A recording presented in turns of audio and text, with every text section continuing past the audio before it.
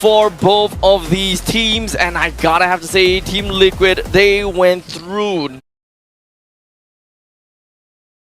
Whether that was meant to be, but they left Nets alone for a longer period of time, making Nets think, I can just flicker away and I'll be safe and sound. But nope, that is where Sanji comes in and pop off the kill. And we gotta have to really zone in to see that Homebois, they are trying to do something against Team Liquid PH, thinking that they can turn the tides around. They want to gain something. They want to go for trades, only to find out that they are in an utterly bad spot. So you know how I mentioned earlier that when you play pub games and you watch your teammates whiff their ultimates? Yeah, your curse came in a little bit too early for that. A little bit sooner than I would have expected, but Homebois, that was very messy, right? Liquid, they managed to take the fight exactly the way they wanted to. One by one, splitting it up, skirmishing, and Homebois just couldn't find the 5v5, even though it was basically all players in the top lane. And now once again, penalty zone gonna be launched down, but Divine Judgment cancelled. JP gonna be the first one down, Deadly Catch not gonna stop the turtle being stolen by Karl'Tezi, as Homebois now going to be whittled down slowly. Already a double kill for the Hayabusa once again.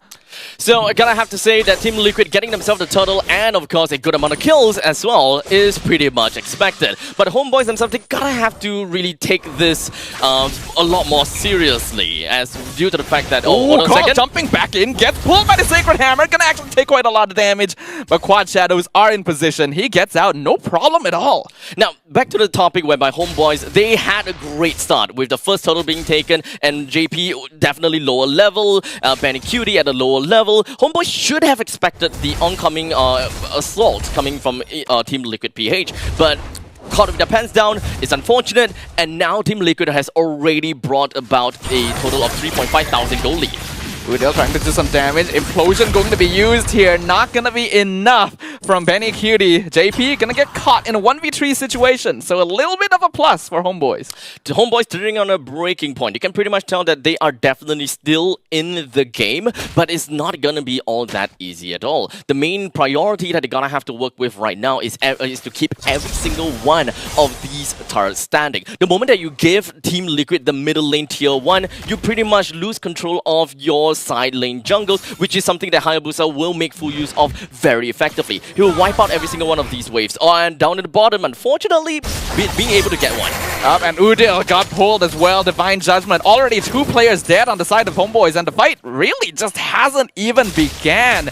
Team Liquid effectively dismantling the front lines of the Homebois. Team Liquid, they are doing God's favor for themselves. They went in for the proxy, ensuring that, you know what, you're not going to give it to me, I'm going to take it all for myself. I'll zone you out, take the tier 1s, and you can't do anything about it. And we can really see that. It feels like Homebois are floundering in the water. Oh, what? Oh, I think that may have been... That was a crab claw cannon snipe. I didn't even see that. But Amal getting a cheeky kill onto Sanji in the mid lane. Maybe a misposition. Sanford gonna get scouted out, taking quite a lot of damage. Already down to half HP. Gonna pop the Primal Wrath, make use of that passive. Penalty zone finds 2 in the back line, but no follow-up. Amal gonna be able to secure the turtle with the Deadly Catch as Sanford is finally finished off. JP now left all by himself, and Homebois secures their very own double kill in the hands of Udil. It's a very surprising outcome coming from side of Team Liquid PH. I think Sanford himself also didn't realize or didn't expect, why is he just not dealing damage? It's a full Wrath Primal Rage. He's going 1v1 against Udil, and Udil just walked away, went in for the kill onto him with completely unscathed. Is very questionable. Not too sure exactly what went on there, but regardless, Homebois is the one that did manage to get themselves the the third turtle, and they are encroaching into the later stages where the Lord eventually comes out. Karl'Tezi with the Sky Piercer proc gonna solidify the legendary streak by finishing off Udil, getting a little bit of vengeance for the double kill he got earlier, and this Hayabusa is a threat. 8-0-1. Karl'Tezi, clearly the carry of the implosion, gonna find JP before he gets the Divine Judgment. Maul gonna be able to walk away, never mind. Legendary from Karl'Tezi once again. Amal gonna be finished off by the nearest passion, and Liquid PH continues pushing forward, but Metz has popped his Zaman Force, doing quite a lot of damage, finishing off JP. In the meantime, Karl'Tezi in the back, looking for Yetri. Snipe finds it! Sky Piercer procs once again, 10 kills for Karl'Tezi. It might not be the end for Kaltizi though. He didn't even manage to use his Ogi Shadow Kill throughout the entirety of the fight. It only went off cooldown midway through. He was definitely looking for an angle to go in, but you know what? Might as well just clear some creep waves fast enough. Now, the fight in the middle lane definitely seemed a lot worse for the side of Homebois. They threw in so many of their ultimates. They would use a single implosion on a one-man catch, but yet they didn't even manage to bring that one person down, or rather, it took quite some time rather. Benny Cutie even have to expend the Nibiru's Passion, but Nat's Rage, everything thrown right out. Great high ground though, but Homebois, they will still be able to close in the gaps once all of these ultimates has been depleted. Yeah, both teams do still have to be somewhat careful, but I do feel like, hold on, Flicker or Shatter gonna find the onward onto the Bane, right into Bennett's Rage, not enough to finish off a Mal. Kaltizi will put a stop to that. Legendary streak continues. JP dropping low. They won't be able to finish him off, but they do find Benny with the Zaman Force, and now JP gonna be chased down by Nets as well. In the meantime, Kaltizi in 1v1 with Yetri in the backline, gonna get that win. Double kill for the Hayabusa once again, and a win from Udil on the sideline, but Kaltizi is on a rampage. The Flicker misses! Nets does not get over the wall, and that's gonna be a maniac for Kaltizi. He wants the savage. Can he get it? That's a savage there, ladies and gentlemen. Kaltizi, the GOAT, he's still got it. Those people that are counting out Team Liquid PH, well, look at this game. We're only 9 minutes in, sub 10 minutes. We're looking at a savage. This have effectively brought Team Liquid PH so high up on the economy ladder. And I'm pretty sure that they are way off curve now. Homebois definitely will be afraid. They are afraid, and anyone would be afraid when they are faced against a 15-0 Hayabusa with Skypiercer as well. Kaltizi, he has just been treating this game as his playground, and you can tell that Liquid Philippines just having a more comfortable, more finesse in the way they're taking their team fights, completely outmaneuvering Homebois. I think their Homebois at this point in time, they do have to expect this Lord marching in from the top lane. It's understandable that all of these outer turrets is going to be taken down by, hold on a second. Okay, not quite. It was close. I thought they might get caught, but it looks like Homebois are able to retreat in time, though this is going to cost them basically all their external towers. No conceal from Team Liquid PH as well, but I guess that they are just taking their own sweet time since the Lord is still slowly marching in from the top lane. I think that Team Liquid, they want out of this Lord a lot. They want a lot more out of this Lord, right? Especially after getting a Savage. They know that they are on a lead, and they will want to play like as though they are having that amount of lead. Oh, Kaltizi looking for Udil. He does so much damage. Udil's just gone. The Valentina, a non-factor. But so is the Lord. Homeboy is going to be able to take it out without taking too much damage to their top inhibitor. Will Liquid continue? I felt that Ogi Shadow Kill was a little bit personal onto Udil. Maybe. Hold on. Flicker Divine Judgment gonna find one. That is Yetri. Penalty Zone comes out. Whiffs once again. Deadly Cash not gonna do anything either, as Team Liquid are just pelting Homebois from outside their base. Only Net surviving, being slowed down by the Nemeric spawn, doing a lot of damage. Oh, he gets the shutdown. The 16-kill shutdown. And we're going to miss run runners as well. Dominator's Descent gonna be stolen by Udil to zone the rest of Liquid away, but Sanford and JP aren't giving up on ending the game right now. There's still one minion left. They're looking to end this. They find Nets! Killing spree for Benny Cutie. Udil has to defend another couple of seconds before the rest of Homebois comes up. A Knife Sticker Earth Shatter, but Udil is able to dash away. That's all three inhibitors dead. Renner's Apathy blocked by Yetri. Homebois will live to fight another day, but what will it cost?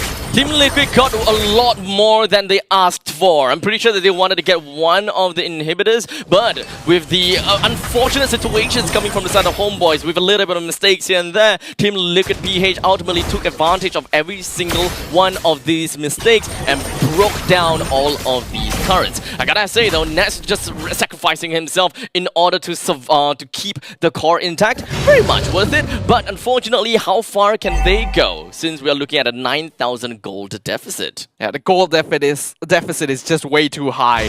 Normally, getting a shutdown on a 16-kill streak should really pull you back into the game, but Homebois are so far behind. Full item Hayabusa, by the way. Yes, I think he's been full items for a long time, honestly. For a long time, really? Yeah, I wouldn't be surprised. I can't confirm, but I would not be surprised. 12k gold, yeah. It's fair enough. Roughly about 10,000 gold is where you will be able to max it out, especially since the Sky Piercer is deathly cheap. Homeboys maybe a little bit too far out here, not able to contest the Lord, but looks like Liquid isn't planning to full dive. They know they have the Lord now, they have the wave advantage, there's no need for them to commit here, they can just end with the next push. There is still a lot of respect that Team Liquid PH have gotten for the side of Homeboys. They know that they don't necessarily have to force it, they don't have to be desperate. It's only 13, close to 14 minutes into the game. Kaltizi is already online, Benny Cutie is going to be the next on, so they can wait all they want. But unfortunately, I don't think that they are gonna give Homeboys that luxury.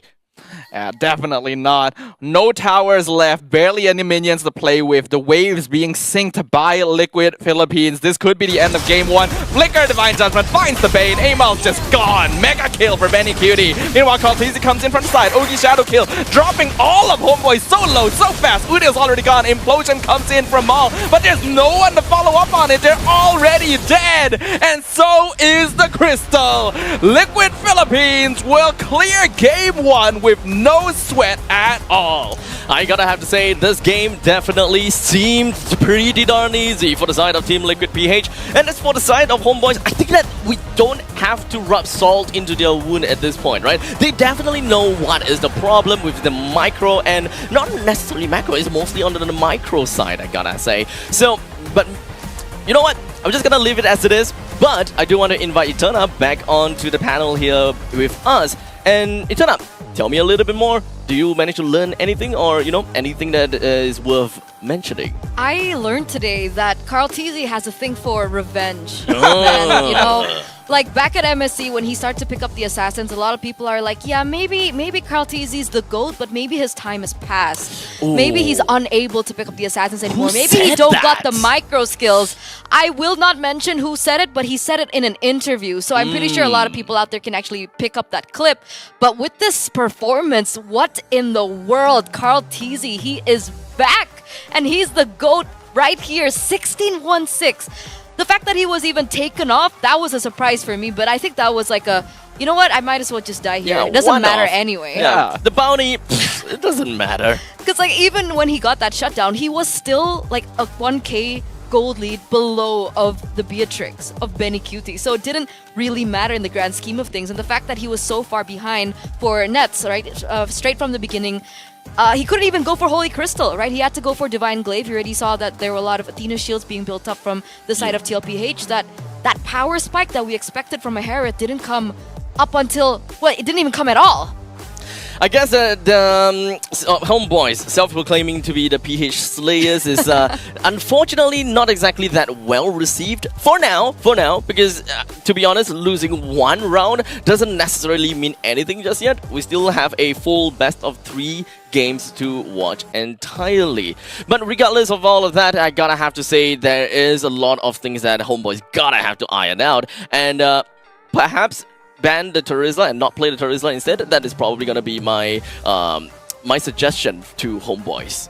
Yeah, it really didn't feel like Yetri had much of an impact that game, which does feel very unfortunate because usually this is a hero that can apply a lot more pressure, but I do feel like Homeboys ended up making a very big mistake in that first fight in the gold lane because both teams pulled their EXP laners to the opposite side of the map. That's basically committing to a full 5v5. Exactly, yeah. And you would think Homeboys should win in a 5v5, but Liquid was already halfway done with them by the time he arrived. Yeah. Now, one thing that I really want to consider about is the fact that Homeboys have already lost 2, right, up in the top lane, and there was still pretty much time for Year 3, Amal, and I think someone else. They could actually just kind of rotate down the bottom lane, considering that there's already a lot of Team Liquid PH members up in the top.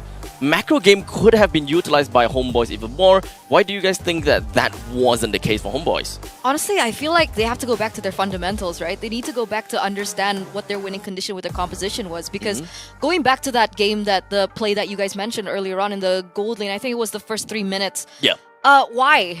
Right? Why? You have a really good full 5-man team composition, Exactly. but why are you playing into the win cons of TLPH instead? TLPH, they played that perfectly. They didn't commit to the first turtle. They understood that they didn't have most of their ultimates up. They couldn't go for the pickoffs. But then with that ignorance onto that neutral objective, they were able to translate it so well in that gold lane that ultimately led them to snowball. So for Homeboys, I don't necessarily think that the Charizla pick was bad because technically they drafted in a way that they had priority in all three of their lanes, right? The Valentina is, it's kind of a skill matchup, honestly. But, even gold lane, all of those lanes, priority to TLPH, to Homeboys, I just feel like they missed in terms of execution. Quite physical, quite literally as well, unfortunately. But perhaps we'll be able to see Year 3 coming back again with a better performance. Let's just hope. Maybe it's just a little bit rusty. Haven't really quite gotten his coffee for the morning just yet. Because I know people without their coffee, they're super cranky. So, gotta have to give a congratulations over to Kaltizi. Very much recognized. I mean, he definitely needs this MVP after scoring a triple kill in the early game, followed by a savage. This is the game for Kaltizi. I can't confirm, but I feel like there's a good chance this is the highest GPM we've seen here at Snapdragon. 977, close to 1K on a jungler is very impressive. Because nowadays we see games going a lot more quickly, a lot more fights happening, so you don't really see GPMs going this high anymore because people are more interested in fighting and getting kills. And Kaltizi, he was just given this game basically, right? From the very beginning, Hayabusa is the type of hero you cannot afford to give an early game lead to. But Homeboys, they did that. They fell into that trap. And when you saw Kaltizi go for that Sky Piercer second item, you know that he's already feeling it this game. I think he was already feeling it when he went in with the Warcry emblem to begin with, right? He understood his advantage and he understood and was very confident with the impact that he had in the game that he went very aggressively as well in terms of his item build. I can pretty much tell that Team Liquid PH, they are pretty much enjoying the entirety of this game. They are quite literally having fun. Even if they were to leak out a couple of kills or two, they wouldn't have completely minded it at all. As through the highlight, we did manage to see, Sanji was pretty much chasing Udil in the middle lane with the Nightmare Spawn. And he landed the perfect stun right onto Udil. He walked back because he had absolute faith that the Savage is already crowned onto Kaltizi. Man, is that the first Savage at SPS, by the way? Yeah, I believe it should Well, be. for us, At least anyway, for right? For us, definitely. Okay. Definitely. In fact, probably the first Maniac? Okay, maybe not the I first think Maniac. Maybe we've not had the a first Maniac. We had a Maniac yesterday. Okay. It was Skies. It was Sakai's. on the lane. Yeah. Sakai's. Now, Sakai's, the pressure's kind of on you now. You're gonna have to make the Savage play next. So, I am super excited to see what Team Liquid PH have got for us in game number 2. But I really want to see Homeboys being able to come back on top. Because, Malaysia, this region, they are definitely showing themselves to be very strong this meta. So, we're gonna go off for a short little break. And once we are back, we are gonna be taking a look at game number 2 of Homeboys versus Team Liquid Philippines. Don't go anywhere. We'll be right back.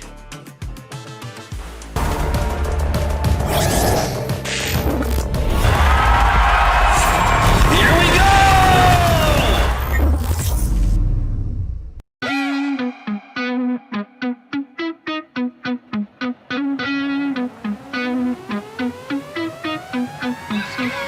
I can feel it in my bones, yeah. I can feel it in my bones. I've been waiting for this moment. All my life I've been waiting.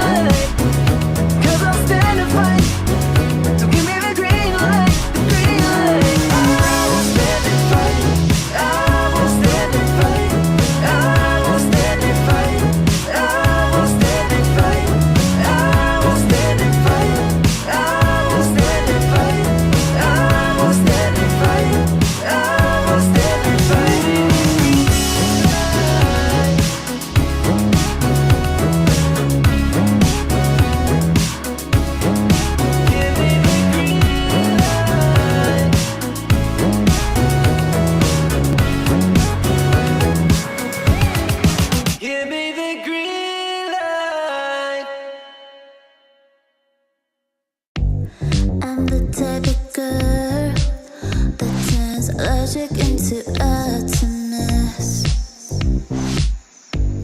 Think you know it all, but then you let me get inside your head.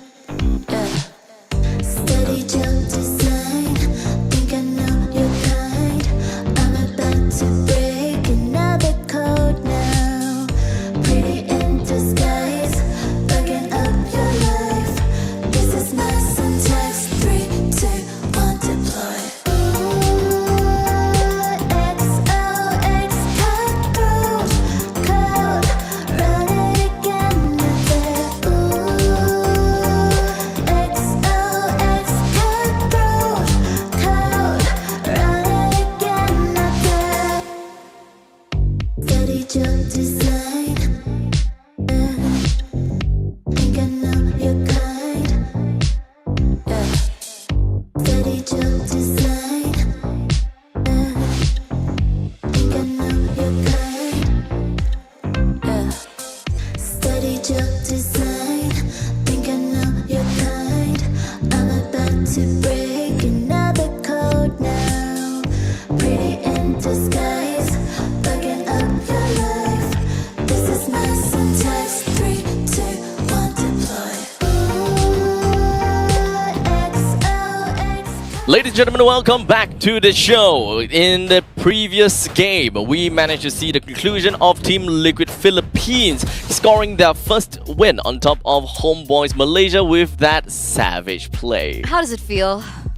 Doesn't feel Indeed. good. How does wait, it doesn't feel? feel Technically, he good. went 2-1 in his prediction, so he's still on Yeah, I'm the still on roll, track. Okay, you know? okay, But okay. I will like my faith is being a little challenged, just a little bit, bit you know? rocky, But huh? it's okay, you know. The thing about our Malaysian teams is they like to challenge our faith You know what? quite a lot. It feels it feels so good to be that Singaporean here on this set, no longer having the two Malaysian over on that couch attacking me. Man, who Now could have I- Are done you such a usually thing? attacked?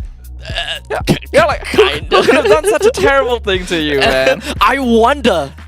Right? I have no idea. I really don't know who he's talking about. I think, you know, sometimes I just make up delusions, you know. I thought that I was being attacked, but no, I was just attacking myself all this time. Maybe That's a bit scary. I think you need some. I need some You might counseling. need to see someone for that. Okay, I'll probably see someone after that, alright? That seems like some kind of abstract thought. Oh my god, that was so good though. Usually it will be like, but that was actually not bad. But you know what else is not bad though? The very fact that we are going to be jumping into game number 2 real soon, right after Kaltizi gotten themselves the very first savage, probably in the entirety of SPS, but very damn sure it is the very first savage in Stream B. Are you guys not entertained? Yeah, I'm entertained. You guys better be entertained. It's a great start for Etona, Thank actually. you. Thank you Oh, so yeah. much. Thank you so Is much. there welcome You know, to you? Back in the day, in MPLID, I'm Yeah. actually Liquid's lucky charm. So Wait, every no time way. I cast, Liquid always wins. So Oh, maybe really? it's transferring over, Hey. or maybe it's just the fact that, you know, Liquid Echo, they're goated. But we don't talk about that. Have you ever tested that against any of the like caster curses? Yeah, I always win. Oh wow! Really? Yes. Okay. This is supernatural. Yeah, even Yawi's mom, she came up to me. I call her mom too. So mom, she came up to me and she was like, my child, my beautiful daughter. No, I'm kidding. I wish. Delulu. No, that's the Delulu. Man, I was believing you. Track. I actually believed you there. My faith is being challenged by multiple things Both of today. us is way too gullible for this woman over here. You Yeah. sly fox. We'll have fun, guys. I'm pretty sure we have a lot of fun right now. But you know what? I gotta have to say that when it comes down to Caster's Curse, you know, that kind of topic is something that I embody a lot, and I'm not happy about it. Time and time again, whenever I'm given a jersey from a Singaporean team, I join them in the regional, or perhaps even in the locals. Yeah. I wear their jersey, immediately they lose. Or maybe they're just not performing abstract. Did you ever think about that? That was Sorry. It's just way too coincident. Like how many times has this happened? Is the question. 3 of the top teams. Wow. Oh, That's pretty bad. Maybe, okay, so for the teams out there, you know, just a mental note, don't give Abstract any jerseys. You can give me jerseys after a season. You just have to make sure he doesn't wear them. As long as he doesn't put them on, you're I okay. like them as my PJs. But okay. Maybe that's the problem. No, that's not. Okay, let's take a look a little bit more about this graphic that we have here. We've got most picked, most banned, and most banned by opponents. I would love to jump in from left to right, but I think that the rightmost graphic is the one that I'm most interested, right? Most banned by opponents. We've got Chip, Juicin, Fanny, Roger, and Angela. Do you two have any, thoughts about that? I feel like a lot of these heroes are just the default bans, especially when you're Feels on the very red meta side. bans. Yeah. Right? Like you always have to get rid of Chip on the red side. You get rid of Fanny sometimes. What I'm surprised about is the fact that we don't really see a lot of Ling being banned out That against is true. Liquid PH, right? Does that So mean- maybe this is some information? Like, has Cartesi played a lot of Ling recently? That's a good question, because I think he didn't perform as great on the Ling at MSC. And hence the statement coming in from his opponents. And hence why Ling is the number 3 top ban from them? Maybe. I would like to see something like that. You know, Kaltizi, you've gotten yourself the Hayabusa win, so let's be honest, dude. You know, let's just try something out here. What But- I am surprised about, however, sorry, Abstract, to cut you off Go there, ahead, is go ahead. Jushin. Right? Why is Jushin not as popular as I thought it would be coming into Yeah. SPS? It's kind of in a weird spot, right? Because Juicin being the newest hero and definitely a lot of potential, but there has always been a lot of questions regarding what exactly Juicin really is. Marked as a mage, you would want to have Juicin in mage. However, Juicin, when it comes down to Roma, she does seem to be pretty effective. Wait, because sorry, Jushin roam? Juicin Rome. We've seen Jushin roam. I think We have seen- not seen Zeus in Rome Not yet, not yet. But it's a concept that we discussed as being like something people consider, right? Okay. Especially when Zeusyn first came out. I know that a lot of my viewers actually thought that she might be better as a roamer, but well, it doesn't seem like the pro players are really doing that. How about Juicin EXP as well? No, Wait. This is the concept excuse as well. me? It's very abstract. I'm sorry.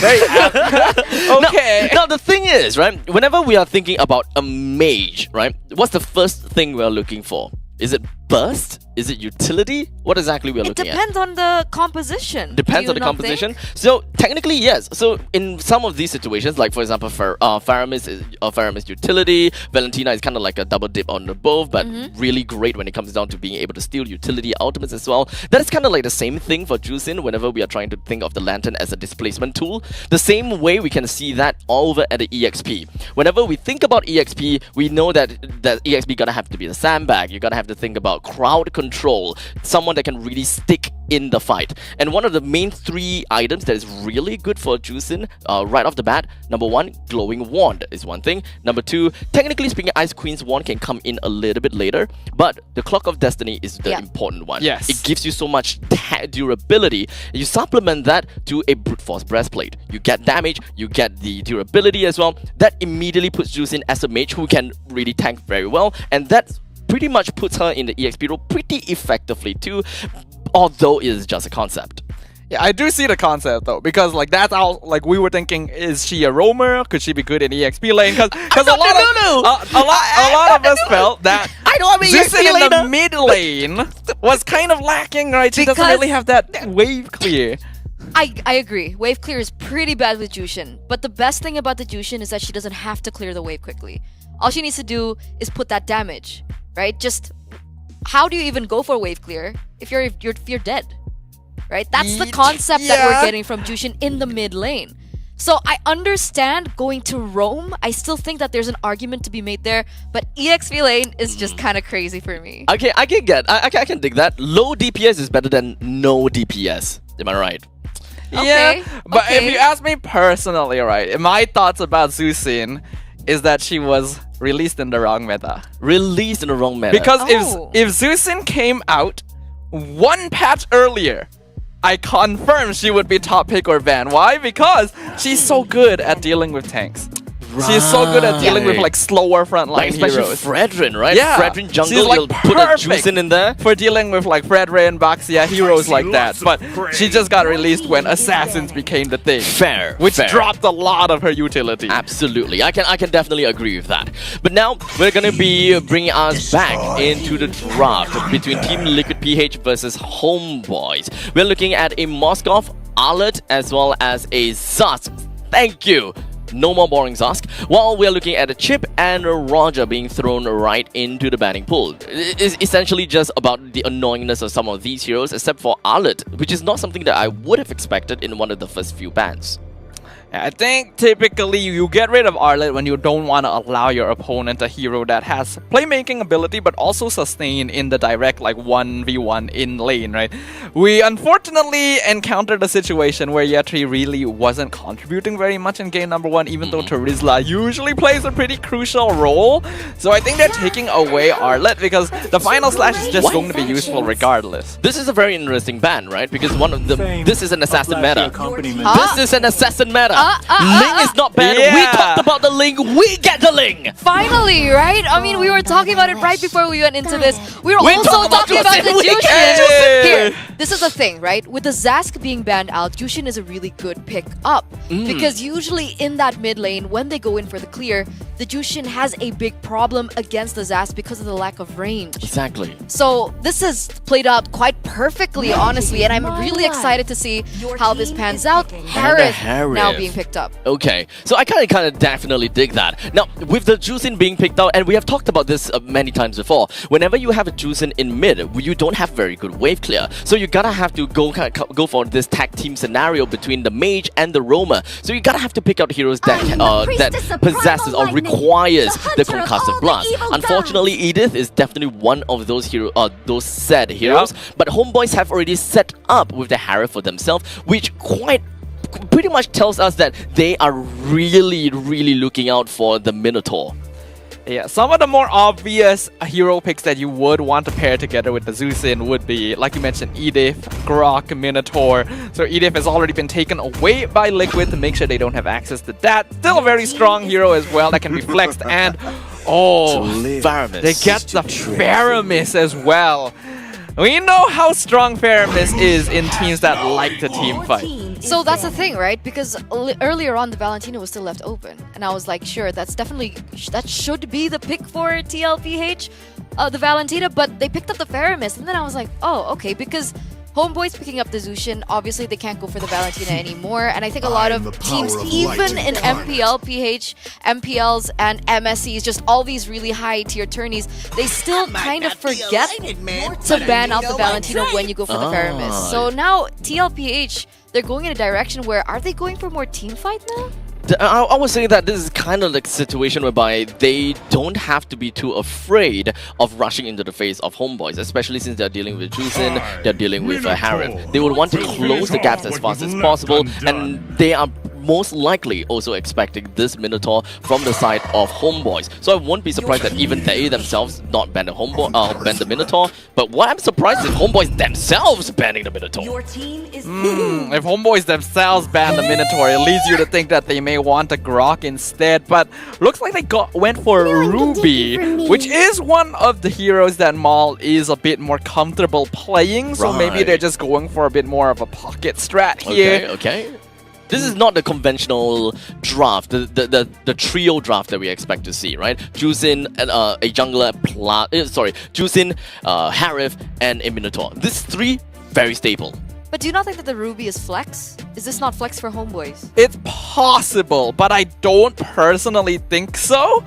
We'll have to see for the last pick to confirm. I personally do think that Maul plays Ruby a little bit more than Yetri. It's not like Yetri doesn't play it, but I'm just going off of player preference here. So with the Carmilla locked in and the Claude, yeah, Liquid is going for team fight. Yeah, so now that we are looking at Claude, we could very definitely look and expect EXP laners, which innately uses Vengeance very well, which we have come to the point where we have seen the high loss XP with Vengeance, or back in the previous seasons, we have been looking at a, what's that again? Thamus with the Vengeance, and especially since Homebois right now, their jungle is an alpha, it could lean a little bit more towards a Thamus in the EXP, and that is definitely nice and dandy, but that would also mean that they don't really have a lot of crowd control to work with. Yeah, I'm thinking setup hero here, right? I mean, I guess they do have the Ruby to go for that setup, but in that kind of regard, they would lack. Wipe out all the injustice Okay, in the world. Joe, I was thinking something like the CC, if they want a little bit more damage. Okay. You were talking about Vengeance, I think CC Vengeance, Vengeance CC, plays yes. quite well together, especially against the Claude. We've seen actually Claude find problems against CC Vengeance. But Cho, what do we think about this Cho? I have not seen Mulch play Cho very often, so I'm not too certain about his overall skill level with it. Hey, Yeah. Homeboys have surprised us before in the past though, and maybe I'm forgetting something here or there. Mal has played a lot of different roles in the past. He's actually quite a veteran in MPL MY, so maybe he could surprise us. I think there's one thing to note, right? On top of that is they needed someone to lock down the lane. We saw what Carl Tizzy was able to do on the Hayabusa, and maybe they're coming in with a little bit of PTSD. So the Cho single target should be able to deal with the Ling, and I think that's what they're expecting. But of course, everything can change in the Land of Dawn, and it all depends on execution. Now, good that you said that, because now my question is, even if they have the single target lockdown coming from Cho, do we have someone that really works as a battery together with Cho to really fully utilize that entire time lockdown? Will Juicin be able to do enough damage? Will Nats be able to do enough damage? That is the question coming in to this game number 2 between Team Liquid Philippines versus the Homebois. Team Liquid Philippines on the blue side, Homebois on the red. Liquid currently 1 game up after an impressive game number 1. And already starting off game 2 with JP actually taking quite a lot of damage in the mid lane. Now, we always wanted to see and talk about the fact that whenever you have the Juicin, you want someone to be able to clear waves in the middle lane fast enough, and you're gonna have to expect that Mal and Udil will be the battery. While Udil completely just keeps on going on and on with the very annoying pokes, and Mal just focuses on the lanes. Mal going to be able to do quite a lot of poking already. While I personally haven't seen a lot of Mal playing Cho recently, I also have to note that I haven't seen a lot of Mal playing at all recently in the first place. So my memory could not be what it used to be. And once again, we see JP getting pulled in. Alpha charge. First blood by Amal instantly. Tempest the Blaze being used by Carl Tizzy. Actually dropping Homebois really low. And the immediate double for Carl Tizzy. That was that 4-blade Carl Tizzy that we want to see, that we haven't really been able to see. But in the meantime, we have also managed to see how Homebois set up for the Jit Kundo. So whenever you see that Udil is pretty much preparing with the lantern, you know that someone is going to be tossed right back. It's perfect time. Udil dropping real low. Mal gonna be looking for JP. Doesn't have level 4 yet, so not gonna be able to kick them into the tower. Homeboy started off really nicely, but Liquid have already gained a lead by giving Carl Tizzy an early kill. Right off the bat, with 2 minutes into the game, with the turtle currently available, Homebois is the one that is trying to grasp that priority for themselves. Carl Tizzy gonna be focused here again. Mal doesn't have level 4, but JP gonna be pulled forward once again. Carmilla, definitely a hero that Zeus can abuse. Though Udil gonna be forced to use ultimate since he is very deep in. Actually chasing JP down, gets the kill. NetherRealm a little bit too late, but enough to get rid of Udil. Sanji gonna take some damage. Earth Shatter gonna stop Homebois from advancing, and now they're gonna wanna look to back off and peel here. Sanford pops the Primal Wrap, Alpha Charge, gonna CC him once again. Mal doing a good job, gonna trade his life for that, but ends up giving Sanji the killing spree. 3 kills, let the Paramis. Feels like they're overstaying their welcome, Homebois that is, and they pretty much will be looking at Sanford just peeling for the team crazily. Ooh, Sanji doing God's work right now. Gonna be able to get the final hit with the Shadow Stampede. He may pay for it. Nope, he walks out with literally an empty health bar. Even rejoins the fight to make sure they're able to take the turtle. He gets it! Sanji, the man! showing that you don't need help to contest the objective at all. And the rest of Liquid just walk away. Looks like they'll be able to pick up JP. Way of the Dragon lands, pulls him back. Not enough damage, but they will finish him. At least a Crimson Beacon was up and available for the side of Udil to really do something. But Kaltizi seems to be really wanting to bite on this bait, but that's not gonna be happening. But that is definitely all fine and dandy from the side of Team Liquid PH. Sanji already starting the game with a total of 4 kills and stealing the turtle. That's quite a name for himself. We already know that every single member of Liquid can become a beast as long as they're able to snowball. And looks like Sanji already on the path to doing so. Ferrum is definitely a hero he's quite comfortable with. Able to pick off Amal and even steal the turtle at 0 HP. One thing that I remember is the fact that Udil that's playing as the Juicin is exceptionally good when opening up the brushes. You do have the range that you can just kind of scan around onto these brushes to ensure that your team just don't get caught all that often. And I absolutely respect that. I love that. But how exactly is Homebois going to be making full use of that concept? Oh, I do think they want to go for a little more aggressive play. I mean, if you're able to pull someone in or Way of the Dragon someone, Amal does do a lot of burst damage. So ideally, they want to snowball on the Alpha, but he's already died twice, so not a good start for them. Good point there, because now we were asking about the question, do they even have enough damage? We want to see the battery going on.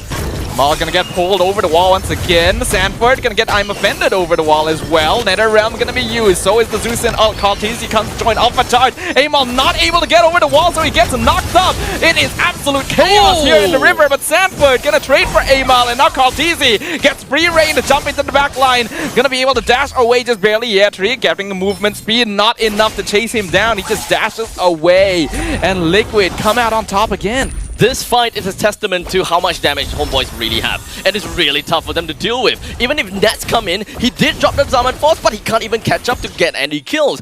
It has been a long, drawn-out fight for Homebois. So now they gotta have to crack themselves the questions. Where are they getting the damage from? Will Yetri gotta have to open himself up even more in order to join into these battles? How are they supposed to supplement even more? Will Udil need to change his items a bit? How about Amal? You do typically encounter a little bit of difficulty when you're playing more of a pick-off style comp and the enemy team has a fair miss, right? You just pop the Nether Realm at the right time and whoever is being targeted will be saved. So Homebois needs to kind of manipulate the map in a way where Liquid is split apart, and I'm not really sure they have the tools to do that. Now the next question, hold on a second. Yep. Sanford gonna get pulled in. Nether Realm gonna be used once again. Homeboy's not in a good position for this yet. Tree gonna be the first target, immediately picked off. Monster kill for Sanji. Ness in the front line with the Zaman Force doing some good damage, but is it going to be enough? Sanford gonna need to flicker out, but gets caught by the Way of the Dragon, and there's no more Nether Realm, so they will finally punish the Edith. Mal now has to run away. Benny gonna dash forward with the BMI, picks him off. Turtle now gonna be the target of Liquid. They are beautifully balancing aggro and juggling Homebois as Amal gonna fall victim again. Turtle stolen by Kaltizi, and he gets a double kill on top of that. This man's greed knows no bounds. No, that fight just further solidified that the Juicin just doesn't deal enough damage at all. Yes, the Juicin is very annoying. You're constantly flying up, especially for the side of JP. He is on the receiving end. He's constantly flying into the sky, being slammed down, flying in the sky, slammed down. But we're talking about Camilla. Camilla is pretty tanky and even built up the Radiant armor. You are not in the slightest afraid of this Juicin. Net's gonna take some damage. Kaltizi targeting him. Tempest of Blades comes out. Nether Realm so that they can dive the tower. Godlike streak for Kaltizi. And Homeboy just disappears. It happens so quickly. Yeah, Tree not gonna make it in time to save them. Just gonna try to defend the tower. Uses I'm Offended to clear the wave. But he is stuck. 1v4. Udil too far back to protect him. That's a free tower on top of 3 kills. The crit damage is definitely building up over to the side of Kaltizi. With a single finch poise, or rather a single stab, allows him to just take probably half HP away from Nets. Well, maybe that's an over-exaggeration, but you pretty much see that point. Team Liquid PH managing to take away the tier 1 in the middle lane, ensuring that Homebois now will have a lot more issues to try to get themselves priority over the river, or perhaps even their own buff. Amal, you're gonna have to watch out for this. A 6k net worth difference at 8 minutes is pretty big though. You can see Udil still being annoying. Oh, nice time offended onto 2 members. Sanji dropping low, shut down on a pyramid before the Nether Realm is available. Primal Wrath not gonna save Sanford. This is a chance for Homebois. But look at the blazing duet! It is doing so much damage! Benny Cutie just fillets the Homebois like they are the most delicious piece of meat they've ever seen. A double kill for Carl Teasy. He's looking for Udil. I don't think he'll jump for this. The job's already done. That was hands down just foresight coming in from Team Liquid PH. They understood that they can just throw Sanford, throw JP, let them peel everything, ensure that Homebois use everything in their arsenal just to bring these 2 BP men down. And once all of these ultimates, all of these skills has been depleted, especially when it comes down to the Way of the Dragon as well as the Spear of Alpha, there's no one that can come in to really stop Benny Cutie and Kaltizi. 2 for 4 trade, very much worth it. And Carl Teasy is jumping in again, wants to contest the purple buff right after getting the Lord. They'll get it too. Curse of Blood zoning out Homebois. Flicker, Earth Shatter, Primal Wrath comes out, and Carl Teasy just jumps straight in, blazing to a Nether Realm. Liquid is not being punished for this at all, but Sanji and Sanford will eventually get finished off. Carl, you probably don't want to go for this, sir. Health's a bit too low, but it's still a win for Liquid. Just play within your box. That is what Homebois gotta have to do at this point in time. You gotta have to supplement the lack of damage from your team by playing safe, defensive, and you gotta have to wave clear as much as possible. But unfortunately, that is the problem. If you want to play within of your turrets, you gotta have to be ready for all of these waves to be crashing in. Do you really have got the ability to be able to clear all these waves fast enough? You have Nats. Nats is not necessarily all that great in clearing waves aside from the Synchro Vision. You will want Amal as well as Year 3 to really pop off. As much as I want to see a sustained Year 3, I purely and I solely believe there must be some sort of risk involved in Ruby's itemization where he gotta have to build a tad bit more damage in order to clear these waves.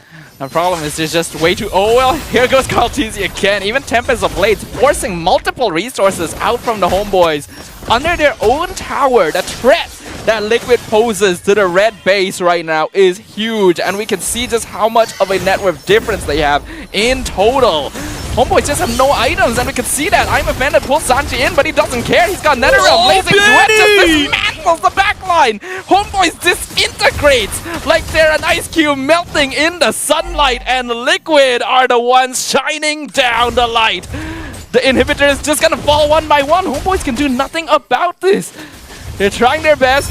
Call once again on top of net. Zaman Force used defensively. The last inhibitor gonna be taken out, and Tempest of Blades will finish off Maul on top of it. Homeboys can do nothing but watch as Liquid just runs into their house like it's their own. It has been a long time since I've seen Claude's blazing duet just run on by like a hot knife through butter. Homeboys, it's not like their composition is fragile or flimsy or anything. It's just this Claude is dealing a massive amount of damage. His current, he does have a current economy of about, let's see, 9.9 thousand gold alongside of Kaltizi with a total of 12,000 gold. That sets them up way above. Of course, being able to finish the Holy Trinity alongside of the Malefic Roar really gives Benny Cutie all of that damage output that he absolutely needs. Team Liquid PH, they are not afraid to do the same thing again by playing investments. Throw Sanford, throw JP right in the face of Homeboys, let them take the bait, and then Benny Cutie is ready and raring to go together with Kaltizi. And they don't particularly mind losing players like Sanford either, because they are so rich at this point that it will still take the Homeboys a long time to even whittle through their health bars, and all that is time given to Benny and Carl Teasy. Lord gonna be claimed easily. Homeboys unfortunately don't have a composition that can really push the map. I need everyone to remember, or not remember, but pay attention to the fact that we have a double remote boot coming in from the side of Team Liquid PH, namely Sanford as well as JP. They know that they want to funnel all of these gold over to Kaltizi and Benny Cutie. Sanford is really just there for a sandbag. You don't need any items from him. We just need Sanford as well as JP go in and unfortunately take all the damage for the team. And that's what they're doing. We can see Udil trying to pick someone off, but it's not working. Carl even just dashing away from another Alpha Spear being used by Amal. Liquid are basically just toying with the Homebois, and with the Lord now looking to push in, we could be witnessing the end of the series. Can Homebois defend this? We'll find out. Lord gonna take some damage, gonna try and pull it away, but Homebois really just don't have a solid enough front line to do so. Well, not gonna find anything yet. Tree gonna immediately engage. A nice catch, but NetherRealm gonna be used with the Blazing Duet to just, again, cut through the Homebois. Sanji and Sanford have already bit the bullet, but Liquid, they just clear it up. It's a wipeout. It's no problem at all. Triple kill again for Carl TZ on top of a monster kill by Benny. And we can see that Liquid is just too much for the Homebois. Oh, I see that. Winner crown fool coming in from Team Liquid PH. They know that they gotta have to make that move. Gotta say, that was a dominating performance from the side of Team Liquid PH, and it's really unfortunate from the side of Homebois. Their game plan is to play around turrets. They have experienced themselves. We have no damage. How are we supposed to kill these people? We throw everything over to JP, we threw everything over to Sanford. Where are we getting the resources to deal with the rest? That's my question over to Eterna as we welcome her back onto the show. Hi! Hi, welcome back! Wow. I'm back! That's not me, by the way. Just want to make that clear. I think that's Kadita? Yes, that's Kadita, yes, it but is. don't worry, you're more beautiful than her. Wow. Yeah. Well, I don't know about that, but I do know that our predictions are right today. Hey! Let's go! Yeah! Faith Okay, I did got not pulled. pay me In back. your face! I'm more like in my face. Well, that was indeed a very dominating performance from the was. side of Team Liquid PH. But if there was one thing that you guys could change from Homebois' lineup, what is that one thing that you would suggest? Lineup. Yeah. So you mean the heroes? Yes. Oh, okay. Let's not get too spicy when it comes down to changing players, Lineup. Let me check. Honestly, what did you think? Because technically they had a great idea with everything, right? I just realized that when they picked up the Cho, it was not only just to try and shut down Carl TZ with the lane, but also for that wave clear that was lacking from Zusin. So, what would you change? Maybe they could have considered going for the Minotaur instead, because they were the ones who banned it when they had first pick in the second phase. They could have started second phase by going Minotaur. I kind of understand the Ruby Cho, good amount of CC, good lockdown, wave clear like you mentioned, but I do still feel like something was missing. Personally, I would say that the Alpha has gotta go. Oh, yeah. The Alpha's gotta go. I believe that yes, the Roger was banned. Roger would have been the perfect candidate over to their team, especially since that they are lacking of damage and they couldn't execute anyone at all. So, for now, we're just going to be jumping right in to take a look at Team Liquid PH, as I believe that Rose is upstairs ready to interview the players. Take it away, Rose. Thank you to our casters, and right now I'm with the one and only GOAT of TLPH, Carl TZ. Very nice hire, Savage, just now. That was really, really good. Okay, Carl, I'm going to be very honest. I've been reading comments online, especially in the Filipino community group, and a lot of people have been saying that Carl's hands aren't as fast anymore and he cannot play assassin. Yet we all witnessed an amazing game from Haya and Ling. So Carl, what do you have to say to the people who said you're washed out, your assassin ain't good no more? Ano lang, tuloy lang kayo sa pagbabash kasi sobrang laking motivation yung binibigay niyo sa akin. Tapos, ganyan-ganyan din sila sabi niyo sa akin nung tank jungler pa lang eh. So, tignan na lang natin kung ano mangyayari. Ooh, he said, you know what? If y'all want to bash him, just keep on bashing him, because what you guys are doing is technically motivating him to do so much better. Because this is exactly what everybody was saying when the utility jungler meta came out. Everybody was looking down at him, yet look guys, he's still performing at his best.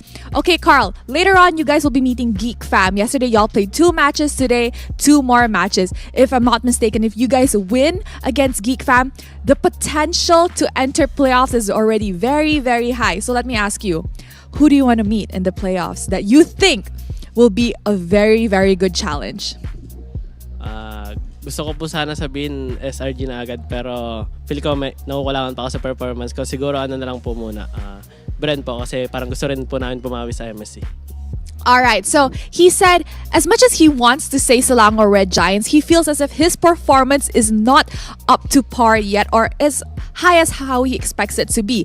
However, he does want to meet BTR.BETA again because he wants to get a little bit of a revenge from what happened in MSC.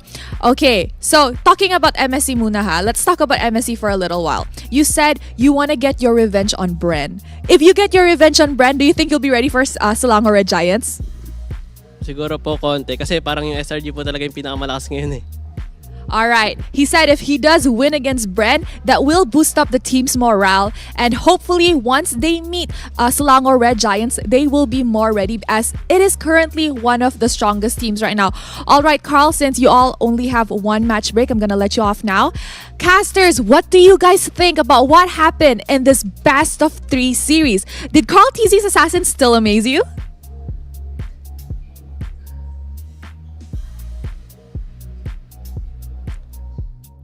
It is a savage after all. Definitely amazed every single one of us. And I gotta have to say, this guy, he's not washed up. You can pretty much tell from me and Eternal's prediction, we expect something out of that. We know what's up. We know what's up. Okay, fine. But Eyes on Sadafa. hey, I can still lay claim to the fact that even after all of this, the GOAT himself still thinks he's not quite ready for the Giants. But that's the mindset that you need. Yeah, that's the mindset I'm not that saying you it's a need bad to improve, mindset. I'm right? just saying, hey, we have something, you know? But you know, it's kind of surreal to me, right? Even as a Singaporean, it's kind of surreal to me that big teams like Team Liquid PH, AP.BREN, they are looking up on to Udu Red Giants or Selangor Red Giants. We don't really expect so much out of Udu Red Giants before MSC. We're just thinking, yeah, they are strong on paper, yeah, they're strong in scrims, and right after MSC, hailed as gods. Sorry, talking about gods, 1094 GPM on Carl TZ right there. What? Oh, what? So he just topped his own GPM, 977 on the Hayabusa, now 1094. That's gotta be the highest. That is GPM. 100% the highest GPM. That is such an impossible number to hit most of the time. 6 gold to 1100? And mind you, guys, from Homeboys, we kind of skipped through the items earlier on, but there was a blade armor on the Ruby. So even with the blade armor, he's dealing that much damage. I want to pull Icy Baby back onto the set and tell him, hey, blade armor doesn't matter after all, huh? Maybe you need anti-cuirass. Yeah, maybe. But actually, so. but you know what? Unfortunately, it is because there's many QT. Yes. So you gotta have to get the blade armor. Yes. Yeah. So it's a separate occasion. It's a separate occasion, a little bit different. It doesn't apply. Yeah. But you know what? Maybe this is the case where year 3, good itemization. You gotta have to look out for Benecutie because ourselves, we even see how painful this Benecutie really is. Did you know the first time when he did that Blazing Duet and you guys were like, whoa, what is that damage? He didn't even have the Holy Trinity yet. Oh, He didn't have the Wow. Corrosion Scythe yet. where did all that damage came from? I think it's less of Benny not more like on having Homeboys. items and more on Homeboys having like nothing. They were so poor at that point already. And if you are behind in the early stages of the game against a comp that has a Ling and Claude, your game is basically already over. Like this is a comp that's supposed to win a little later on. So if they're already winning to start, you've done something wrong.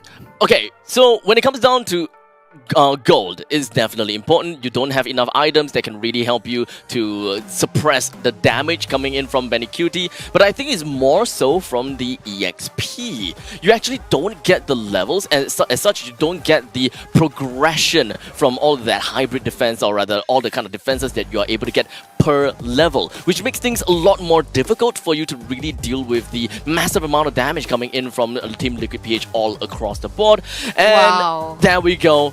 The man, the myth, the legend. 12 to 0 is to 14. 1094 GPM. The GOAT himself getting MVP once again and proving to all of the haters online that he does still have it. All while being very humble and understanding that he still got work to do to be able to catch up to the strongest teams once again. he was just having a fun time this whole series, I feel like. This is truly a chance for Carl to show his fangs to the world again. He even picked up the GDS on a Right? lane. Oh, yeah, what? That's dominance. That's dominance. That's aggression. And it's going to be very interesting to see when Team Liquid PH goes against SRG. Or Yudu Red Giants in this case, right? Because a lot of people have been saying, you know, best assassin right now, probably Sakai. Probably right? Sakai's, yeah. So with this performance, I'd love to see that 1v1 come through. But looking at the highlights once again, even from the start, it was just a dominant performance. There were so many times that he even stole the turtle on separate occasions. A lot of utilities were also picked up by him. What can't he do right now? He can't beat Yudu Red Giants. I mean, it is what he said himself. Okay. It is what he said himself. Not yet at Not least. yet. Not yet We'll at see least. again. We'll see. He's got to level up a bit. I was swallow my tongue. A little bit too quick to jump on that. I didn't know that I converted to Malaysian already. And I do also feel like there was a very clear swing moment here. In game 1, what really swung was the very first play where they lost in the gold lane. In this, I feel like it was when they weren't able to pick up Sanji. The and pivotal then he part, finished off Amal and stole the turtle for himself. That was crazy. That Momentum was. just instantly swings. If not for this GPM and KDA from Carl, I'm pretty sure Sanji would be up here. But everyone on Liquid was doing a great job. And I do feel like from this, we can tell that Homebois has a lot of work to do. This is a very new lineup for Homebois, so it's understandable, but it's still a bit disappointing. I gotta have to say, they definitely did a lot better in game number 2. It doesn't necessarily mean that their micro wasn't all that great in game 2. Game 1, definitely, we can see the gaps and the lapses. But game number 2, it feels a lot more of draft limitations than a lot more on what they didn't manage to do. I agree. That's why I really wanted to ask the question. Like, you guys are a lot more experienced, perhaps in the EXP lane. What do you think about the Edith and the Ruby matchup? When it comes down to Ruby versus Edith matchup, it's pretty much still a ragdoll game. But So- Ruby is still a lot better once he picks up that War Axe, Bloodlust Axe. Once you get a Bloodlust Axe onto the Ruby, Ruby is pretty much free roaming. You don't have to care about the Edith at all. Especially since I believe that the Edith pick up a flicker. So Sanford, he's not there to win the lanes against Ruby. So yeah, he's not there to win the lanes against Sanford, so all he needs to do is just kind of like go around and he wants to clear the way fast and start to be in the battles as much as possible, which suggests that they are a team, they want to play all in together as a 5-man trio, but in the meantime, as much as possible, if they are able to catch out someone, they will go for it. Okay, because like I was thinking about it, right? From game number 1, I felt like, honestly, Homebois, they had a good draft. They had good lanes to work with. 3 right? lanes But of even then, priority. they were dominated by TLPH. In the second game, I actually have a bit of a difference in opinion. I don't think that they played as much of a factor in game number 2 as they should have in game number 1. Which is why I agree. asked about the EXP lane. Like, what is that matchup like? Because technically, if they lost the matchup between the Edith and the Ruby, then okay, that's fine, right? But if it's in a situation where the Ruby should have a little bit more to work with, then it's a little bit of a question mark to me. There is still a certain amount of limitations for Ruby, in my opinion. Yeah, the thing that really kind of set it in here, and I really don't want to have to say this, is that some of the players on the Homeboy side have had difficulty really showing their stuff. Even in MPL MI recently, like some of the newer players. Okay. I don't want to bit of like stage do any fright. sort of call out. It's not really even stage fright.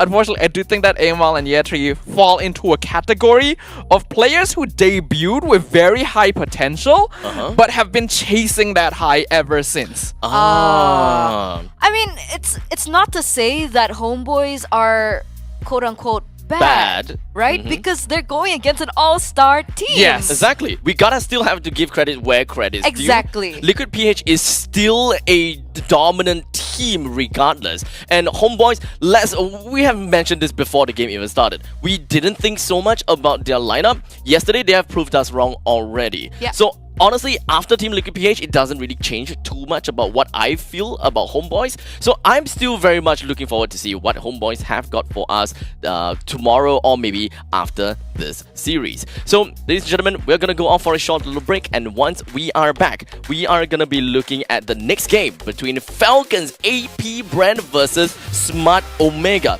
Essentially, MPLPH Season 13.5. See you guys soon.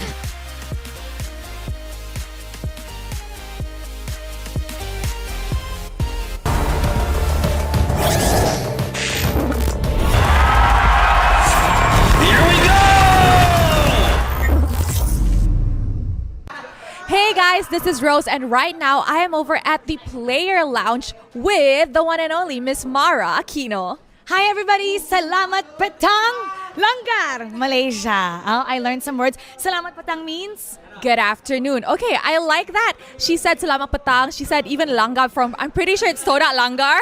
Okay, you got some stuff down. So, Mara, how is Malaysia treating you? How are you enjoying it so far?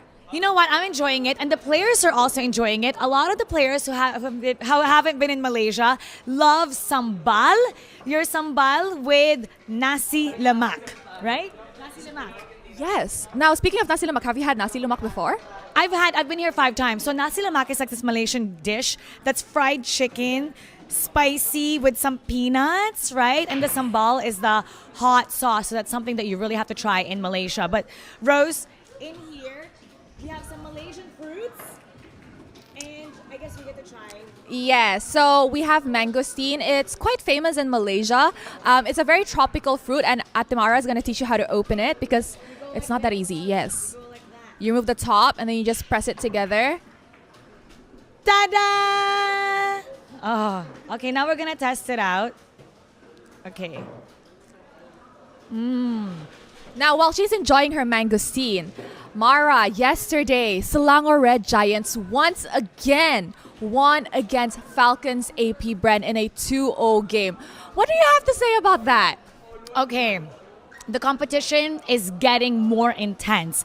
I mean, we're trying to change the tides of destiny here in Snapdragon. So we're going to see what happens. I'm pretty sure Philippines and Malaysia, they're going to be at the top, but there's also Indonesian teams that are here. So it's going to be one tough fight, so you guys better watch out for Snapdragon Mobile Challenge Finals MLBB Season 5.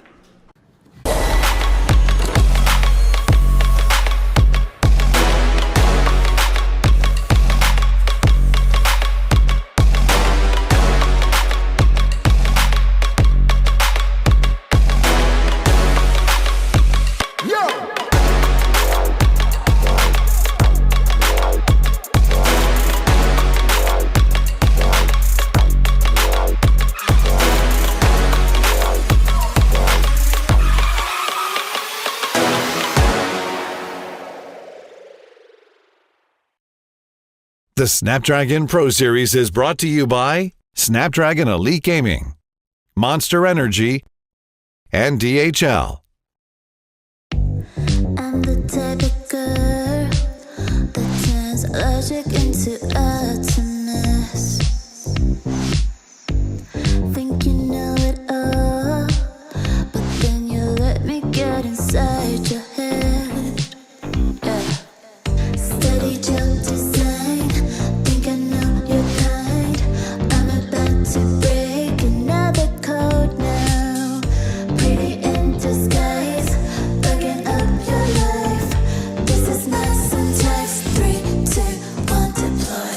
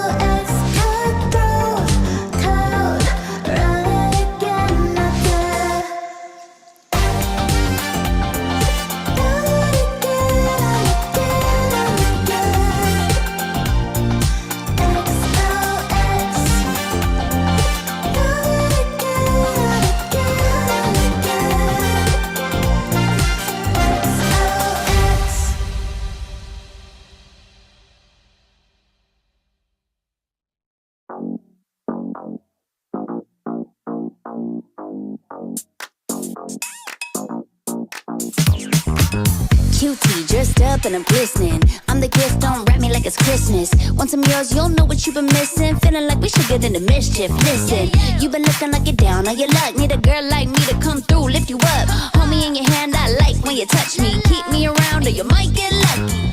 I'ma keep you with the good mood. Keep you up all night.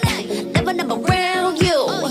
Baby, this is so vibe. Got me dancing like a soul train. Laughing the whole time. Got me singing in the shower. Baby, are you all mine? Baby, I'm your four-leaf clover. Your rabbit's foot, your charm bracelet, horseshoe. Baby, I'm your good, good omen. You wanna keep me with you. Keep me with you. Yeah, it's not hard to see. There's a pattern forming when you got me. 777 all wins, big money. The tramp over here never see me coming. I was in your back pocket the whole time. A quiet power, a silent gold mine, a big old confidence boost. You never delude. Just know that you'll be winning cause I'm with you in the building. I'ma keep you with the good mood. Keep you up all night. Never, never around you. Baby, this is so vibe. Got me dancing like a soul train. Laughing the whole time. Got me singing in the shower. Baby, are you all mine? Baby, I'm your four-leaf clover. Your rabbit's foot, your charm bracelet, horseshoe. Baby, I'm your good, good omen. You wanna keep me with you. Keep me with you. You been looking like you're down on your luck. Need a girl like me to come through, lift you up. Hold me in your hand, I like when you touch me. Kick me around and you might get lucky. Baby, I'm your four-leaf clover. Your rabbit's foot, your charm bracelet, horseshoe. Baby, I'm your good, good omen. Yeah, you wanna keep me with you. Oh yeah, keep me with you.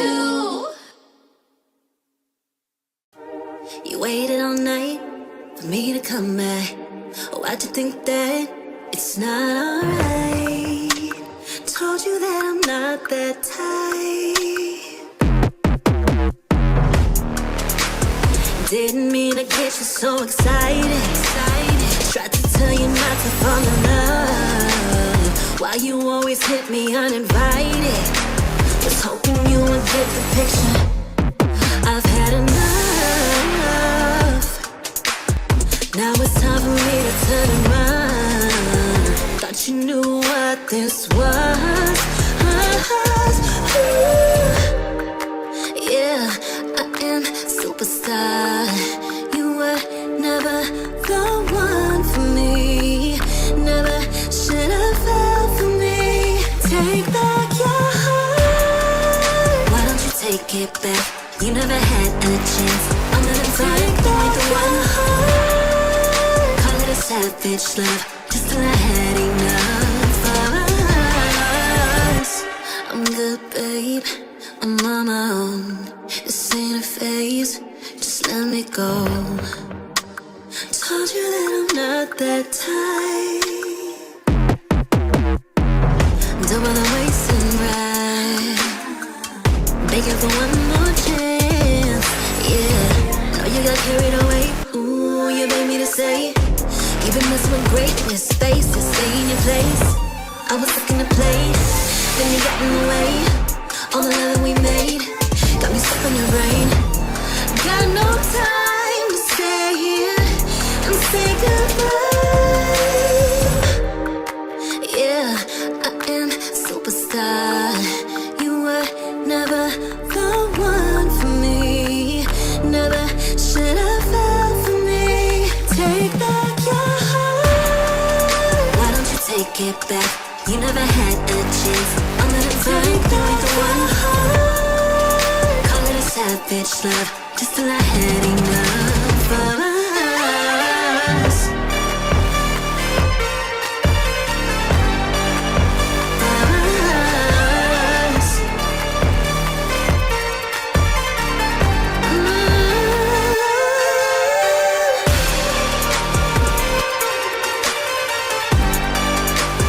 Take back your heart.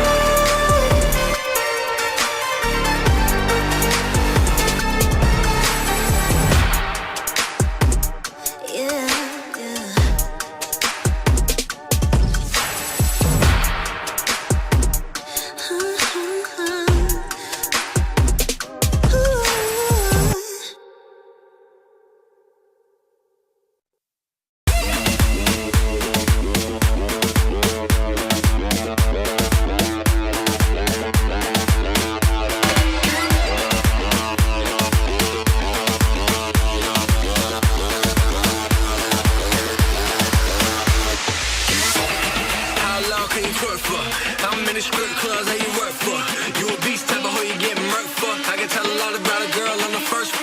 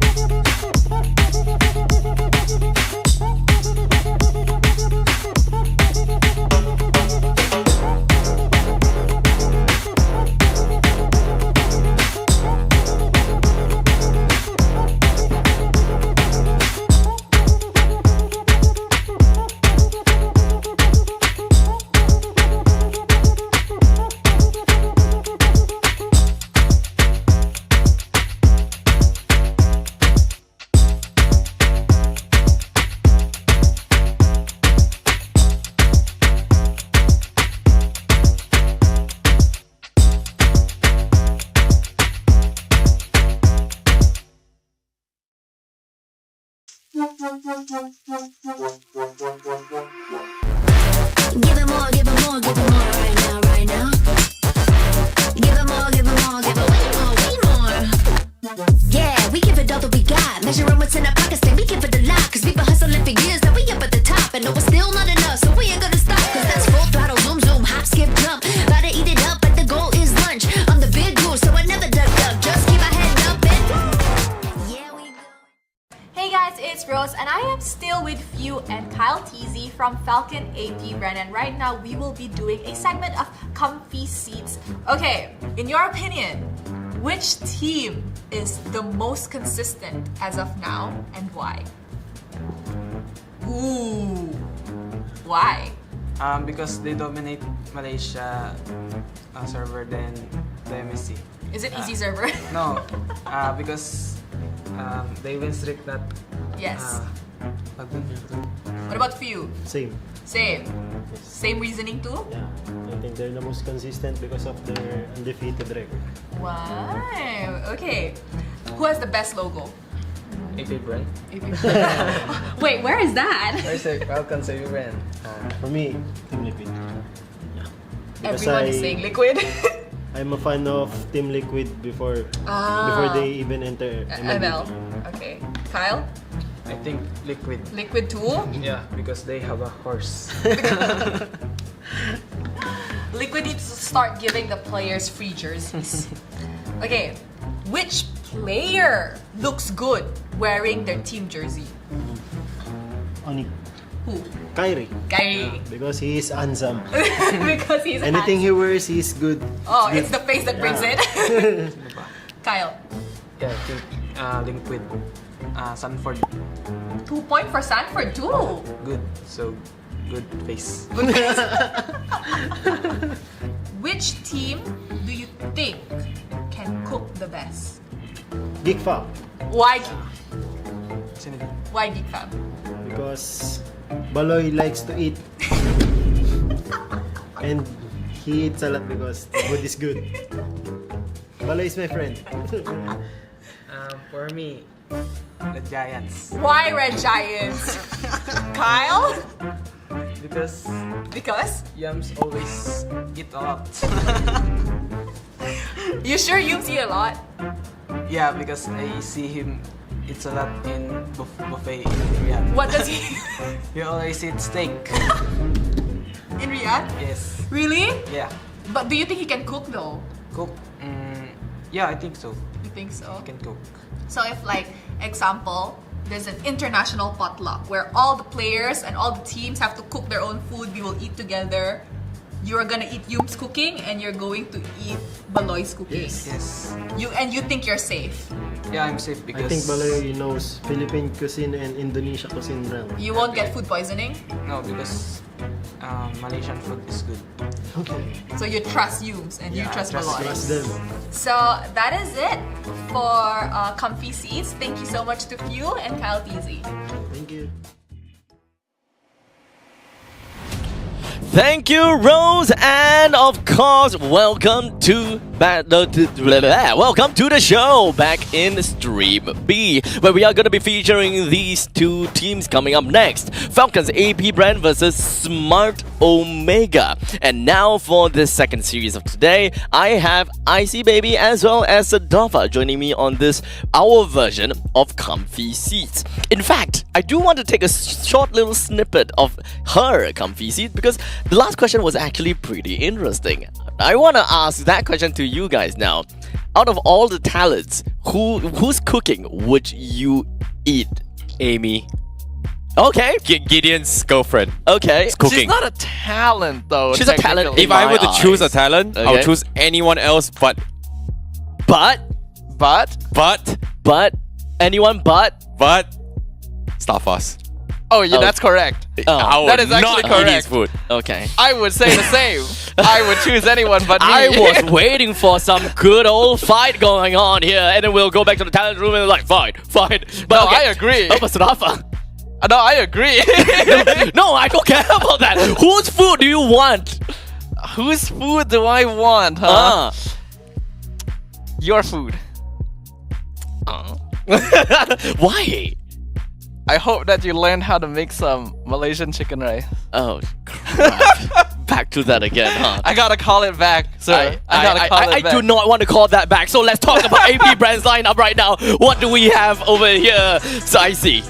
Well, we have Flap TZ, Kyle TZ, Phil, Ogwen, as well as Super Marco, the all-star team, you know, was in the grand finals of MSC. We've seen them day one as well. They're doing absolutely well, very, very consistent thus far. But of course, they are here to win it and to prove them grounds, right? Like, who would have thought, like, they didn't really do too well in MPLPH, but still, when they went to MSC, they still qualified all the way to the grand finals here. So I feel like this is going to be a very, very interesting series to talk about here, even though they lost a match against SRG, you know, recently as well. But again, it's still not too late, right? There's still a redemption arc that's going to be happening. Exactly. Now, Falcons AP.BREN, they have, of course, made a resurgence and have been quite a name, have made quite a name for themselves right after Team Liquid Philippines have gotten a name for themselves. So it has been jumping pretty fast as to who have been the title winners, championship winners, so on and so forth. The question always is, you know, how long Eudora Giants will keep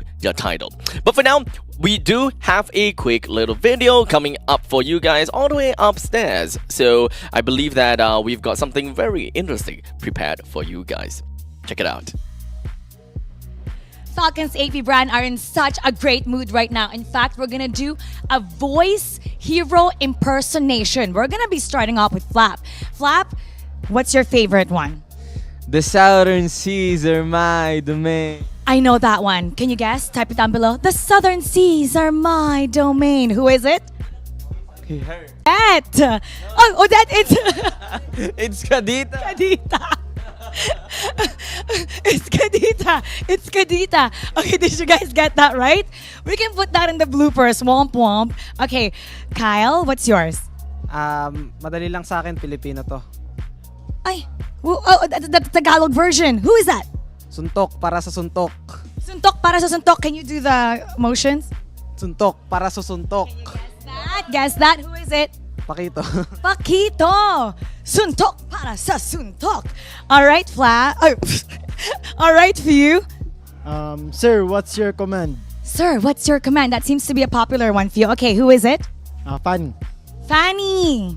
You're so funny. You're so funny. All right, Ogwen. Who said there's no shortcut in life? I literally invented one. Who is that? Chip. Chip. Okay. You can guess it to see who they're talking about. Super Marco. This is your super voice line. What is it? What's your name, boy? What's your name, boy? Who is that one? Balmond. Balmond. Balmond. Okay, did you guys get it all right? Because they're having so much fun right now with the voice line. We want to see how ready they are for the next match. So we're going to do a little bit of cheer. Few, you're going to lead it. All right, are you guys ready? Falcons are here. AP.BREN lang, umalakas! Falcons are here. AP.BREN lang malakas. We're going to be starting the match in just a short while. Thank you so much, Amara. And of course, Falcons AP.BREN definitely show that they are having a lot of fun. Now, boys, what do you guys expect for this game? Okay, so for now, let's talk about Falcons AP.BREN a little bit more. We're just gonna deep dive in. Which is the few player, which is one player that you are gonna look out for? I think Ogwen. Ogwen? For me, Ogwen is a very underrated player that you have to pay attention because he's always doing things off the map. Okay, how about Sadafa? I feel like a lot of the players are really someone to keep an eye on, right? Exactly, that's why I made you choose one. Yeah, it's hard because like we want to see what Kyle can do now that it's assassin meta. We want to see whether Few might be able to bring Zaz to bear, and Super Marco is always consistent as well. Super Marco? Yeah, Super Marco. I think Gold lane seems to be playing a pretty big role now that a lot of damage is flying around. Positioning's important, scaling's important. I'll say Super Marco. Okay, that's neat. Now, we are going to be taking a look at the matchup history for Falcons AP.BREN. When it comes down to fighting against Udurate Gens, a little bit of a rematch of Grand Finals. Unfortunately, it didn't really quite work the way that they want.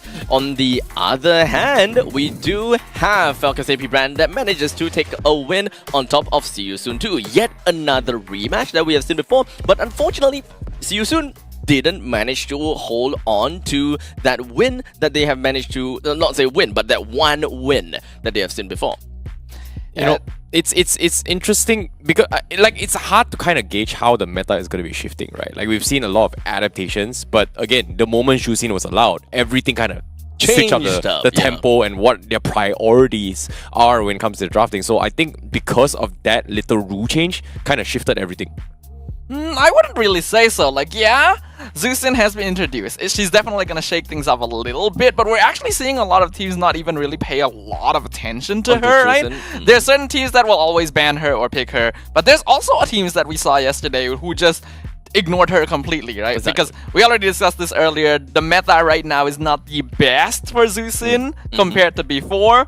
So it's kind of interesting to see the opinions of different players about this new hero. Right. We also managed to see Homebois rocking a Juicin on their own, but unfortunately, it seems like there is definitely a certain kind of limitations when it comes down to their lineup. Not enough damage is definitely the name of the game for that one. But moving on forward, we do have Smart Omega that we're gonna have to talk about. Sadafa, walk me through this. We got Ryota, we got Andoryu, we got Ukir, Chaknu, and Jome.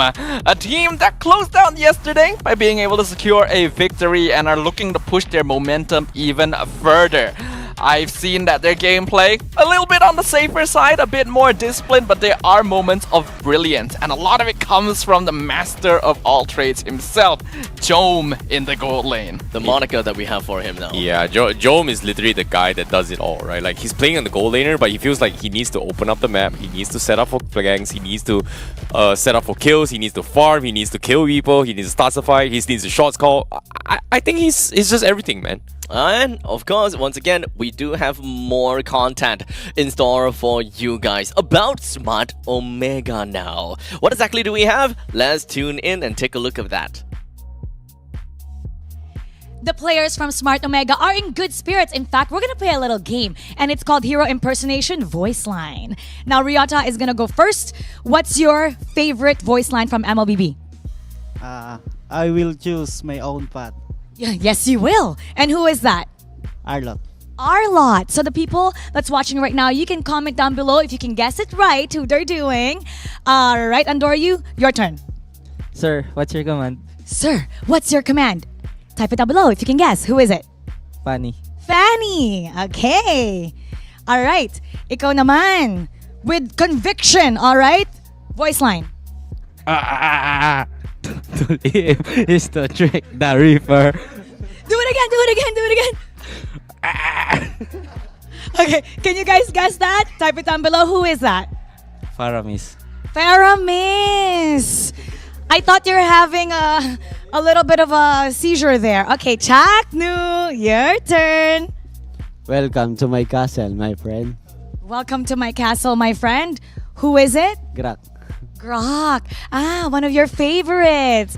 Okay, you better make this good. You're the last one. With conviction, Jome. Come on, Dexter. It's your showtime. It's your show. It is your showtime. Who is it? Tell everybody. Claude. Claude. Okay, there you go. See, they're in good spirits. So we want to see how ready you are for the next match. We want to hear a cheer. Chaknu, you're gonna lead it. Bagong shot. Omega. Omega is ready to go. We'll see you later. Thank you so much, Mara and Faramis. Yeah, I don't think for a second, I thought it was like one of the Transformers series, like Johnson skin or something like that. It was like, I am Optimum Pride. Optimum Pride. Optimum Pride. Optimum Pride. Yeah, Optimum Pride. I'm pretty sure that you guys know exactly which video we are referencing, but due to safety concerns, we will not go through the entire voice line. But of course, same question to you guys. Which one are you guys looking out for? I mean, we already know, right? It is gonna be Jom, Jom. okay. He seems to be the one that's really setting the stage. The audacity for of Omega, me to ask that right? question, huh? I don't think I need to ask IC even for that one, huh? Yep, Now, obviously. The audacity of me, my bad. Now, let's jump in over to the drop. Is to trick Hey, there's the line. Ooh, oh, he was laughing! Oh, it's laughing. He's laughing! That's what that was. It's not. Yeah, Okay. it's not. But okay, at least he got it pretty much right. He knew that there was a laughter before. Okay, fair enough. Okay, it's like production immediately tells us that, you know, this is the sound. We've got Roger, Faramis, and Zask that has been banned by Falcon's AP.BREN. While in the meantime, for Smart Omega, we have got Chip and Ling thrown into the batting pool, so still quite a lot that's currently open. I'm glad to not see Zask anymore because Zask is so boring. Hayabusa is still available, but what else is still available? I think they are gonna be opening try out a little bit more flexibility, right? Like AP.BREN, they have been known for flex picks as a priority. Like they will just completely ignore meta priority picks. They will just prioritize on heroes that can just confuse people. It's kind of like an Alert, for example, right? Yeah. We have seen Alert being banned a few times, but this is not gonna be the case. The Jusin pick. Okay. Jusin first pick would not have been my prediction. I would have maybe thought that it'd be something like an Assassin or like a Valentina, but yeah, they locked it in straight away. They knew they wanted Zeus in. Few is the man after all. I really want to see this variation that Few has got in store for us. This guy, Few, the best mage around. I gotta have to give it to him. How exactly is this gonna spin around with what Jusin it can bring over to their lineup? Well, in the meantime, Smart Omega have gotten themselves the Moskov as well as the Julian. Nothing too necessarily out of the ordinary. It's just, you know, typical Moskov things. Go over to the ending game kind of thing, while Julian pretty much paves the way through the early game. No, I really like how Falcon's AP.BREN's drafting styles and priorities, they always set goals on what they want to achieve throughout the entire tournaments, right? Like, we know for a fact that there are rumors that there are going to be buffs towards heroes like Jusin, etc., which is preparing themselves for the playoffs. And currently, we don't really have a lot of competitive Jusin data. And right now, I feel like they're just okay with just trying this out, knowing that, hey, it might be good, it might not be good. Let's just try it out and then hope it is going to be better when the patch comes in. I don't really feel like the gusto that we saw from that quick pick is more of an experiment, right? It feels like they know if they were something. testing something out, there'd be a bit of hesitation. They slapped that down straight away. I felt like we went into this with the intention of picking Zusin. We banned in such a way to avoid heroes that would make Zusin's life difficult, like Zask, like Faramis, even giving that extra HP with NetherRealm. And now you've added Ruby and Minotaur, who both offer additional crowd control. This is a massive setup for an upcoming Harith pick from the side of Falcon's AP.BREN. Remember how we were talking right about in the previous game? We want to see a hero when it comes down to Aroma that is able to clear waves fast enough if the Jusin is being picked in the middle lane. Minotaur comes in pretty effectively, and the problem in the previous game is the fact that Alpha just doesn't deal enough damage. So we will want to see Assassins being picked up from Falcon AP.BREN, and I think Smart Omega picked up on that, immediately banning out onto the Hayabusa, and if they so wants to ensure that they deny Fanny, the Harith and Fanny, yes, that will be good. But unfortunately, it comes to the point whereby it's an either-or situation now. I have a very, very wild curveball that I'm about to throw right now. Okay. Like, knowing that AP.BREN has a tendency to be flex, right? Like, oh, it could be here, it could be here. I feel like, just based off Jusin's leaderboard, there are a couple of Jusin players that play it on the jungle role. So I'm not sure they were going to go for it, but just putting out there. Just putting out there. Just putting out there for could now. be a probability. Yeah. I mean, when it comes down to experimentations and when it comes down to flexibility, there are definitely things that we don't expect and people pull it off. Like back then, we don't even know that Carmilla can play in the jungle, and boom, Carmilla's in the jungle. It worked out pretty decently. There are always possibilities. One thing we do know is that they did actually ban the Fanny, so continuing to make sure that no free assassins are gonna be given over. The Zeus in jungle seems a little bit out there, Yeah. but yeah, I could maybe see it being possible, though it does add a bit of a limitation where you require damage from another source to really be able to clear the jungle a bit more comfortably. You know, based on this bans, I'm really surprised Smart Omega hasn't opted to kind of ban off Marco's power picks, or maybe even some of the power S-tiered ones like Harif as well in this particular, or even the... Yeah, actually, I think it's a Harif pretty is a must pick from Falcon's pick AP right now at for this right now. Falcon. It's a direct setup for a Harif, but now the main question is, if we know that a Harif is likely going to be in for Falcon's AP.BREN being the probably best in slot, what's going to be the jungle that is the best in slot now? Ooh. Putting in consideration that Harif is going in. A lot of the assassins I think are Lancelot gone. is still okay. Lancelot? It isn't that bad against a Julian. I'm not a big fan of it this game, personally. We just need damage. How about Roger? Oh, okay. Alpha Harif. no. Alright. No, Roger was the first banned hero. Oh, right. It was yeah. so long ago, I don't blame you for forgetting, but looks like Wait. it will be the Alpha, which Wait. you Hold on a literally second. mentioned earlier you hoped we Wait. wouldn't see. Oh no. Is this Falcon AP.BREN telling us no casters, or rather no abstract, you're wrong, Alpha has damage, it's just Homebois doesn't know how to pilot this draft? Honestly, I will tell you that. I think it comes down to experimentation, right? Like recently on the YouTube algorithm, there has been a lot of teams highlighting on how Skies played his alpha. Skies? Yeah, Okay. Sky. When he brought in an MC, it was like a wow factor, and somebody actually experimented the emblems that Skies use and prioritized. I think what War X as well as Thunderbelt as a third item for Alpha. War it X was really Thunderbelt. disgusting. Really? It was really disgusting. I can understand that a lot of people are picking up onto the Thunderbelt just because of the fact that it have growth inbuilt into it. Once you're- Infinite growth, right? Infinite growth. And once you're done with it, once you're all the way in the late stages of the game, you have enough of the growth. You don't need the growth. You don't need the growth anymore. You can just sell it away, and you still have that growth that's inbuilt on you.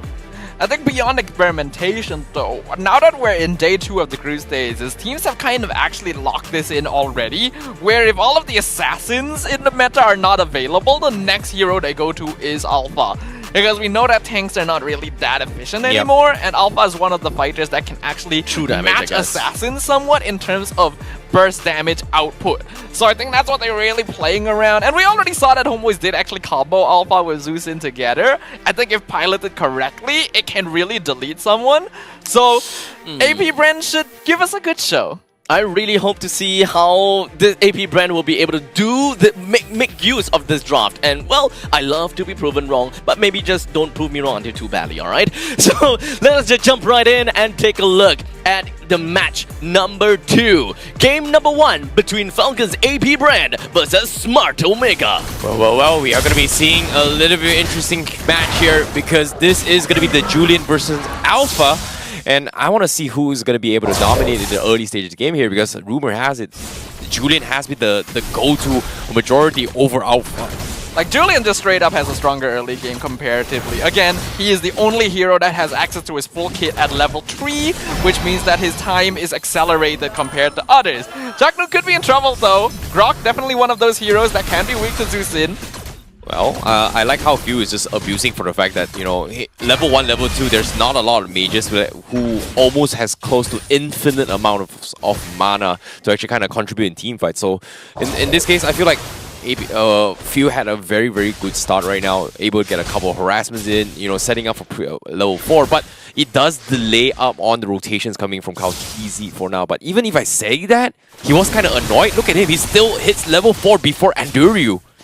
Yeah, I mean, we know that Alpha farms very quickly. That's another factor of why he is a hero that gets picked up pretty often. His damage output works on heroes, works on jungle camps as well. Can definitely match assassins in the meta where if all the assassins are gone, he's a pretty obvious choice. And I do think that AP.BREN want to be the team that are starting to set things up early on. We already know that Alpha and Harif are the type of heroes that will end up falling off a little bit once you get to the late stages.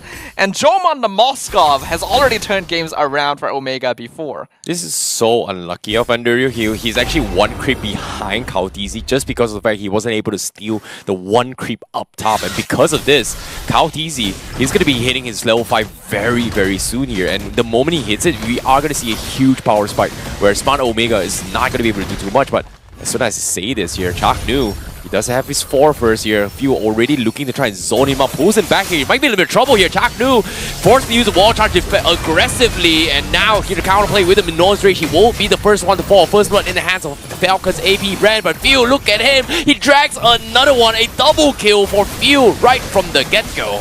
I think that was kind of a messy fright from Smart Omega there. Chaknu used his wall charge to try and get a pickoff. Unfortunately, because he collided with the wall so far away, it didn't really do anything in terms of CC to FNATIC. And then Smart Omega tried to follow up on that, where there really was no setup to really use, which resulted in them getting picked off. 2 kills to AP.BREN, Turtle lost, and well, it's kind of already going what we expected the early game to be. Could you really blame him though, considering that Few was the one that, you know, dragged him out right as soon as his immune came out, He could have used wall charge in the other direction. Okay, fair enough, fair enough. Fair enough. Hold on, top lane? Okay, he's fine. Top side though, Super Marco. You know, he's gonna be having a good time here. Smart Omega makes another attempt up top, but again, you know, they're just playing very passively here. This kind of reminds me of how Smart Omega is playing yesterday as well. Just play as defensively here, try to drag this game as long as possible, but as soon as I say this, and Nuryu, he's gonna get caught out. He dropped all these spells in front of FCAP, expecting that they wouldn't punish this. My face is just kind of full of judgment. Why did Nuryu do that? He just dashed over the wall and then did nothing with it. He literally dashed over the wall and changed his mind and said, wait, let me out of here instead. And that is not going to work. AP.BREN. Oh no, KaoTZ gets... They will be able to punish Chaknu as well. Few was able to drag him out. And who said Jusin wasn't strong? But in the right hand, dang, this Jusin is kind of annoying now. Zusin as a hero will be weaker in the early game if the opponent's side has a little bit more setup to play around and a little bit more frontline presence, which Smart Omega should have, but I don't really think they're doing a good job with it. Ooh, tough, but KaoTZ now, level 8 as compared to Enduryu. He's having a fun time as he's got 2-on-2, gonna build up a little bit more stacks here and there. Ukir, however, it does have a glowing wand, so I'm not sure it's gonna do too much, but you know, it's still something for Smart Omega to kind of take themselves in these upcoming fights.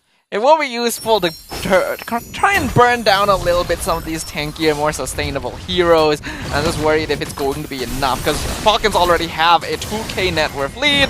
Turtle seems to be free. Oh, Ogwen making the dive here on towards the backlines of Ryota. Forces a flicker, gets a free turtle in the process as well. Falcon's AP.BREN just, you know, winning on all fronts at this stage. From what I can see here, actually, Zusin may be the type of hero that allows you to balloon leads rather than claiming them for you. Because, oh, hold on. Oh, hold that thought. Bottom lane, FNATIC. Oh, what a flicker. Baiting out spells here. Smart Omega, unfortunately, not going to be able to get any kind of kills here. Unfortunately for him, Few, he's looking to try and drag Chaknu back, but thinks it's just not worth it. Only the Grok is available. Yeah, they don't really need to do that. AP.BREN are already in a pretty controlling position. As long as they're able to keep this lead intact, it will be difficult for Smart Omega to do anything for the next couple of minutes. The main issue, though, is that Jome actually has been uninterrupted. Yes, he lost his tier 1 tower, but the Moskov is still 0-0-0. I imagine his farm isn't too far behind that of Super Marco's. So I'm curious whether the Master of all trades can turn this one around. Yep, conceal plays here, trying to catch on to KaoTZ. He smells something, immediately pops his out to actually back off. So that's not going to be an attempt here from Smart Omega. Completely thwarted here in their plans.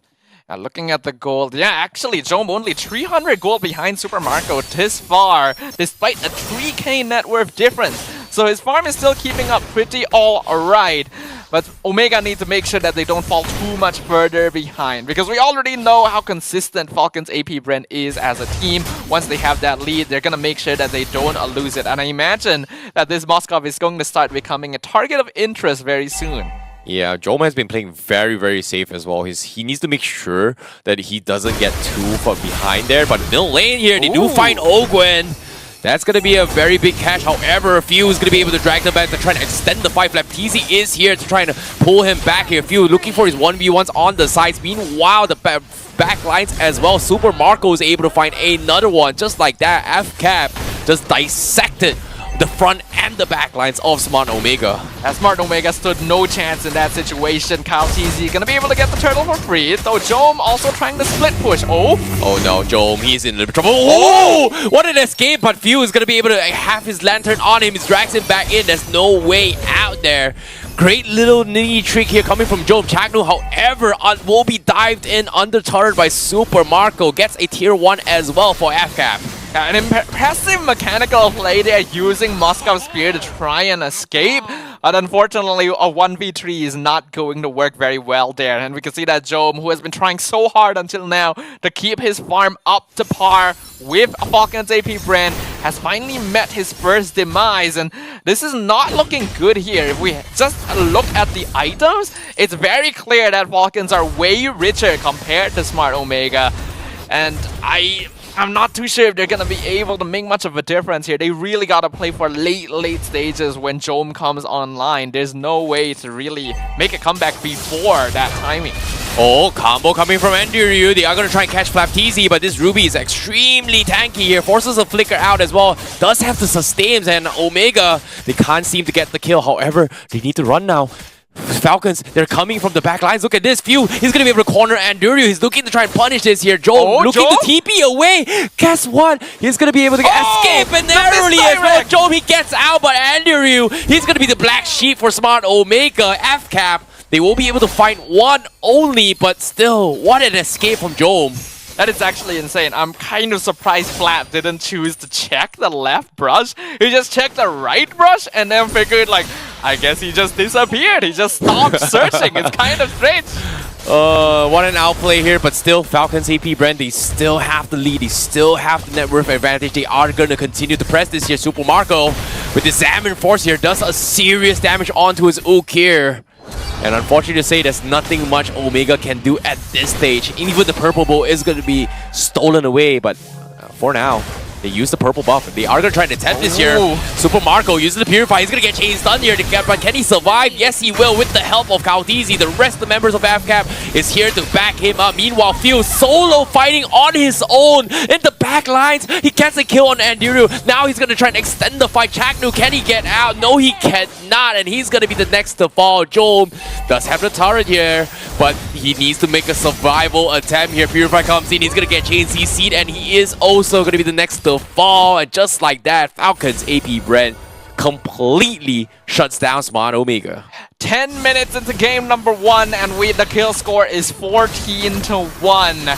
Falcons AP.BREN in full control, and despite the potential scaling in Moscow, I really don't see a path back into this game anymore. Falcons are just superior in terms of their control, in terms of their engagement, in their angles. They have Smart Omega beat in almost every factor, and this game in particular, the draft is really pushing that as well.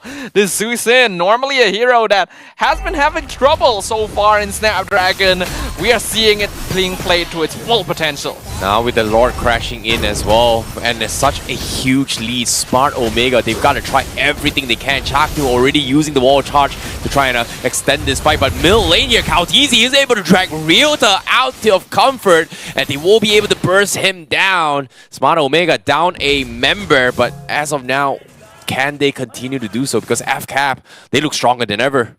Another item offended. Jome is gone, and so are the chances of Smart Omega winning this game. Oh boy, this is tough. This is so tough for Smart Omega, but FCAP, they're doing really well, and they will continue to do so. And with 3 members left, all they gotta do is just get one more pick. Ryota respawns back into the safety as well. He needs to do something about this, but the minions are starting to hurt as well. But look at Fio. Oh my goodness, this is dragging members left, right, front, and center. They isolate the fight. They find a pick on Chagnu. Omega, what can they do at this point? There's absolutely nothing, because the crystal will be destroyed, and FCAP takes a very convincing game 1.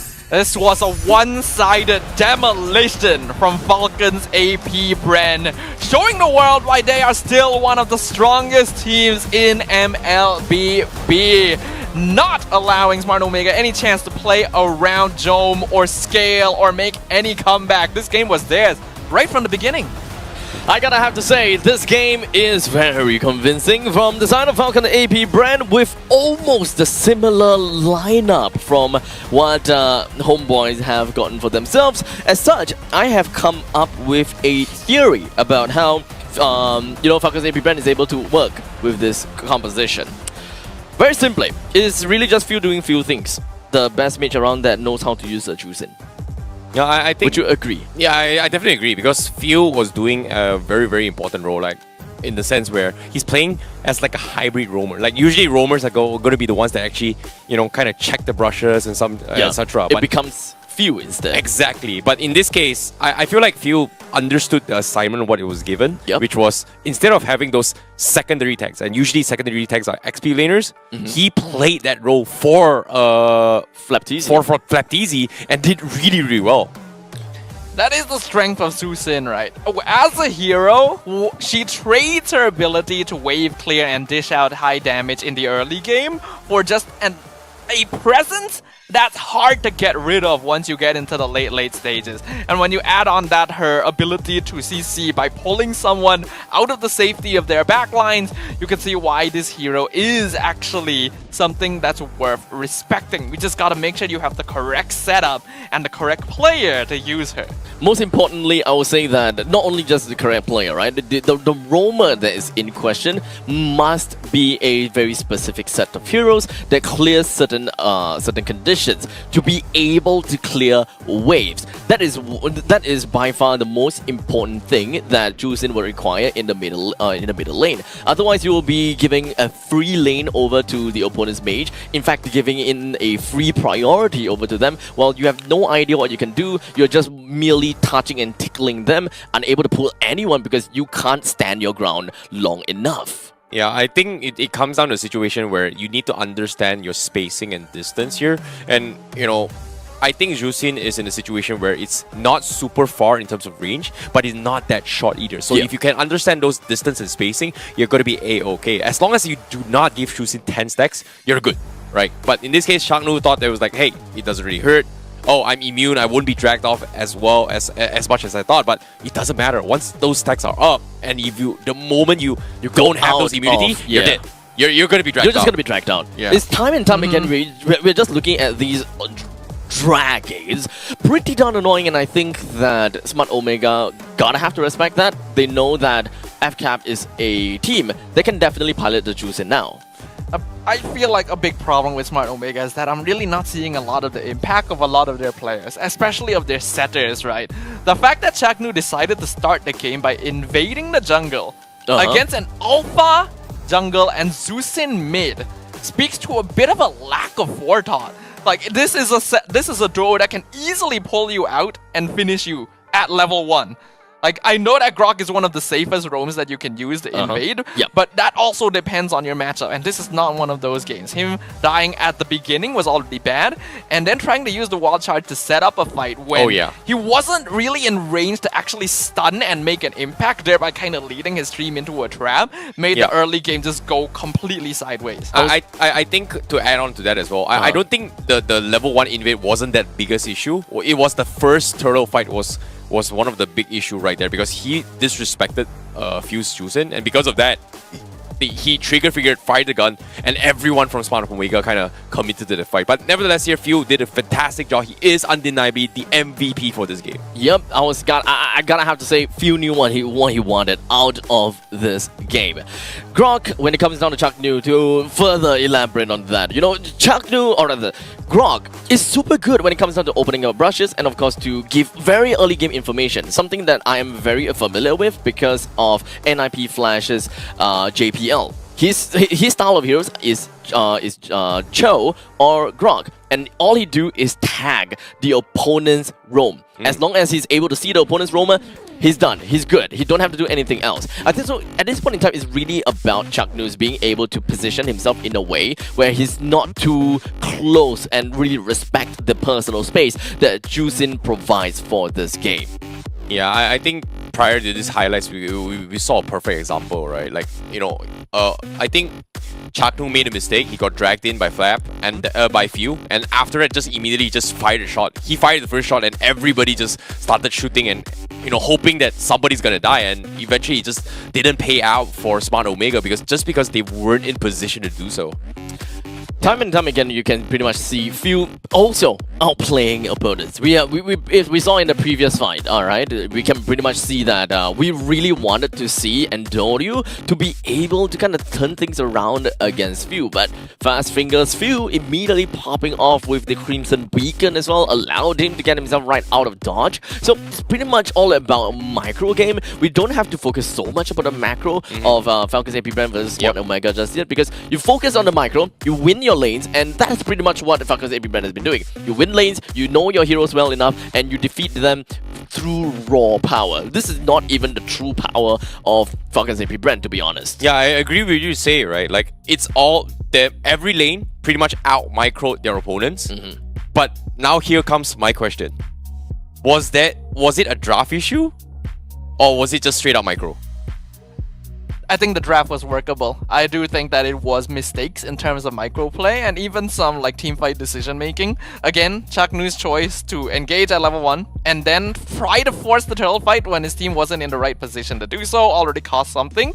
And when they were behind, we have to note, Smart Omega was playing a front to back lineup, right? They have the Edith and the Grok for the front line, and then they want to make sure that like Julian goes in and out.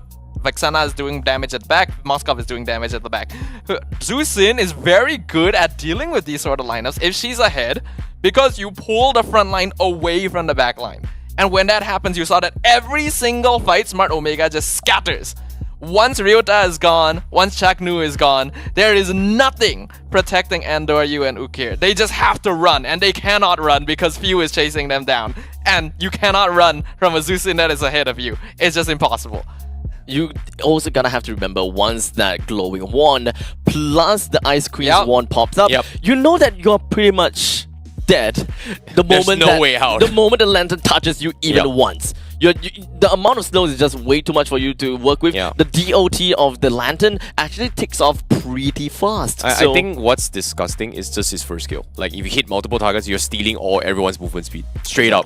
It's just disgusting. Yeah, it contributes to that because you want to be able to stay on top of people. But Zusin as a character, we've already seen, has actually failed in multiple other situations, right? This is a clear demonstration of what she's truly capable of, but you also gotta make sure that you're able to set up the situation for her to be this ahead. And if it was another opponent, if it was not the case of Smart Omega unfortunately losing the early game quite badly, then we could have seen a different result, because if Zusin doesn't have the items necessary to keep up, then we see that she is a hero that actually does have trouble because of the lack of mid lane priority.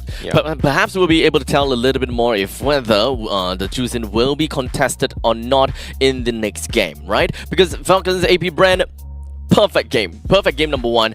Smart Omega, they gotta respect that. What exactly are they going to be banning out, and what are they gonna be looking out for? When it comes down to drafting, they also didn't really quite manage to nail onto the head the fact that they are gonna be running with a potential Harif by the end of the day. I'm not sure whether they believe that, we can deal with a Harif, or do they just not know that the Harif is coming? Because it was a setup. It was pretty obvious as well, right? Like, hey, instead of choosing to ban and focus on towards Marco's hero pools here, they opted to focus on the junglers. And guess what? It didn't really matter here, because it feels like everybody was just winning regardless of the drafts here. So it came down to just individual skills. So the question will always be, would it have mattered if they banned out the Harif, or would it still be okay to ban out those subsequent assassins coming in from Hayabusa and Fanny? Let us know your comments down below, and just let us know maybe a little bit more about what it would have mattered.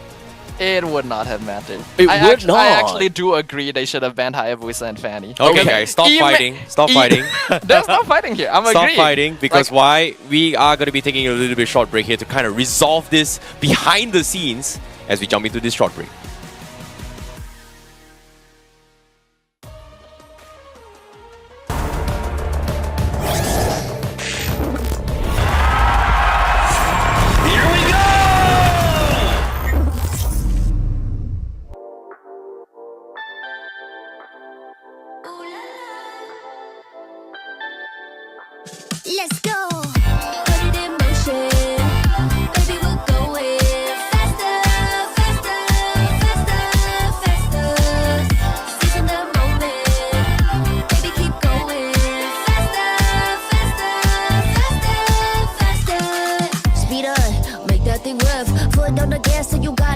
roof. Let's drive to the top of the mountain and see the view. Let's vibe, looking back on the journey, just me and you. Ain't nobody wanna go slow. Yeah, I was chilling in the past, I was solo. Now that I got you in my life, I'm like, go, go. I be living for the thrill of it, whoa, whoa.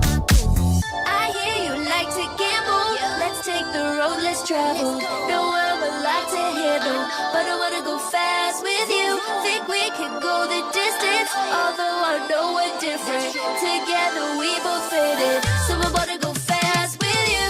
Put it in motion, baby, we're going faster, faster, faster, faster.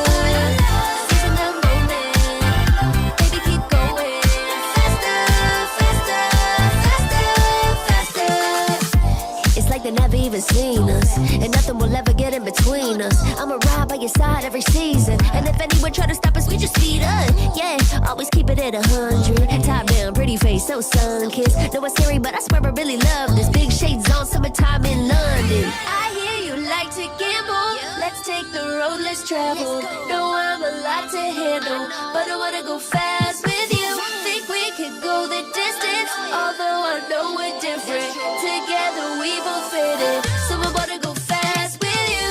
Put it in motion, baby, we're going faster, faster, faster, faster. Seizing the moment, baby, keep going faster. And welcome back to the show, ladies and gentlemen. And with game number 1 concluding, Falcons AP.BREN gaining themselves that game number 1 victory over Smart Omega in a very dominating, convincing fashion. I gotta have to say, I am surprised with the fact that the composition did work. So, continuing out from what we have left out just now, I guess it's time for us to fight now lah. I thought you guys resolved this. Hello? We could continue Would you consider it a fight though? I think it was more of a discussion. We can make it a fight. Oh, you want it to be a fight? I like the SJMY thing. Alright. I think I'm gonna stand up and you wanna swap go? seats You wanna with go? You, probably. You wanna go, my brother? Throw hands. I need to change my shirt. Here it goes black and white and just stand in the middle. Rock, paper, scissors. Ready? Okay. Understand the rules? 3, 2, 1, fight. Rock, paper, scissors, shoot. Damn. Okay. Okay. Singapore wins. Shush. Let him celebrate. For now. Because you guys can celebrate all your Yudu Red Giants and stuff lah. Hey, dude. And NIP Flash is doing well. Hey, NIP Flash just completely destroyed RGPH just now. Yeah. So honestly, I am super excited for that. I'm very, very excited for that. They are back, baby. Yeah, I think Aries was just so kind of disappointed behind the scenes. Yesterday. Like, no, just now as well. He was now. like, you know what? I'm so disappointed yesterday and today. That's the NIP Flash he was doing. Exactly. Yeah. But for now, let's take a look at the caster's prediction. It does seem like we all across the board believe that, of course, Falcons AP.BREN will get ourselves a 2-0 victory in favor of them, right? Now, we also have got the drafting. Will we be able to see that respect over to the side of Jusin? Will Smart Omega understand that Few is a man that cannot be given freedom? Well, there is the possibility, now that they're on blue side, for them to first pick Zusin themselves instead, right? Like, do you think... Would they? That is the question, right? Because, like, I think Okir did play it once, or maybe I'm remembering incorrectly. But I don't think it went very well.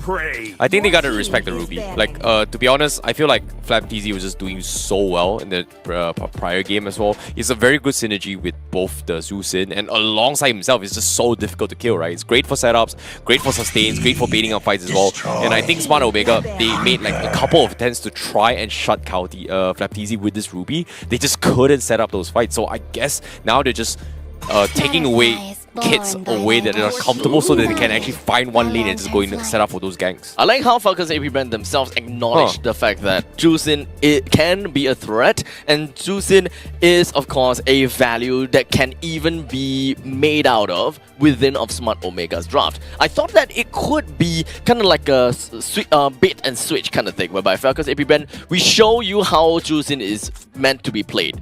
and then pass it over to Smart Omega. You try now. It's not as easy as you think, huh? Well, I think typically teams that know how to abuse a strong hero are the teams that will respect it the most, right? Because they Fair point. know intrinsically the fear that comes from playing against it. Though, But giving the Ling over the Jusin though, would you have that much respect for Jusin? I think it's less of a... Actually, yes. Basically, what you're saying here, they have more respect for Zusin as a hero than Andoryu as a Ling player. Oh! Whoa, whoa! That's the impression they're giving That's me. the impression. You know what? I can back you up just so that we can make that content. Yeah. Falcons AP.BREN headlines, and Doryu with Ling is nothing as compared to Jusin as a hero. I don't think they're that worried about Ling. Just because if you base on historical data, like during MPLPH as well, like there was just so many links here coming from during MPLPH, you know, even MSC as well. There's just so many as well. It's just adjusting and adapting, right? Like, Right. So I feel like in this situation, Falcons AP.BREN, they can deal with Link, but they need other toolkits to kind of respond to this. And knowing their trends of playstyles, they do like to have those flexibilities to kind of adapt. And that's the Falcon AP.BREN that I know. Being flexible. Be water, my friend. Be water. If you pour water in a glass, Be the or glass. you become the glass. The shape. But is it half full or half empty? It is. Doesn't matter. It has water. It has water. That's true. Smart Omega now they do have a Ling Minotaur as well as a Oh, Faramis. no. Falcons AP.BREN, they are pulling in the Kyle TZ, Fatty TZ. Okay, so some words. Firstly, I actually do quite like Smart Omega's draft. Minotaur and Faramis is a really powerful combination for straight up team fighting because you have Mass CC and then you have the Netherrealm on top of that. But the Fanny is really scary here. We know that Kyle TZ can play this pretty well. No, I think like we have to thank Mara for all the spoilers because think about this, right? Voice impersonation. How would you be able to speak a hero's voice impersonation if you don't play it a lot? You wouldn't be able to know everybody's impersonation. So And whoever that they impersonate is the hero that they either number one Most likely played the play. most, Yep. or number two played the most recent. like I think when you guys were watching, right? I knew it was a cheap slide. You know? Who says shortcuts doesn't exist in life? I literally made one. Everything else I didn't know. That is quite literally. Oh right, because you're a tank main. Yeah, I'm a tank main, so I knew about it. So I was like, Oh yeah, by the way, Blade Armor didn't work earlier. unfortunately.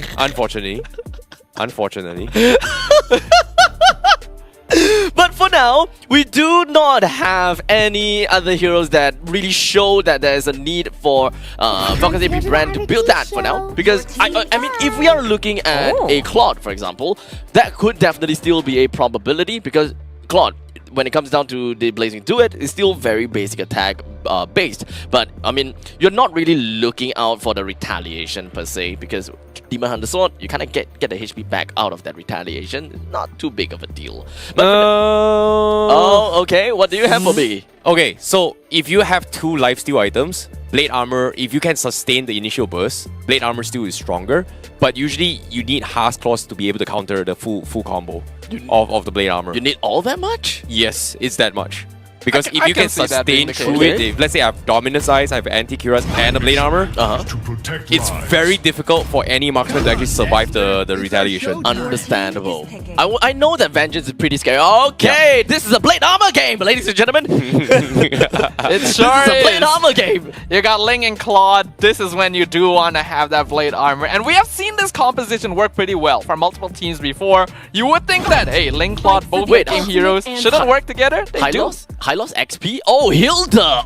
Wow. Boom. Okay. Okay, Interesting. This is a very interesting draft. Wait, Hylos XP. The thing is, whenever I'm looking at the Hylos XP, I believe that the main reason why you would want to do that is because the Ring of Punishment, it slows down enemies' attack speed. It is great with auto attack heroes, but Falcons AP.BREN don't have anyone that really uses that. Number 2, the other reason you pick up Hylos is because he works great with Vengeance. with the max HP pool being the highest of all MLBB heroes. So it gives you so much reason to use Vengeance, but now from the sound of Falcon's AP.BREN, you don't really quite have a reason to pick that Vengeance up. I'm not too sure, but I'm gonna leave the time over to you guys. You can talk all you want about this very interesting draft. I will be back again later to really just digest and dissect it again once we are done with this. Game number 2 between Smart Omega versus Falcon's AP.BREN. Who's gonna be the one that takes this game number 2? Let's tune in.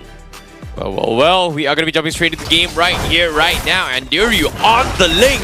And Cal TZ on his fame Fanny. Who is going to be the better jungler here? That's going to be my question here, because as of yet, Cal TZ already having a very early XP lead, actually. Yeah. You are right. So that means that Endoryu has already been potentially messed with a little bit. No. Like, I'm kind of curious. Where did Kaltizi get that extra EXP Well, he from? started on the purple side, whereas Anduri started on the red side. But I'm surprised he didn't go for the purple side, anticipating that Ogwen is going to be here. And guess what? It kind of paid off, and now they are going to try and extend this fight. Ogwen forces a very early flicker by Smart Omega. So beautiful start here coming from Smart Omega. Yeah, good pressure there. Oh, unless the Fanny comes in. Oh no, I spoke too soon. I think Endoryu did get it. He does have his purple buff. Yeah, he does. My goodness, the pressure from AFCAP is just unreal right now. Initially, we thought that maybe the early game wasn't like as effective because Hilda and Lilia should usually win an invade, but Smart Omega planned for it and positioned 3 players there to stop them. But then Kyle TZ just comes in and gives them another heart attack. That is the thing about Fanny. You always got to be worried about it somewhat. Ryota trying to cut waves. Okay, Ryota, he's going to try and buy a little bit more time. He does have a little bit of Purify to just get out, but unfortunately, none of his members is going to be able to do so here. First blood in the hands of Falcon AP.BREN. I feel like there could have been a bit more communication there. You gotta tell him Lilia's coming. Hold on though. Oh, and Nuryu. Here comes the Blade of Tempest here, going for the combo. Ogwen is able to buy a little bit more time, but still, that was the last take. They cannot commit to the fight, and this is why you gotta respect Ogwen's robe, just making so much space. Yeah, and Nuryu actually made a slight mechanical misstep there. Oh, well, hold on before we continue. Wait, what is going on? We're just having fights after fights. Yep, it's just the wrist line. He's fine. Okay, back to that. Yeah, Endoryu made a mechanical mistake. He actually missed the dash on one of his swords, which made him a little bit slower in outputting damage. I think if he landed that, he could have gotten an extra 1 or 2 auto attacks out, and that would have been enough to finish off Ogwen. Oh, now here comes the cables coming in from Kyle TZ. He's looking to try and catch someone. Unfortunately for Smart Omega, they do have the Nether Realm available for Ook here, so probably they are going to play this a little bit carefully, unless, well, in this case, Ogwen, oh my goodness, you annoying little Hilda. He is going to try and delay Anduri further as he tries to harass his way through. Smart Omega, they've got 3 men. Do they want to actually finish him off? Yes, they do. Retribution has been used. Ogwen forces another flicker to get out to safety. He needs to run. Do they punish this? Yes, they do. And Falcons finally loses a member, but at the same time here, Cal TZ already in the turtle, trying to contest this. Oh boy, can they steal this in time here? It looks like the rest of Smart Omega is looking to try and finish boss, but Cal TZ still gets it as well, but he needs to get out because now he is going to be scouted out by Anduri. The rest of Smart Omega looking to finish them off, and they will get 2 more kills in the bag. I'm personally not too sure if that was worth it. Well played by Kyle to steal Turtle away. Oh no, Ogwen, oh! Okay, he's fine. Andrew, he's going to be able to get out here on this link. This time, Smart Omega on the driver's seat. This is one of those situations where Ogun wished he took Execute instead of that would have actually gotten the kill. But yeah, I do feel like AP.BREN made a slight mistake trying to force that. Yes, Kyle was able to steal the turtle away, but it was really well-timed Minwen Fury to catch him midway because he knew that would potentially be coming. And then they were able to punish. So Smart Omega with a slight lead here, but if we look at the farm in total, actually, the net worth isn't all that much different. Yep, and again, Ogwen continue to just punish and endure you, and there's nothing really much Smart Omega can do. Like, what do? Do you send your mid lane to back up? Do you send the Minotaur to back up? Because neither or, this is nothing much you can do. And now Kaltizi, he's going to try and run ham up top to get a couple kills here, and in this case, not going to be able to find one for now. I think Falcons basically just want to spend this early game being a little bit annoying. They weren't really able to get the snowball they were hoping for, so now they're just kind of gonna fly around Smart Omega a bit like that mosquito you can never really catch and try to disrupt their gameplay by forcing rotations. Oh boy, now Ogwen, he needs to make a run for it. He's been extremely annoying. Nice sidestep with the Cyclone Eye as well. He's actually able to get out. And Kautisi looking to try and catch even more. The Nether Realm has been used to disengage, but the damage is a little bit too much. Fuse will be able to find one. And now Ryota trying to get out of safety with this high loss. One more tick. Is it enough? No, they do not. Unless Ogwen. Oh no, Ogwen! He is gonna come in out of nowhere. Surprise, brother. Surprise, you ain't running, brother. That is the art of hunting, and it looks like Ogwen had a centaur on his hunt list here. Falcons AP.BREN, they found the rotation they were looking for. They were kind of flying around, being annoying to Omega, wanting them to use resources to commit for a fight, and Omega bit the line, hook and sinker, falling into the trap. Oh well, speaking of a trap here, Smart Omega, they're full-on aggression despite that devastating loss. They are going to try and pull Ogwen once more. Can he get out? He's got the protection and the shield so far. He forces the Tempest of Blades and no value, and just like that, Smart Omega has to back off. All things considered though, Smart Omega not in a too bad spot. Only about a 2K net worth lead for AP.BREN right now, and if they're able to continue maintaining this difference, Joman and Doryu can reach the point where they actually scale up to do a lot of damage. That is just disgusting. Like Ogwen, yeah, this is why you gotta pay attention to Ogwen. Like him on the Hilda, he's just breaking every single tempo and rotation that Smart Omega is trying to do, and because of just him, he's forcing fights now. And guess what? They do find few in the process. Magic Black Shoe comes in. Can he buy a little bit more time? He's gonna get King comboed all the way through. Ukir finds the kill, and FCAP, they're not even fighting. Yeah, we can see good macro sense here from Falcons AP.BREN. They try to save Few, realize that, yeah, we're probably not going to be able to save Few. Instead, they send Kautisi to bot lane to split push, get a free tower, get the wave pushed in. Ogwen continues annoying Andoryu, and basically forcing Smart Omega to be the ones dancing to their team. Oh my god, Andoryu getting completely bullied out here. Now he's going to be forced to recall back into base, and Ogwen continues his stalk here as he continues to stalk Andoryu for the longest of time, and it feels like they have a very, very serious love-hate stalking relationship right now. Would you really call it love-hate? I'm pretty sure that AP.BREN are very happy to be chasing them down. If it's love-hate in terms of AP.BREN loves it, Omega hates it, then yeah, I agree. Okay, now Ogwen, he's gonna try and back off a little bit here. We do see the rest of Smart Omega calling in the cavalry to kind of stop Ogwen from chasing Andrew, and it's somewhat working out right now because FCAP, they're just body checking, they're just, damage testing, checking the waters here. But as soon as I say this, Kautisi, he sees Joel, he's looking for a couple of jabs here. Joel forces the Blazing Duet to disengage, as well as the BMI, but aside from that, FCAP just, having full control. FNATIC, however, though, in the back lines, he goes in for a penalty zone, he catches on 3, he is going to be able to catch a little bit more. That's going to be 2 down from the side of Smart Omega. While you're so focused on Ogwen, FNATIC is going to be the ones that sneaks up on you and jumps on you. Oh, even Andoryu going to be forced back here. Could be in trouble. No, he should be fine. Ogwen, I'm here. How are you? Andoryu feels like a tennis ball right now. But yes, I think this is fine. Personally speaking, Omega needs to be slowing it down. They're already finding themselves behind. I don't really think they need to be forcing fights. They can actually afford to give up objectives here and there, and instead try to widen the map to give Jome and Andoryu a bit more space to farm. Unfortunately, they did still try to commit. Ogwen, again, so adamant, so insistent against on Andrew, and because of his resilience, he is able to force the Tempest Blade as well as almost force a Retribution, but it is good enough to slow down Andrew even far further because look at this, Kautisi, he's level 12 now. Kautisi very comfortable. He did get picked off once, but otherwise this game has been in his control, and AP.BREN just get a free tier 1. You could see that Smart Omega, because of repeated engagements where they really didn't have to, they find themselves now at enough of a disadvantage that AP.BREN can just poke down their structures. Yeah, but speaking of which, the timing! Kautisi! This guy, he sees the future! Like, how does he know?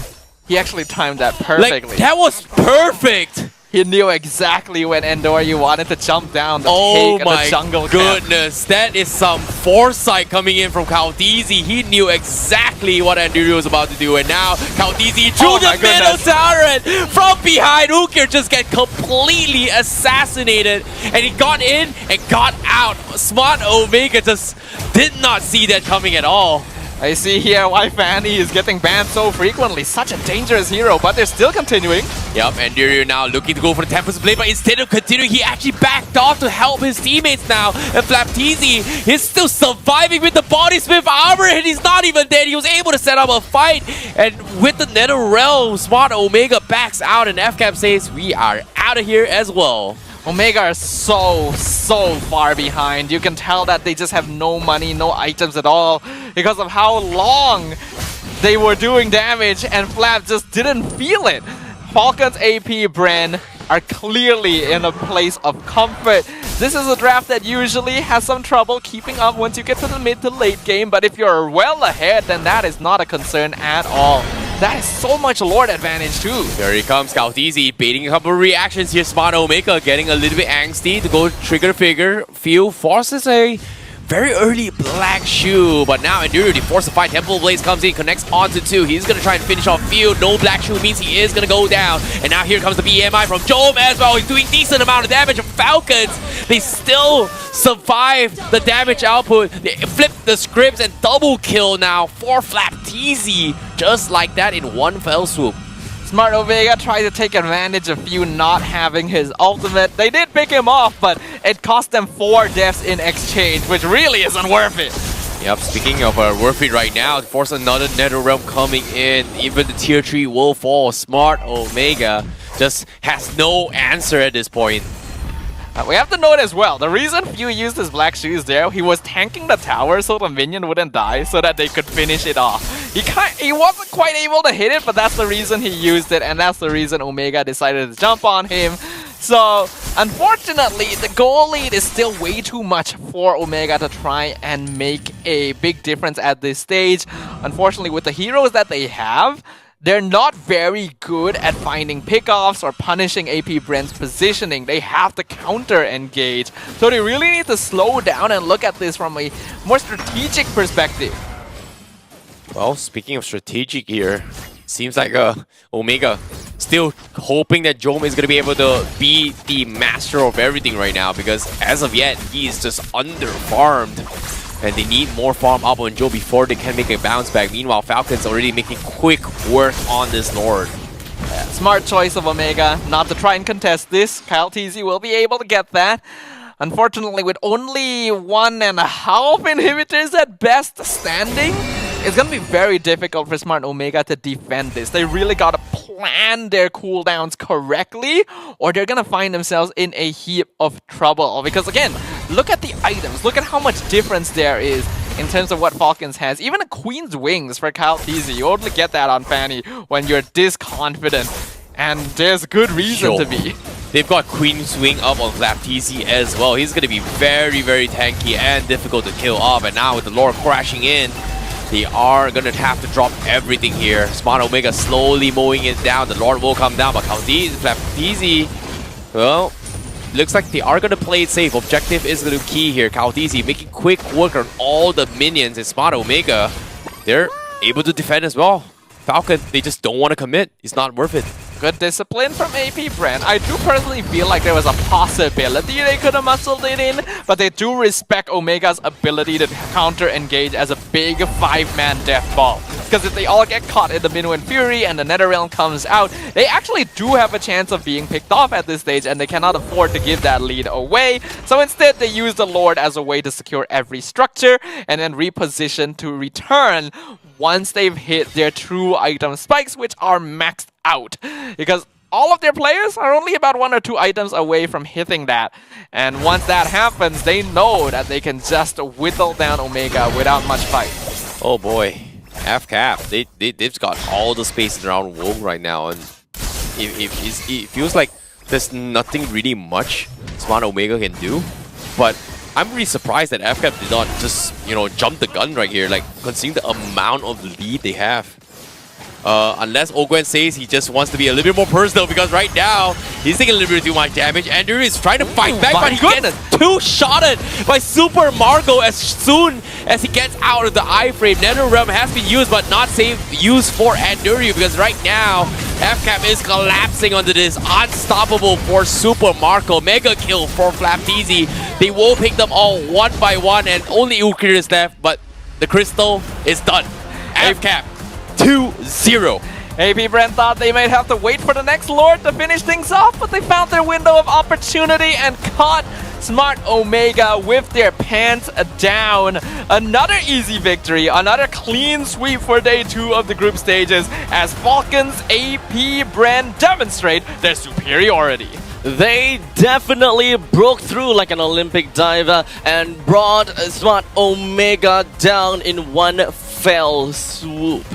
It's really unfortunate for Smart Omega though, but there definitely is a lot of questions that we may have in mind when it comes down to the drafting in this very case, right? I mean, when it comes down to Falcons AP.BREN, more or less, we have a very good idea why specific heroes are picked out for over here. Lilia just basically does Lilia things, right? With lane priority and such, and having a Hilda onto their side basically is just outright telling us that, yeah, I'm just gonna screw with Endorio. I know, I'm just killing him. To be honest, I think Ogwen just loves Endorio this entire game. Like, he's just having fun.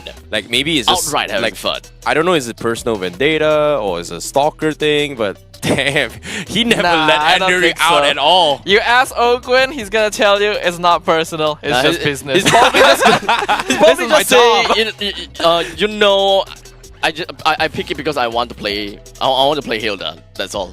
They just want to play it. Honestly, could have been anything. Yeah, it could be the case as well for the Hylos, to be honest, because I've pretty much stated the reason why this Hylos just technically doesn't work in this lineup in the previous, right, before the game even started. So perhaps we can kind of talk a little bit about why the Hylos was picked later, as we do have a quick little interview with FNATIC. So let's move on over upstairs and hear him out.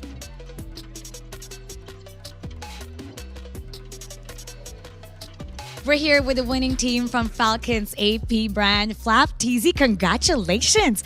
Another sweep! You know, prior to today, you guys were saying you had some errors, such as rushing in the game. It seems like you guys were able to have more discipline, more control. How were you able to do that today?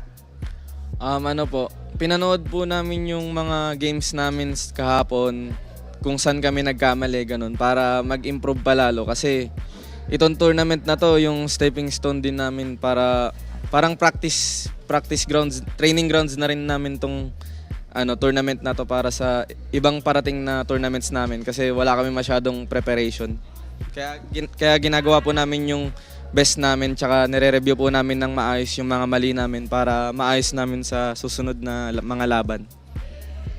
Flap says that this tournament is like a stepping stone for preparation for all the future tournaments that they're gonna do because they're not able to have as much practice. So they're making sure that everything is perfect by watching the previous games and communicating even more to make sure that they don't have the same errors. Now, you are facing a fellow Filipino team. Would you say that the fast games today is because you're used to what you're seeing, considering that you play with them in the MPL? Because in the first series, it was around 11 minutes. This one is under 14. So do you find that it's easier playing a Filipino team? Feel ko po, parang same lang sa ibang teams na nakakalaban namin. Yung problema lang is yung nagkaka-error. Tapos ngayon namin na-apply sa mga sarili namin yung mga errors namin kahapon. He thinks it's the same. Doesn't matter if it's Philippines or another country. It's just the same. And they're able now to fix the errors that they were talking about yesterday. So, quick fight today. 2-0 quick games. What do you plan to do after this? Kakain po, tapos siguro magta-training ulit. Kasi, kailangan eh. So So just eating and just training because they said they really need it. Why do you think you really need it? I mean, like, it seems like you guys are having an easy time right now. Ano po, parang kulang pa kasi gusto namin mag-champion eh, kaya kailangan namin ipakita na nagte-train kami ng seryoso para makuha namin yung mga pangarap namin. They said there's still a lot of stuff missing because their goal is to become the champion so they can achieve all their dreams. If you can say what's missing, what exactly is it? Siguro yung missing sa amin is yung pag-build up pa ng chemistry at parang sa pag-understand din ng game. Feel ko parang kulang pa kasi kahit naman mag-champion kulang pa rin eh. It's to build the chemistry, and they feel like even though they've been champions before, there's still something missing. There's still a lot of improvement to do with the team. It doesn't matter how many tournaments have they've done. Now, all the AP.BREN fans, they're watching you right now. What do you have to say to them? Sa lahat ng sumusuporta sa amin, maraming salamat at sana wag kayo magsawang suportahan kami. At hindi na ako mantatrash to kasi malas eh. Kahit pansin nyo nung pagtuwing nantatrash to ako, minamalas tayo guys. Kaya humble God muna tayo ngayon. Feet on the ground muna. He's saying thank you to all their supporters, and he's not gonna trash talk anymore because he finds that every time he trash talks, they have bad luck. So now he's gonna be the humble flap with feet on the ground. Congratulations. And I noticed that you're winning when you don't trash talk. We'll see. We'll see you tomorrow. Predict ko 2-0 kami sa SRG. Ayun, baliktad bala. And yesterday he predicted it's gonna be 2-0, but it was the other way around. Well, good luck for your game tomorrow, and go ahead, practice and eat. We're gonna break it down for you. We're gonna go back to our casters. It's your turn. Thank you so much, Mara. Thank you so much, FlapTZ. And I was honestly a little bit hoping for a little bit of a spicy trash talk. I'm not gonna lie, shout out to Mara, because whenever Mara has an interview, everybody wants to talk to Mara. Like, they want to spill the beans every single. Like, look at how Flap was just so comfortable with just sharing everything. And sharing. He just kept going. I love it. Really long set. Usually it's kind of like one word answer, or when they say thank you, just like, okay, thank you. Yeah. But he wants to continue. The sentences were so long, I was starting to worry if Mara would be able to remember them to translate. But turns out she's fine. You're talking about Mara after all. The one and only Mara The audacity Aquino. of you. I know, right? I don't need to be concerned. But back to kind of the main the question, right? What do you guys think? Starting from Sadafan, why do you think is the reason of bringing in this high loss? We take apart from the fact that the ring of punishment and the vengeance part. So the reason they went for the high-lows here, even though it doesn't quite have the same efficiency as if you were going against more like normal attack-based teams, is because they want to have an extra tanky hero because they are playing Ling and Claude. And then you'll ask me, but other teams play Ling and Claude and they don't need a tank like high-lows in the EXP lane. That is specifically because of Smart Omega's playstyle, where they want to play safe, they want to delay, they want to take control of fights by making sure their front line is very bulky to create space for Jome. It's not really the go-to strategy, but it is their style. Is it kind of like the same case where we saw for Falcons and P.BREN in game? Team Liquid, right? Team Liquid Philippines, whereby they just throw Sanford away and just let you soak everything, and then the jungler and the goal laner just rushes right in afterwards. Just peel for everyone. Is that the kind of the same case? In some ways, yes, but also not really. Yeah, and nevertheless here, we are going to be talking about the MVP of that match as well. It's going to be Super Marco, 5-0-7. And to be honest, his Harif is just having the freest lane thus far because he was able to get a couple of solo kills. And I think in particular, like 2 shots with the Xamarin Force, and we saw Andiri just got completely demolished. Is more or less what we can expect from a Harif. A farmed Harif, which is having the Feather of Heaven, as well as the... what's that again? I would keep thinking of it as Calamity Reaper. Starlium Scythe. Thank you. But of course, once he picks up the Holy Crystal, you more or less know that the game is over. Yeah, I think it came down to a team effort here coming from Falcons AP.BREN. They just dominated. Like, they had a very, very clear understanding on what they wanted to do in terms of objective, right? Like, slow down jungler, make space for a team, and then just win the game. But in this case, KaoTZ was given so much free reign. And Smart Omega was just playing extremely passive in this game. And I like how Staffa was able to dissect that as well. Like, the idea is just mix space, pray for the late game, and then hope Jom is able to scale the game. Right. And it just didn't work out. The problem with a strategy like this is that it's very obvious to your opponents what you're doing as well. Yeah. Because if we can read it, you can be sure the coach on the other side is going to be able to read it. And when you add on to that the information from game 1, where they know Smart Omega isn't very active in the early game, you see them pick Fanny, Hilda, Lilia, and just go for invades over and over again, as we can see in the highlights. It honestly feels like free real estate for Falcons AP.BREN. Wherever that they go, they have free reign and they can go to wherever they want to go. So, very good point about that. Whenever they are trying to go for a fight, it's somewhere in the northern jungle or the southern jungle, or perhaps even somewhere close to the tier 1s in the middle lane. Falcons AP.BREN showed no mercy at all over to Smart Omega, and they truly showed the reason why they are the top contenders in MLBB, while they are keeping Smart Omega rooted in the middle of the pack.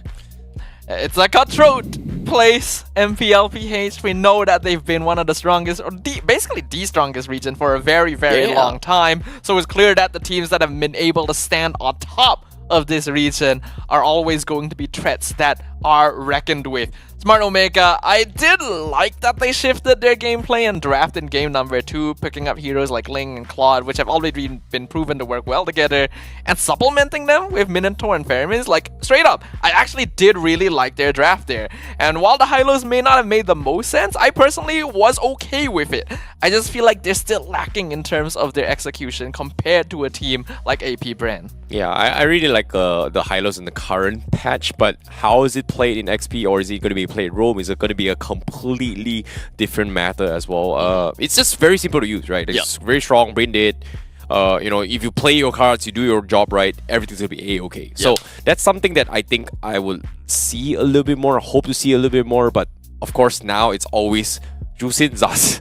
Sorry to say, it's only going to be these two right now. There is only a very specific reason why you want to pick up Hylos. Unlike for Jusin and Zask, they can compromise not compromise. They can be the core fundamentals of what a team essentially would be. They can be the core 3 that makes up a team. While for Hylos, you can't exactly use him to make up a team. He comes in nice as a beefy tank, but you'll mostly want to look at Hylos only because his kit is very specific for very specific applications. You want to slow down the marksman. You want to be able to really stick onto someone and deal a lot of damage through the ring of punishment, while you are also just burning people at the same time, having your molten essence. It's kind of like having a free ice cream once, right? Like, yes. I think that's the biggest function of ice what... creams one. Yeah. The best part about having an Hylos in this situation is that it will do a lot of damage over time. It's like a free ice cream one for your team. So instead of having mages that forces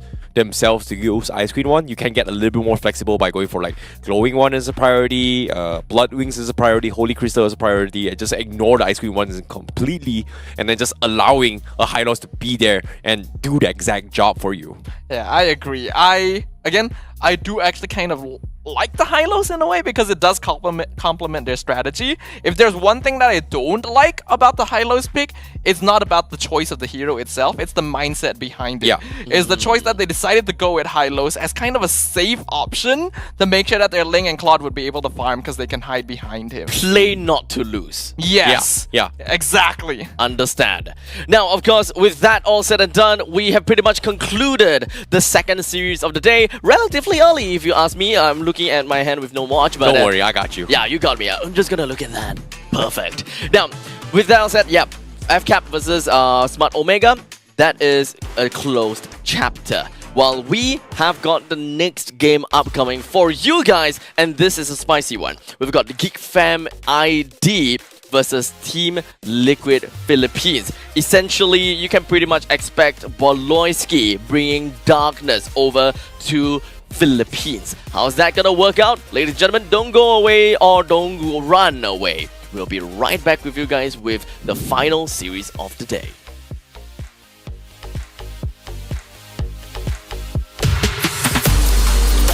So yung last experience po namin nung SPS, nung last sa Jakarta is parang nakita po namin talaga na parang kaya po talaga namin manalo, pero parang kinapos po kami ng konti, and parang ngayon nililook forward po talaga namin maglaro ulit, and nakita namin na parang sobrang excited po namin lahat para sa paparating na tournament na.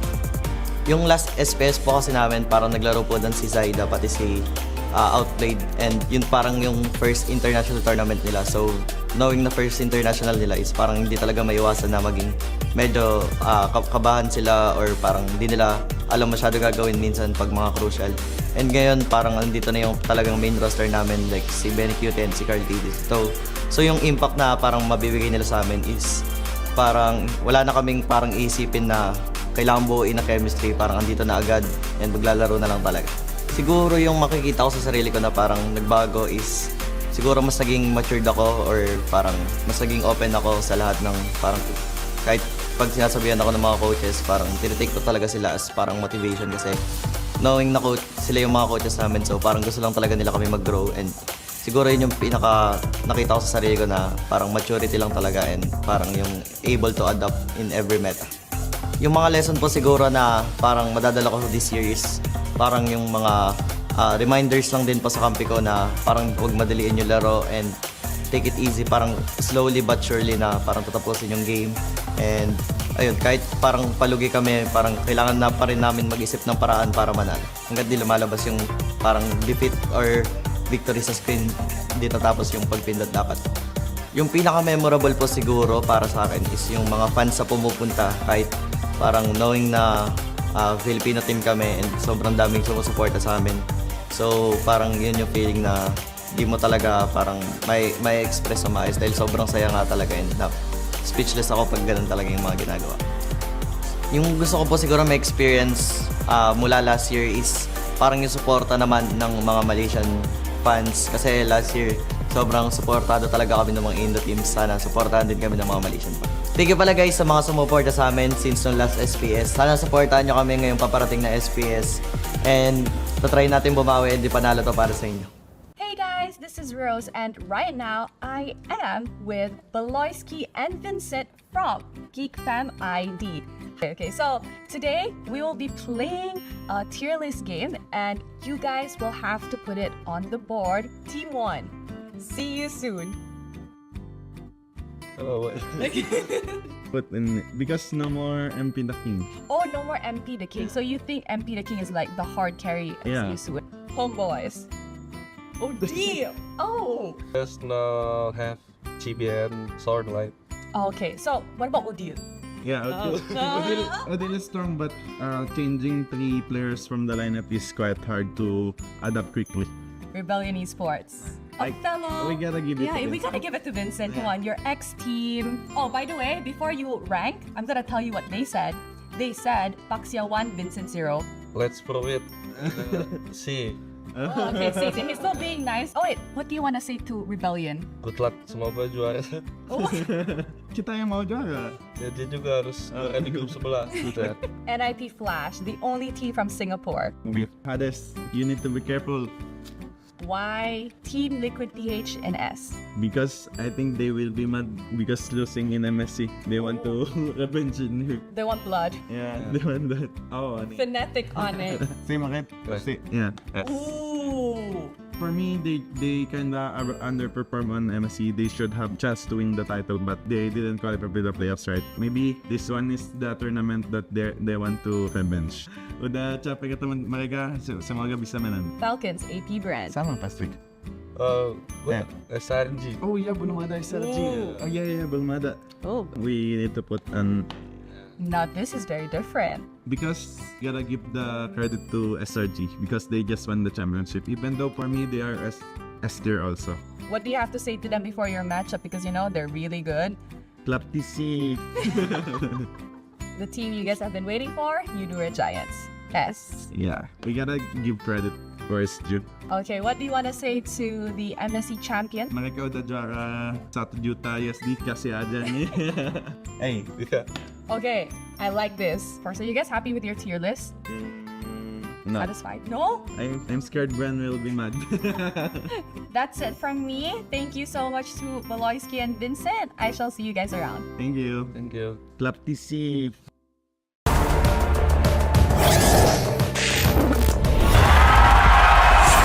Here we go!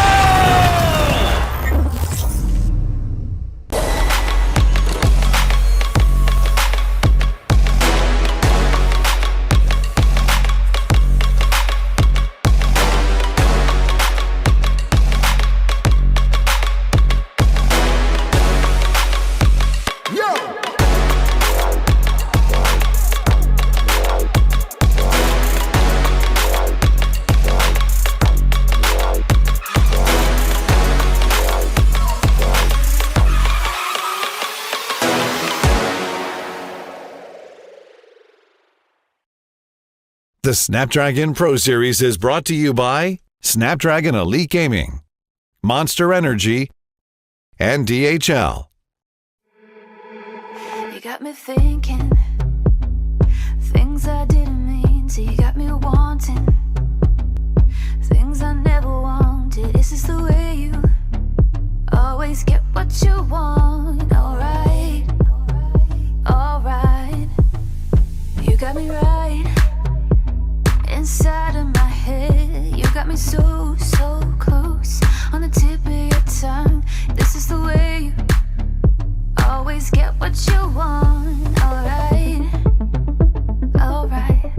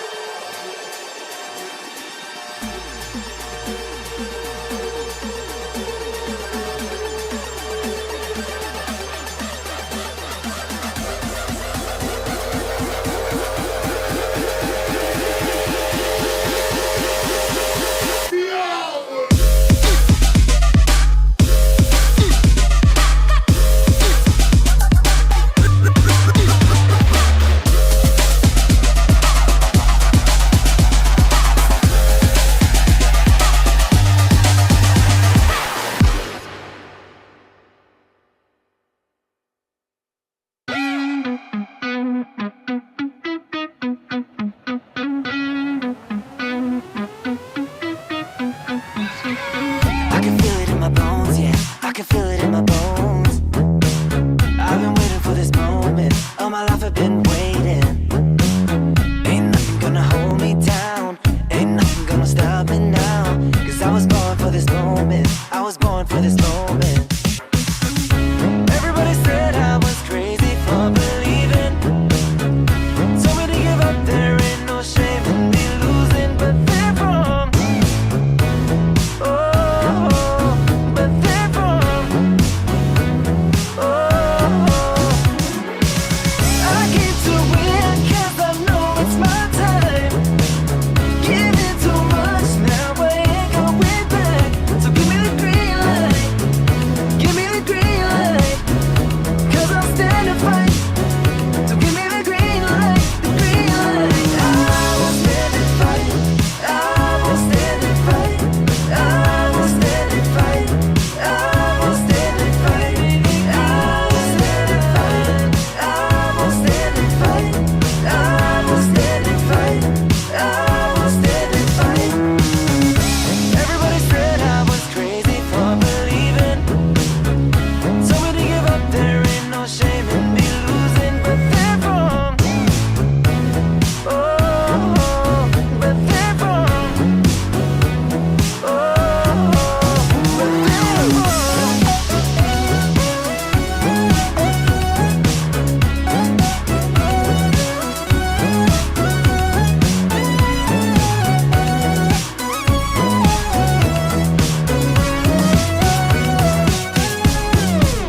I keep to win cause I know it's my time.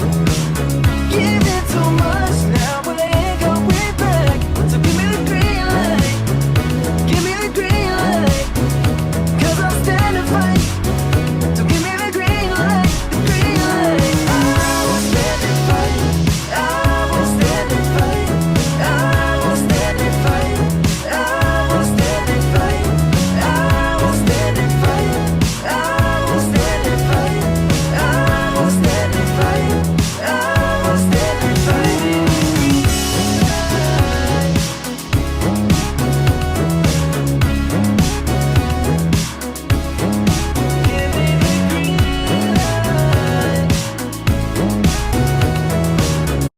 Whole team play us around on how this pouncing, but no, This is right. Most banned amongst health. different or rather very eccentric, change things around. Got in store for us. So, want to get some gratification out of that. Almost Okay, how about for you? Let's do your favorite. Just say the voice line. All right, are you guys ready? staring right as well. Yeah, the game against RSGPH more or less have been giving them a free monster. Has played a lot of decent mark. Because if we're talking about priorities in the lane, Liked about the Ruby pickup is that it kind of like there's not a lot of heroes that synergizes really well with Jusin. Like you need a lot of AoEs, you need a lot of CCs. Ruby already pretty much let that through, you know, in the hands of TLPH, right? If K-Fan were to pick Jusin, well, it doesn't really do too much because think about this, you know, Julian, if you miss a spell, done. What can Jusin do? Arlott misses a spell, done. That's it. What else can Jusin kind of extend that fight? I'd like to mention that Geek Fam's lineup currently is still relatively open and pretty much flexible, right? Yeah. Remember that Julian can go to jungle and mid, while Arlott could go EXP or roam. Yeah. So let's just keep a mind out of that. But based on this draft head-to-head here, Julian versus Zaz in the mid lane, personally, I don't think Julian would have a very, very good time. So most likely he is going to be stuck in the jungle role. But I agree where the Arlott still can be played on a roam here. So it comes down to, is Arlott okay against a Ruby? I think it's fine. T-Girl. Okay, Eterna got what she wanted. You know, she said meta T-Girl. yeah. What do you yeah. think about this? It's good catch as well. Even if they are forced to put the Julian in the mid lane, in the jungle, then this Tigreal will pay good dividends towards the Julian. I agree that the Julian can be flexed, but Yeah. I disagree in a way that it's not an boy hero. Mm, Right? A boy yeah. usually plays heroes like the Faramis, like the Valentina, which, Lately by it's the the way, is Aurora still as well. open if they Yeah. want to go for it, right? Agreed. A boy is aggressive, but not so aggressive that he picks something that is a very committing type, right? So Phobius being picked up, but the Aurora, right? The Aurora is more a boy style. But the Phobius, let's talk about that. It's good against the Ruby and it's also good against the Harith. Yeah, I think this is perfect coming in from what GameFam is trying to set up, right? Like, there's so many things you can benefit from this year. The Ruby gives you a little bit more. Even the... Oh, wait a minute. Alpha. They brought in the Alpha for TLPH. So this Phobius is going to have so much fun. But again, if TLPH drags them out, it's over. Where is this Phobius going? XP. Roam Arlet. It's a Phobius XP Arlet roam. Okay, so that 1v1 lane against the Ruby, it could work. He's gonna be happy about that. He's gonna be very, very happy about this. And this also makes it so that even if Ruby did manage to have a pretty good time, gets himself the Bloodlust Axe, this Ruby can't just casually proxy the lane because you're just giving free jumps over to the side of this Phobius, and you gotta have to respect that there's an Arlet and a Julian. They can be relatively fast paced, and of course Aurora freezing you in place. You don't really want that. So how's this gonna be like between GeekFam ID versus Team Liquid PH? Ladies and gentlemen, keep your eyes peeled as we are about to bear witness a winner between these two. Who is gonna be? Let's jump right into the land of Dawn for game number 1. Well, this is going to be an interesting one as well because this is going to be proving grounds for GeekFam ID, or will the Titans from Philippines Team Liquid PH dominate it once more? Because we are jumping straight in the game right here, right now. Kautizi started things off with his Alpha. He actually started with the orange buff, whereas Vincent on the purple buff. Let's take a look. Oh, what? Oh, okay. What? Beloyski? First blast for Sanji. Okay. I mean, technically, this is in true Beloy fashion, right? It's not a Beloyski game until he gets 8 to 9 deaths, so we're on track right now. Hey, sometimes in life, you know, like you gotta think ahead of the pack, right? Like back then, feeding Diggy was something that no one expected, but maybe just, you know, feed Sanji enough gold that when the bounty system comes in, you just need either Kadera or Vincent to get a kill. Job's done, you know? But at the same time, he's actually diving towards tier 1 with the flicker to try and make an attempt on Sanji once more. A lot of dominance here in the mid lane, and he does need to help Aboy a little bit, right? Sure, Aboy does have decent wave clear on the Aurora, but the range issue is still going to be a problem, so that's what we're seeing right now. And of course, if we take a look at the spells real quick, we have 3 Purifies from the side of GeekFam. So Team Liquid PH, they need to be aware of it. It's not going to be as easy for JP to look in for those kills, especially those opportunities to try and facilitate his team in the later portions of the game. You know, I was worried for a second they're not going to go for Purifies because of JP's presence with this Tigreal, right? Like, we saw a couple of games yesterday where, you know, they had the Tigreal, but nobody got Purify, and because of that, they just got completely demolished by the Tigreal play. But for now, Kadera is doing pretty well against banning QT in the gold lane, so this is well all according to what GeekFam planned, whereas TLPH, they need Kautizi to kind of step up this game, and so far he's level 5 already, making quick work on Turtle. He's a level ahead right now. JP gonna help him out, but is this gonna be a contested Turtle? Well, might be as well because he gets the Turtle, immediately goes in for the fight as well. Sanford taking a lot of damage from this play here. Meanwhile, here comes the implosion coming in, catching the back lines, and everyone from GeekFam just completely shut down alongside with Sanji, Beloyski, Vincent, Gobs out of the equation immediately by TLPH. That was absolutely not worth it for GeekFam. I definitely don't think that was according to their plan whatsoever. They lose the neutral objective, and they also lose 3 kills, and that has actually elevated Team Liquid PH gold lead to 2k in the first 2 minutes. Technically, GeekFam, they were working on 2 winning lanes, right? They had the Phobius in the XP lane, and they had the Moskov against the Harith in the gold lane as well. But so far, GeekFam's not been able to utilize these lanes to pressure everything else on the map. Well, looks like they are going to be opting for plan B this time. They lost the earlier fight. They are going to try and secure Kadera's farm down bottom here to try and make sure that he has a decent amount of lane. But TLPH right now, they're also trying to secure banning QT. But by doing so, it means the other lanes are going to have a little bit more space here for TLPH. Yeah, for sure. We're actually seeing that right now, right? It looks like JP's trying to look for a moment as well, but Chidera is going to be able to push him back. And so now, both of these teams are thinking, right? They're thinking of how they're going to look for that next neutral objective under 40 seconds. How do you think this is going to go in the next few minutes? Ooh, it is gonna be, you know, TLPH still dominating the level advantage here. But Loisky, he tried to make an attempt here. He actually missed the combo. Sanji still holding on to the Dominator's Descent. You know, trying to bait reactions coming from GigFam. But again, Flicker, Battle Spell, already out of the equation. And it felt like Beloiki was trying to also trigger Sanji's Purify right before that turtle. But he didn't. He understands the limits. But wait a minute. However, Sanford makes a play on his own. I'm Professor comes in to try and catch one. But Loisky is able to get out to safety. But they pop the Dominance as a stand for TLPH. They are skirmishing really well. TLPH now think maybe they want to go for the purple buff, but decides that it's just too risky. They back off instead. And remember, right? A lot of these objectives. Wait a second. Oh, no, he's fine. He's fine. Okay, he's fine. Okay, that caught me a little off guard there. But you know, Team Liquid, they wasted so many resources earlier on that I think they're waiting to buy some time, but here we go. Oh, what a pull coming from Beloisky to drag Kaltizi out, securing his turtle for GigFam, and now the arc collapse all over to the TLPH. Sanford first of all, but Kaltizi is gonna try and get a kill onto his Gobs, but Gobs seems like he is gonna be A-OK, saved by Vincent, our boy as well, to try and stall this out, and they get away with the steal. They get that neutral objective, but they had to lose Sanford earlier on. I still think that that's an okay trade in favor of TLPH. We have Benny Cutie now finally picking up that Starlium, so it will propel him a little bit further, but of course he does need more time to get to that power spike.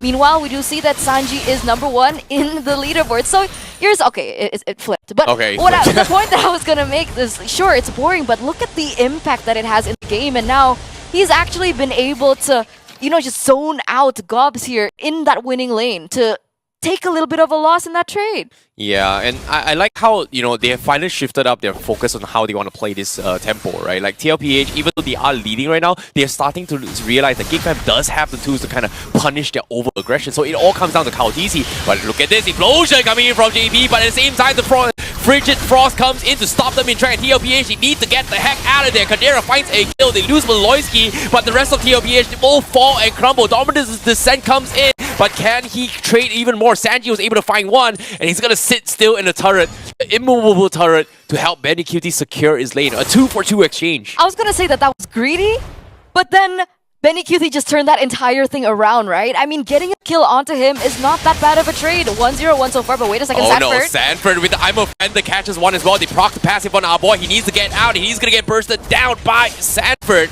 as TLPH says it's not GigFam's game this time.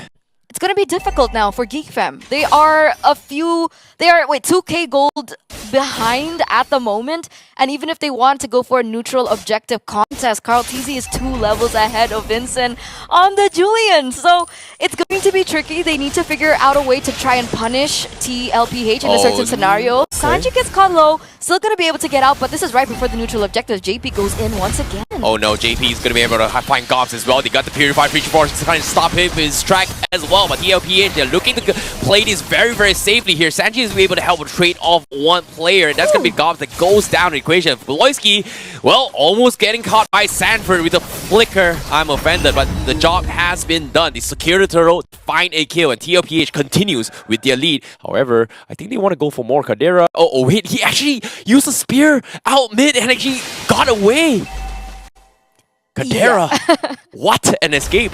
He does get out, and that's great, right? He doesn't want to give any more of his, tools to TLPH up until this point. They're going to be able to pick up that turret in the bottom side as well. So TLPH is really reaping the rewards. Sanford again.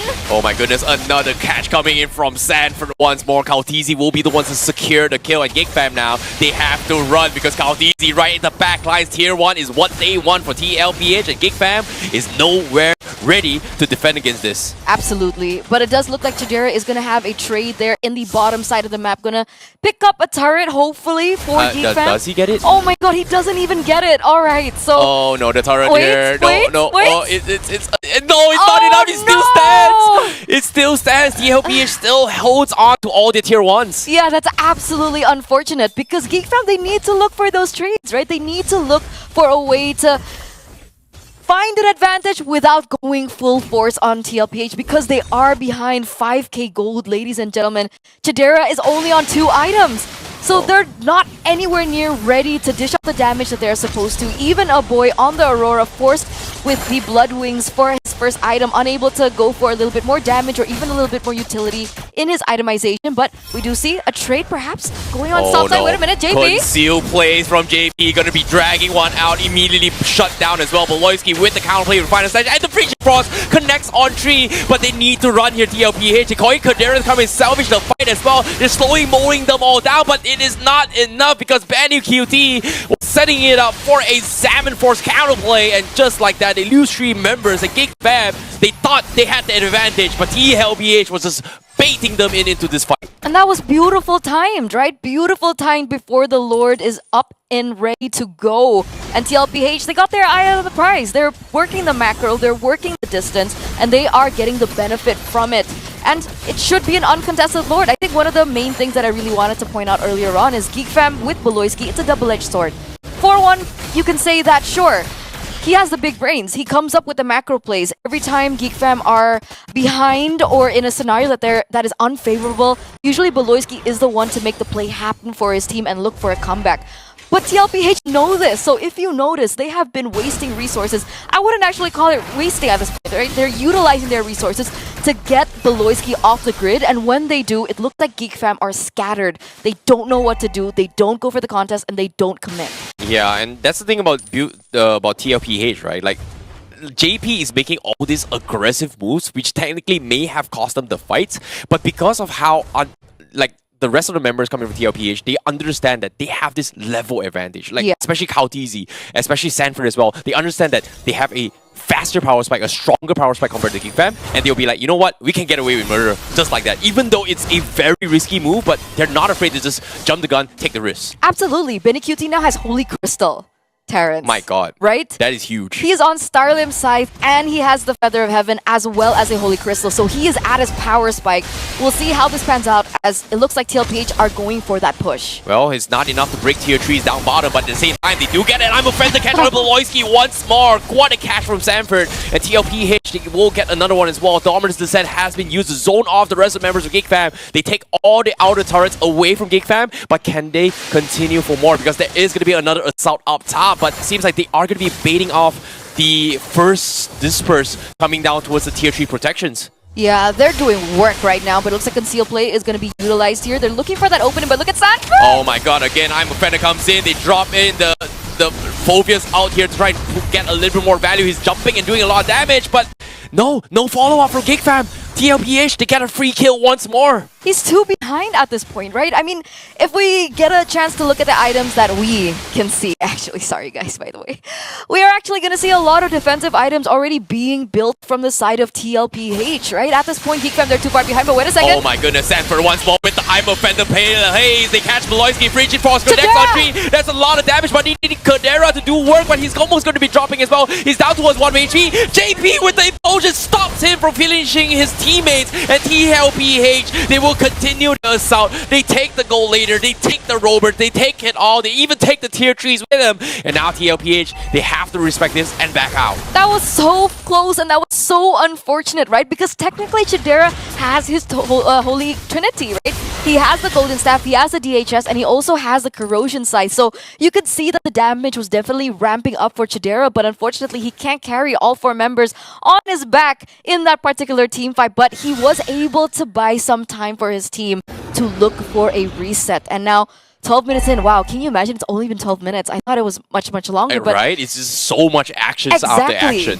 But they bought time, right? They bought time to delay the inevitable. Team Liquid now have to go in for that proper setup. Oh no, Kautizi level 15 here. He does have the Retribution level advantage here. The spear comes in from Kadera, but does he go for it as well? Because right now, Sanji is completely pulling Gobs out of the lane. And guess what? He's out of the equation. Beloyski might be the next one as well, but seems like Geek Fam, they know they can't do much. They have to respect this right now. Yeah, they have to. I mean, all their purifies are already off the grid as well. It's not something that they can utilize. And the one thing that I really noticed in these team fights is the way that Team Liquid have been playing, right? They understand that 3 members from the side of Geek Fam have picked up that purify, but they've layered their CC so well Sanford usually goes in with the I'm offended, baits out that purify, and then JP goes in, or vice versa. And here we go, another play. Oh my goodness, implosion, Frino slash by Beloyski might have cost them as well. The Frigid Frost connects on 4, but they need the follow-up. The rest of the members are just not ready. Sanford is just completely distracting Kadera. That's why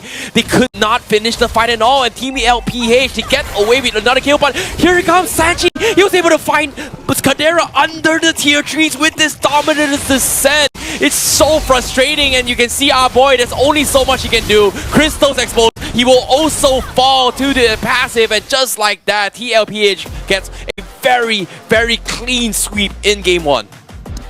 This is a very all-in composition coming in from GeekFam.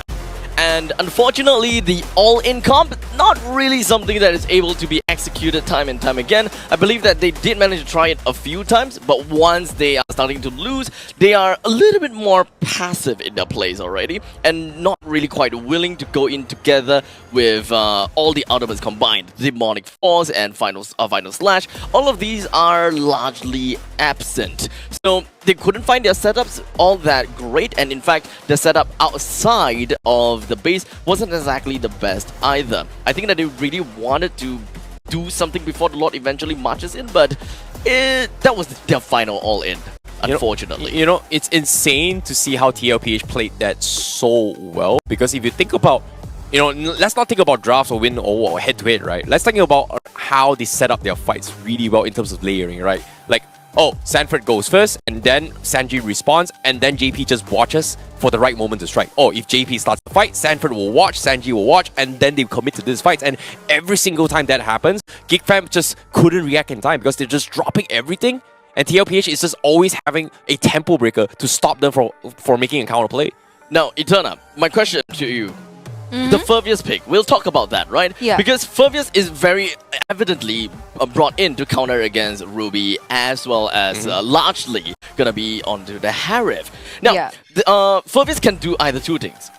Deal great damage and really annoy the heck out of the Harif, or just soak in so much damage. Yeah. So honestly, what do you think exactly is the role of Gobs here as the Furvius? I mean, technically, he was supposed to be a stopper, right? But that's why I don't like having a Phobius in the EXP lane. Because technically, the Phobius doesn't need EXP. Phobius needs items. Phobius needs gold. And that's why we usually see the Phobius either in the gold lane, which currently doesn't exactly work. It used to work against the wild one, like back in the day, but now not so much. But mid lane. That's where we usually see the Phobius work, the mid lane, right? That's where the Phobius can properly farm, get those items to deal that damage and soak in the damage as well. Very good point there, right? Because one thing that we want to see out of a POS 3 EXP lane is that the mid lane cannot be a POS 3 mid lane. It can't be a damage dealer in this case. So putting our boy playing as an Aurora, it kind of conflicts with both the Furvius as well as the Aurora, who's exactly POS 3. So it becomes to the point whereby Furvius becomes the pillar for the team where they go all in. You gotta have to build up your shields. You gotta do whatever that you can to make sure that Benny Cutie, whenever he dashes and whenever he hits, you gotta hope that he just taps on the attack button and hits you while you're in the sky or something. Yeah, I think it comes down to TLPH understanding that Cow TZ is their win condition coming from TLPH's draft here. If you pay attention to most of the fights, right, every single time they fight, they understand that they will have level advantage, they will have power spikes that they can hit in terms of timings. And every single time Cow TZ was able to win all these objectives, gives them a level advantage, a couple of goal advantage, and every single time that happens, they're not, I would say, hesitant to start a fight immediately, regardless of it is positioned or not. And most of this time, TLPH, they are fighting where technically they should be losing fights because of how aggressive they're diving towers, but they get away with it because they know they have item advantage as well as level advantage. With Furvius not being able to stop the rampage of this Harif, Benny Cutie comes on and triumph over everyone else with a total of 5:0:7 when it comes down to KDA and a GPM of 808. I gotta have to say, Benny Cutie, he definitely performed his skills, and of course he performed in this game flawlessly with a great amount of items and a good amount of gold. Just what, 15? Less than 15 minutes into the game, right? Is that 12 minutes? Around there. 13 minutes. I think 13, right? Yeah, 13 minutes. I find this MVP very impressive. Why do I say that? Because in that matchup in the early stage of the game, the Harith wasn't having that much of a good time, honestly, against the Moskov. So the fact that he was able to still have that much impact in the game despite him having a little bit of a rough time in the lane is something that we do need to note. It's definitely noteworthy, and it really just shows the level of experience that Benny Cutie has. Yeah, his positioning has been really, really spot on as well. And every single time he drops his Examine Force here, you can see our boy is always in a situation where, hey, I need to drop my Frigiforce for whatever situation to stop the Harry from doing Examine Force. But it doesn't really matter for him if he's not the first one to be focused down. Because whenever our boy plays it defensively, you know Benny QT is like, hey, you know what? I'm going to have a free lane. I'm just going to do whatever and chip whatever GigFam throws at them. See, which is insane. Look at that. Look at the way that he's weaving in and weaving out of these team fights, even from the early portion of the game. Let's see that again. Look. Yeah, I think this fight is the very important one. The moment Frigiforce gets dropped down, Benny QT just gets, you know what? I can do whatever I want right now because no one can stop me. And he insistently sees that the moment Phoveus dies, I drop the Examine Force and I'm going to turn it against this Phoveus. His timing and his execution it's all was timing. brilliant.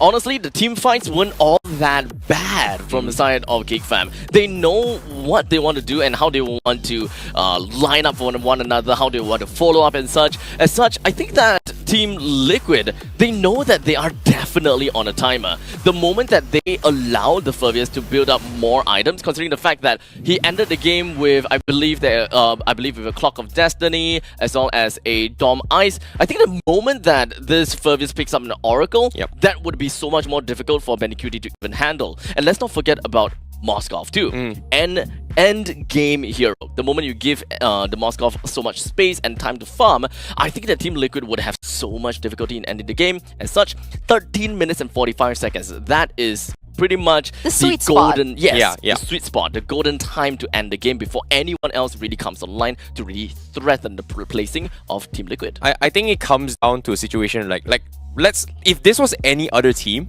I feel like GigFam would have definitely won down the drafts because think about the composure and the mind style and the play styles of each individual player. One thing that TLPH really stood out in this particular game is that each and every one of these players have one thing called trigger discipline. And if you pay attention to whenever Gobs uses his ultimate, every single player from TLPH will stop moving. Because think about it, if you play a normal ML game, somebody jumps in your face, what's the first thing you would do? Dash out. And run. Dash, spam skills, do whatever, right? They're just like... But for them, pay attention to Sanford. Like, they stop. The Ruby just stop moving, doesn't spam skill, waits for the Phoveus cooldown. Same for the Harith. Same, well, the only one who's, can do whatever is pretty much Sanji. Because, again, that's little Johnny, big Johnny things, which doesn't really proc the Phoveus out. Yeah, for sure. So honestly, I would say that GigFam, it's more about the timing thing. And honestly, drafts. Notice how they have so much magic damage. I think that was a really big problem. Like, if we pick that up again, right? Here, let me check. Julian, Aurora, and Phoveus. Only 3 magical damage. Exactly. Moskov, the only physical magic. Physical magic, physical damage. Kaltizi, and Sanford. One of the first few items, Radiant Armor. Yeah, exactly. Very good point. It's something that kind of slipped right out and we completely forgot about the fact that, damn, that's a lot of magical damage. Exactly. Yeah. So it was very difficult for everyone to pop off properly. I think it pretty much shows how detailed TLPH is with their items, right? Itemization on point. Level advantage on point. Turtle objective on point. The moment they got all these conditions, small little inch, they will pounce. Right. So hopefully we'll be able to see a little bit of a change when it comes down to the draft. Maybe not too much majors and maybe have a proper understanding, or not understanding, but proper segregation on position 3 and position 4. Do you really want the EXP to be position 3 or 4? We're gonna have to come back from a break afterwards to really find out if GigFam is going to be adjusting the draft to really cater to Team Liquid Philippines. Don't go anywhere. We'll be right back.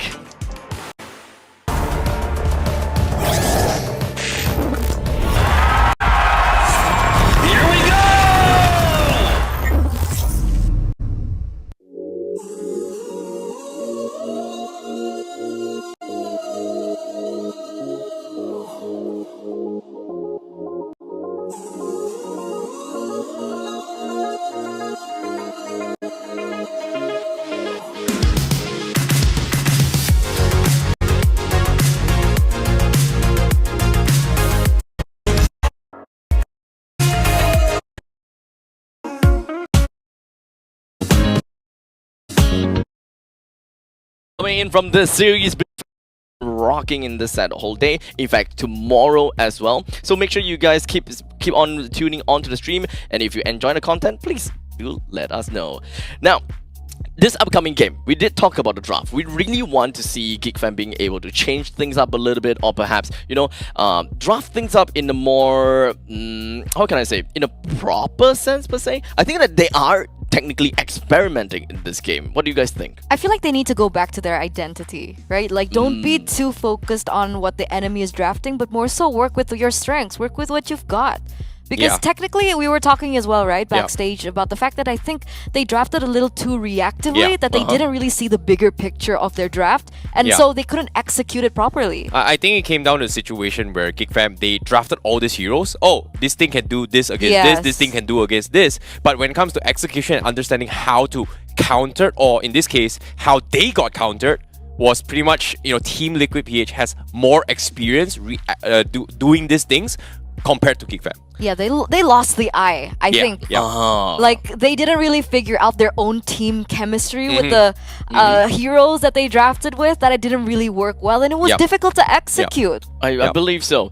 Now, GeekFam ID, they did manage to score a 2-1 victory on top of RSGPH, and I thought that would be, the darkness that's encroaching onto Philippines, especially coming in to this series where they're gonna have to fight Team Liquid, yet another Philippines team. It would set up a great storyline if GeekFam ID is able to come up with a new strategy, or, like you said, kind of go back to their roots and understand what exactly makes GeekFam GeekFam. Yeah. Once a geek, always a fam. I got you this time. Oh, Atherna is being nice now. It's being nice now. Okay, that's cool. But again, I agree. They have to have their identity. And so far, personally, I feel like when you think about Beloyski, GeekFam, it's got to be Hellcurt. And it's got to be. I like that you brought up RSGPH. The game that GeekFam won against RSGPH, they had a Hellcurt. And so far, this time, TLPH first game, we saw in the bans. Beloyski, no Hellcurt. Sorry, you're not playing that. And I think ever since that, it kind of forced GeekFam to play in awkward situations. And even you saw in the previous game, Beloyski, he drafted his Arlot. He tried to do what an Hellcurt could do in this kind of situations, but it just didn't work out. But now, going to draft phase again, he's not getting the Hellcurt this time. Yeah, Team Liquid PH, not even a chance. No chance. They're not gonna give it to GeekFam at all. Let's round up the entirety of the bans as we have got a Hellcurt, a Faramis, Moskov, Chip, Ling, and Roger. What's the potential first pick that we may be able to see from Team Liquid PH? What's left out? I think whatever TLPH brings to the table, it comes down to trust. And yes, I agree, Zaz a little bit boring, but in the hands of Sanji, if you think about that particular match, and if you just pay attention to game one on how Sanji played every single round, it wasn't actually boring for him. Because in the right hands, this hero is just very, very fun to play. What is this topsy-turvy swift? Because I've seen so many. Wait, what? The draft is running through. This is like a bullet train that we're looking at. The first phase of the draft is already done. Because I think both of the coaches understand what they're both trying to do, right? Because in the first phase of the drafts here on blue side, we see a Moskov being banned out, so it feels like they're forcing for GeekFam to ban the Roger in order for Team Liquid to have that first say with the Zask. But obviously, that would also be countered in with the Harith. So this is why it's very interesting and very fast. This is interesting for me because for GeekFam to give the Fanny to Vincent, it's a little bit tough for me because if you think about how game one went, everybody could do something except for Vincent on the Julian, right? So this time with this Fanny, he's able to go into the backlines and potentially catch off Sanford on this Zaz a couple of times here and there. But again, it also puts TLPH in a very awkward spot right now where what do they do to deal with this Fanny? Here's the thing. Vincent is not very notorious for his assassins. He usually is mostly a utility jungler with the Boxias, with the Fredrin. But the only assassin that he's been notably able to play is the Fanny. That's so weird. So, yeah, it's a little weird. That's why I love Vincent with all my heart and soul. He's a little bit, weird. But eccentric. So Julian, maybe he's not as comfortable on, but Fanny, I know he can play. Interesting. Okay. Like, because if I were to draft against GeekFam ID, because of this, I think TLPH might have missed this out at all because I did not know he could play a mean Fanny. Yeah, so I gotta have to watch in and take a look at what exactly Vincent have got for us. Now, what are we setting up to? Geek Fam, they have got a composition that more or less is able to play for aerial denial and of course more or less team fight. Whenever we are looking at a Harif, you know that you gotta have to pick up heroes that can really root people down onto the ground just so that the Zaman Force can be of value. I think now it is in a situation where do they want to give JP the Kufra or Min Sitar to kind of deal with both the Harif as well as the Fanny? Like, I don't think it's the best option right now, but it will put them in a spot where if we do this, it kind of messes up the combo they're trying to do. Are we talking about JP? Yeah. JP can play Kufra, Cho? Yeah. I mean, If he wants if he goes for that, like Min right Sitar now, is is it okay to synergize with the Zas? Because I don't think it's the best combo. I don't like Min Sitar. I would say that these two drafts coming in from these two Maybe the teams, Cho. Yeah, I can see the Cho though. they are generally just wanting to establish dominance in this one small area. Whoever yields first loses. We have got the Zas. You want to claim an area. The same thing comes in from the Zaman Force of Harif. But to round things up, we do have the Barats as well as the Brody. I like this Brody, and I'm gonna tell you why. Brody is a hero that is... Oh my god, I said wait, Kufra, but what? I didn't mean... We For didn't Geek mean Geek Fam. Fam. What? Anyway, Okay. back to the Brody. Because of the Moskov being taken out of the board, it was banned out. I think one of the other heroes in the gold lane that can kind of fend himself against the Fanny is the Brody. It's either Brody or Leslie, either or. And this also tells us that they want to end this quick. Yeah. Right? They have two very, very strong early heroes, which is the Zas and the Barats. Zask and the Barats, right. With the Barats going over to the EXP, we can definitely expect the amazing Flicker plus Detonus Welcome combination that we see Sanford always doing. So they also are they're also not really doing too much when it comes down to putting the Edith in the EXP this time. So it's a little bit of breath of fresh air for Sanford because it feels as though Sanford has been playing a lot of Edith nowadays. So hopefully this is going to change things up a little bit for Geek Fam as they are putting themselves into a relatively hard match. I mean, pretty good draft so far. Main thing is Fatty.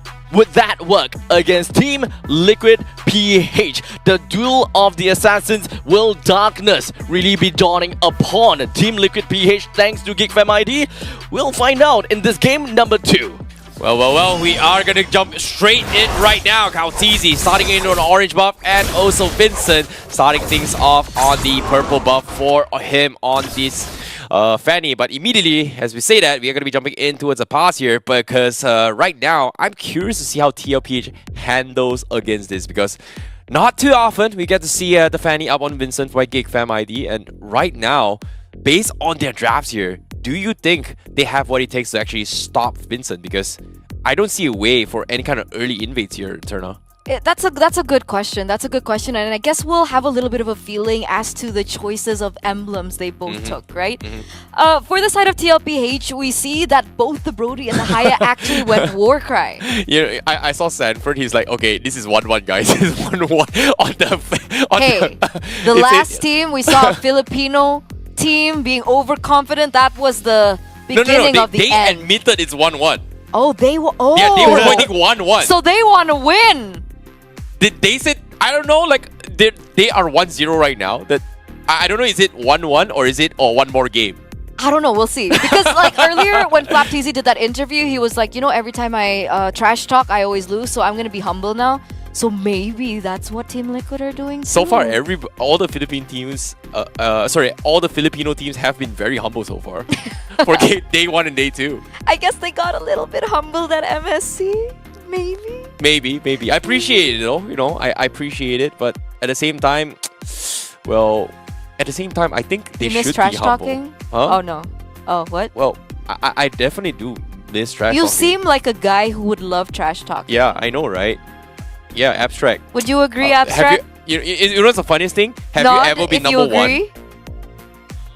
Who? Me? Trash talk? Or Yeah. Terrence trash talk? Have you ever been number 1? I'm getting out of here. I'm sorry to drag you here. But yeah, This guy, I swear, this guy, Yeah. he drags me all the way in just to say, "Are you number one? Are you number one? Are you tank main?" Thank you, Eterna, for calling me out. But yeah, I definitely love trash talking. You know, Yeah. especially when MOBA Zane, started it. Yeah, so maybe that's maybe that's the trend, right? Trash talk and you don't go far. Oh, ouch. So you're saying I'm not gonna go far in my casting career, huh? Well, Wow. wow. I Eterna. didn't say that. Yeah, but, that's what you're implying now, huh? he's saying that to himself, ladies and gentlemen. Ouch. But thank you so much for staying patient with us during this technical pause. We are gonna have a little bit of fun, but it looks like we are gonna head straight into the land of dawn for game number 1, ladies and gentlemen, between Team Liquid and Geek Fam. All right. Yeah, we are going to be seeing a pretty smooth run so far coming with TLPH. We do see Kautizi, trying to make work onto his level 4 very, very quickly. We do see JP also ensuring that he has the best, whereas Vincent has not made any kind of moves yet. So I'm guessing once he gets his control, this is where you start to see Vincent get a little bit more active. Again, I want to circle back to the emblem choices, right? Benny QT on the Brody. By the way, we don't see Brody too often anymore in this meta, and the fact that he went Warcry alongside with Carl TZ, and if you take a look at the sub-emblems, there was also Thrill. So that's a lot of additional physical attack and physical damage that they're looking for in the early portion of the game. So again, it really correlates to the fact that Team Liquid want to be able to bag this as early as possible. Yeah, and now Vincent just got his level 4. He's looking to try and set up a gank down middle. But again, Turtle's going to be spawning in 15 seconds here. He has to make a choice. Force a fight right now, or does he go for the purple buff and then try and secure for the Turtle here? But nope, his purple buff just worn out. So that means no gank attempt is provided here. You can even see TLPH, they're all just so far back defensively that they don't really want to give them the additional XP. Whereas Haldizi says, I don't care the buff. I'm going to start the turtle buff right from the get-go. Yeah, looks like he's going straight forward, but Beloyski's there and charging. Oh, they are going to try and make an attempt as well. Vincent going in for the steal, and yes, he gets it right at the time as well. Beloyski looking for the play. Frigiforce comes in. TLPH, they lose Kautizi right from the get-go, and now another one will fall, and that is going to be Beloyski himself. Yeah, that's a 2-for-1 trade in favor of Geek, however, as Vincent was still able to grab that turtle away without his purple buff. So that does give Geek Fam a little bit of leeway to play with. But what's very interesting is the fact that Team Liquid, they're not too far behind on gold. The question is, why? Well, that's the thing, right? It comes down to how safe they kind of want to play this game here, but I still feel like Geek Fam was able to scout out this by Beloyski was a good call. Sacrificing himself for a jungle kill, that kind of helps Vincent a little bit more here, because right now he is a level ahead compared to Kautizi. Oh, that's a great change. That's definitely a great change. He should have a little bit more say when it comes down to those neutral objective takes as well. So this is definitely Geek Fam starting on the right foot. Right now, we also do see that, wait a second, Beloyski's charging. Is he going to go for it? Oh no, JP is going to flicker out as well. Vincent waited for the Earth Shatter and tries to make another attempt. Unfortunately, does not get the kill. TLPH a little bit quick here to play it safe. They respect the power of what Vincent brings to the table. For sure, he doesn't want to overextend as well from the side of Vincent, right? He knows that he's going against a Brody. A Brody does still have a little bit to work with, but wait a second. As soon as I say this, they are going to try and make an attempt with Beloyski. He's going to try to get out as well. The dominant sense comes in. They are going to do a little bit of damage here. Frigiforce comes in as well, and Goss rejoins the fight. But TLPH, they need to get JP out, and seems like he won't be able to do so. The dominant descent is able to bait out some reaction. He dies to the burst, but at the same time, someone gets gobbled up, and that is going to be one of the players coming in from Geek Fam, and that's going to be our boy who gets gobbled up. And they do trade pretty even here. They lose Sanji, and look at this, Sanford, he still wants to continue his fight, and they are able to get a double kill because of it. Kadera finally joins the fight, but the damage has been done from both sides here. Both just face a very, very equal bloodbath. Yeah, 2-for-3 trade in favor of Team Liquid PH, however. So Geek Fam are falling a little bit behind with these trades. It looks like Carl TZ is still going to commit onto that Sky Piercer, despite him not having as best of an early game performance. And I'm not saying that because he's not playing properly, but I'm used to seeing Carl TZ on these assassins and just completely snowballing. But that also tells us that Geek Fam are putting up a fight. So now both of these teams are going to be centering around the next neutral objective with that turtle. Kaltizi level 8, we do see that Vincent is also at the same level, so it's a 50-50. It really depends on how both of these teams want to try and implement and execute the way that they start this off? Beloyski already charging. Is he going to look for a proper moment? Oh, Beloyski gets the Tyrant's Rage off as well, even with the final slash to secure JP's life. Dominance Descent comes in, everyone for GameFam is getting out of there as well. Beloyski forces a conceal play. TLPH, they want to engage these, but look at this, Goff. He goes to the back lines, he wants to try and threaten Kaudizi, but they force the rest of TLPH to try and stop him in his track. Ah boy, will be caught off by Benny QT with the flicker play, and also Gobbs falling down to the OK Shadow kill. Oh, Vincent looks like he's going to actually pick up a trade there in the bottom side of the map, which will help them in terms of that macro. But we are going to head over to a short pause, ladies and gentlemen. But this does give us a little bit of time to really unbreak what has been happening so far. I think one of the main things that I've noticed is Sanford on this Barats, just not the impact that I would love and expect. And I think that maybe that's why we usually see Sanford on heroes that are a little bit more active. Yeah, but even if you say that, right? Look at this. 5 minutes, 30 seconds in the game. He's got 3, 1, and 3. He's been very active in all those prolonged fights. And I feel like down in the middle was a very good call for TLPH. And I think GigFan made a very, very big mistake where they were just face checking all the way through. But as soon as Vincent showed himself down bottom, trying to shove the tier 1 down bottom, you can see everyone from TLPH was like, you know what, Fanny's not here, we're going in. And they actually got away with murder. 2 kills, just like that. So right now, TLPH, they're dominating in terms of that. Hi, Sanford. Yes, yes. Okay, we know it's 1-1. Okay, yeah, but you think it's a 1-1. okay. But they're doing well, though. Surprisingly, really well this game. Who? TLPH. Yeah. Yeah. TLPH, surprisingly? Just because of this Fanny. Oh. Like, he admits it's going to be 1-1 because it feels like it's very difficult to do with Fanny. No, you know, Baby 40, he's just very humble as a person. Oh, okay, fair enough. All right, Baby all right. 40's never been one to trash talk. He's Okay, always the okay. nice one. He's always the baby in the group, but it looks like he is growing up. Okay, I like that. I can respect that. You know, how do you know all this information? Dude, Liquid all the way, bro. Okay. I have all the jerseys now. Really? I even have their mascot at home. What? Yeah. Where? That's new info. How The do you get all mascot is this? blue. It's a I horse. heard it was really, really expensive in Riyadh. How the hell do you afford I got it all for this? free. You oh wow, that's Yes. I feel left out right now. Yeah. I feel completely left out not having all the merchandises from TLPH. Just because I'm from Malaysia, huh?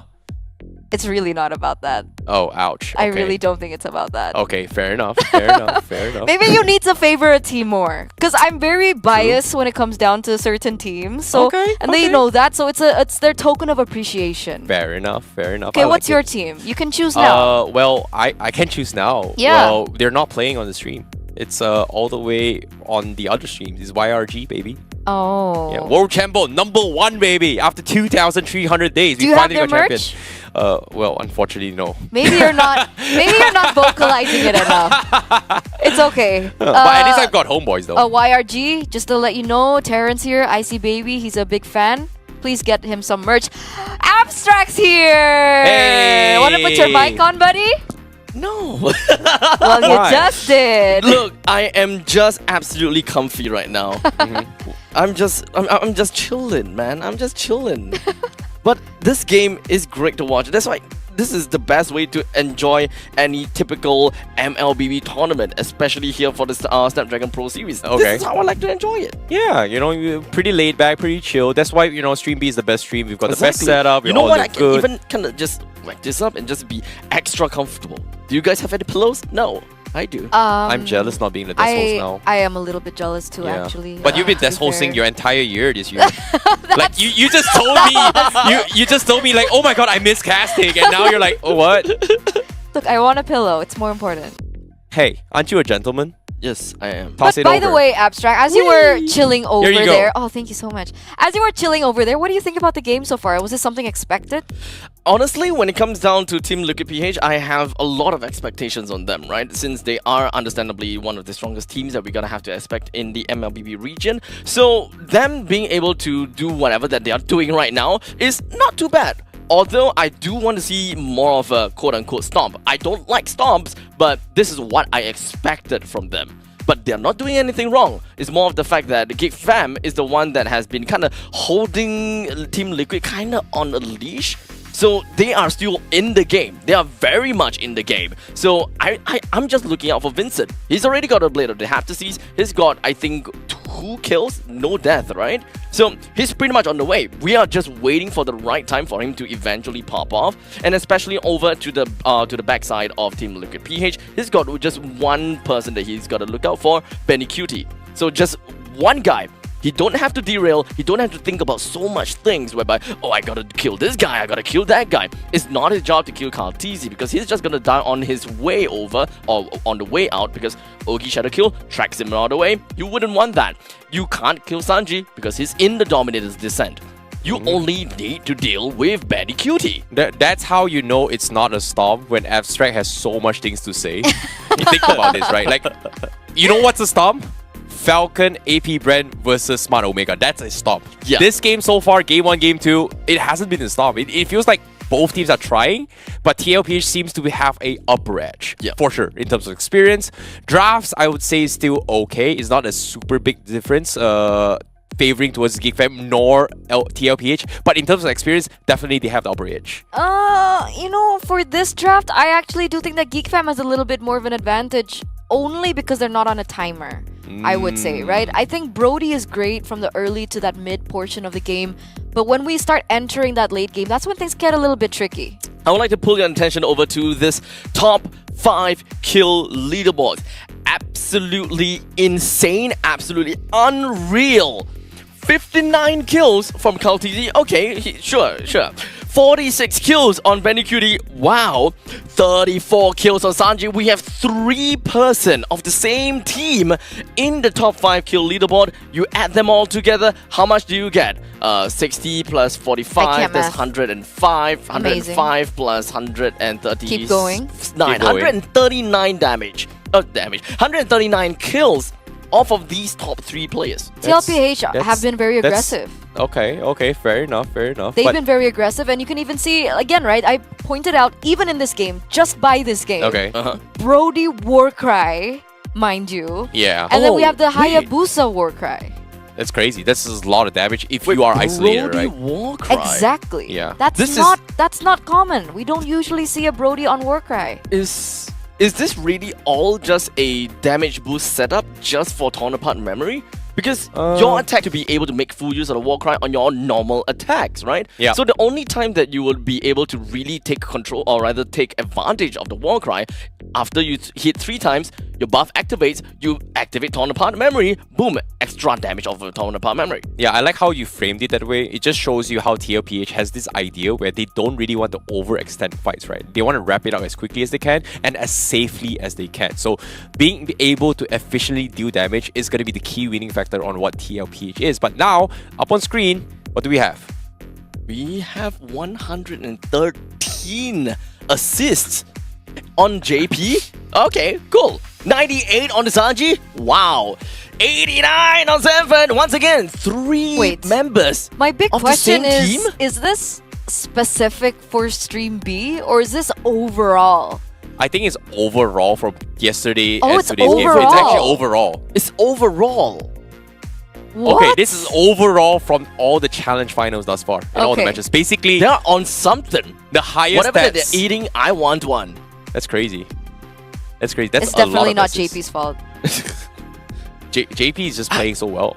Think about this. Like, I think even game 1, he was the reason why GeekFam couldn't flip the table against TLPH multiple times. Like, he was not afraid to put himself in awkward positions to either set up a fight or stop the enemy from killing his teammates, which is very rare for a roamer, which is crazy. I guess this is okay because we can say that Falcon's AP.BREN is a top contender. Yeah, yes, for sure. We can say that the Yudo Red Giants are a top contender. Yes, For sure. 100%. So maybe when we're looking at both of these stats, right? Earlier on, it was most kills. Most kills, yes. And Top now 5 we kills. have most assists. Yes. So maybe Falcon's AP.BREN, they're not going in for team fights. Maybe they don't look for that. Maybe they're playing the macro play. So they maybe just wanna that's end the why game fast, we right? don't see them on this leaderboard. These are teams that are a little bit more aggressive. They love the team fights. And that's why we're seeing both of these teams on screen. Or they are constantly playing in drawn out fights. Possible. Possible as well. This is Possible. definitely something that can definitely inflate a team's stats to a certain extent. It doesn't necessarily mean, oh, my team has the most amount of kills or the most amount of assists. Wow, we are the best team. But it just really shows what they are essentially capable of, and you True. should definitely not count them out. True. Especially, it actually makes things a little bit more scary to some of these teams that you know that if they are able to inflate so much kills, so much assists throughout the entire series thus far, you don't want to bring them to endgame. I would argue that it's more telling of their play style. Right. Because damage... Fair. Okay, we haven't seen like the damage leaderboard, but kills and assists just shows you the way that they like to play, not how they win the game. Because technically, fights don't always win the game. Right. Yep. And now we have something new on the table as well. This is going to be a top 5 MVP leaderboard. Top 5 Now we have MVP. Kautizi top 1, Kadera, Sanji, Gobs, and Vincent. And what really interests me is that this pretty much describes how the team's play style and how their win conditions usually revolve around. And for TLPH, it's always been Kautizi. And for GigFam, it's always been Kadera. But without further ado, enough stats now. We're going to be jumping into the game. Bye, Abstract. Thank you so much Thank for you, your Abstract. insights. As we jump straight back into the game here to see how things are unfolding, because as of now, GigFam actually, 50-50 with TLPH, even though it's 88% gold. Right now, we do see that TLPH are looking to try and find an opening into the enemy jungle. They don't really find that setup just yet, but they are eyeing for it, right? They're looking for a way to try and shut down Vincent. They see that it's not something that they really want to commit over to. They don't want to make any mistakes at this portion of the game, as only 6 minutes have elapsed. So they're going to focus on the objectives, right? They're going to focus on this tower in the top side. JP opening up the vision, also opening up space for Benny Cutie, but Beloyski opens up, doesn't really find anything either. Yeah, I like how Beloyski is taking the fact that he is looking to try and jump in for the fights. Even if he misses here, he does have a little bit of a mini stun on the Lil Johnny. And then, buys him a little bit of time to reset instead of allowing Little Johnny to do so much damage here. You like that, don't you, Little Johnny? But that's all for now, because right now we see a fight. JP immediately gets taken out here as GigFam now is going to be in a little bit of trouble here. We do Sanford immediately also going to be going forward as well. Vincent able to find one. Kautizi able to trade one for his teammates, but they lose 3 members in the process. This extended fight coming from TLPH is not helping them at all. GigFam was able to find one more. Benny QT left alone, 1v3. Does he want to go here? I don't think he should though. Yeah, I don't think he's capable of it either. Right? He only has the BOD up until this point. He doesn't have the Heptases or any other items that can help elevate his damage, so he is waiting on. But that was a 3-for-2 trade in favor of GigFam as they're pushing the tempo, picking up the space. But look at JP. Oh, JP looking to try and start the fight as well. Final slash stops Benny QT, but he's getting Dagon pretty bad here. But the Taunapod memories is going to be good enough to take Beloyski. Meanwhile, they will sacrifice JP's life in the process. Was that a complete reset on the turtle as well? Both of these teams can't do it. They were able to kind of bait GigFam to reset it, and both of them don't get it, but it looks like Team Liquid now have the better setup. They're gonna force Aurora or a boy here to go in for the retreat, and that looks like it's a free turtle over to Team Liquid. Wow, it was this is initially huge. a good game for GigFam, Right? and they turned it completely around based on macro. That's why you have to give credit towards TLPH. They were able to buy enough time for the rest of the members to respawn back, rejoin that fight, and actually take away the objective. And because of this, TLPH is able to equalize the loss that they had just now. Exactly. Exactly. You can never count TLPH out. They are able to outdo this with their minds, with their brains, with the intelligence that they have in the game. Concealed play, though, going to be poked up. Oh boy, here he comes. They are going to try and dive onto Sanford as well. Sanji is able to get out to safety, but JP now in a little bit of trouble here. Primal Wrath is not going to give him a life there as Vincent gets another kill. Sanji trying to set up for the team here. Kautizi joins the fight, but the Daytona's welcome will pull one. The Frigid Frost comes in. They will be able to shut him down, but Sanford needs to make a run for it, and Gobs is going to try and finish him off, and they do find 4-man out. Beloyski somehow survives. Benny Cutie! Benny Cutie is able to get almost everyone, but our boy is able to stop him in his tracks. And that's a wiped out, ladies and gentlemen, for GigFam. Despite that play coming in through from Benny QT, GigFam still reign up top. A boy trying to force in that tower in the mid side, but they don't even get it. Team Liquid PH, they were still able to take control, was still able to clear out the waves to prevent that from happening. But either or, right? Geek fam, pick up that 800k, not 800k just yet, but 800 gold lead. 800k would have been so big. I know, 800 right? gold lead, and they're still holding control. Still a very 50-50 game we're watching. Oh boy, this is kind of crazy here considering the amount of fights that has been happening here. It felt like TLPH had a little bit small victories here, but GigFam was able to catch them in the most awkward situation, and just like that, TLPH, they kind of fumbled a little bit here. They needed a play coming from Benny QT, but it just didn't really work out here, and GigFam just has so much things to worry about, and to be honest, you have to give props to Gobs, man. Like, he's been setting up so well on this Arlet. I'm happy for that, right? I'm happy, right? A lot of people are questioning whether or not Gobs has fit into the lineup properly as Luke had before, but wait a second. Oh no, Sanji needs to purify out of there as well. He doesn't want to use the Dominance Descent to try and extend the fight. They are in a very awkward position. Now, reset comes in for Sanji. Meanwhile, GigFam,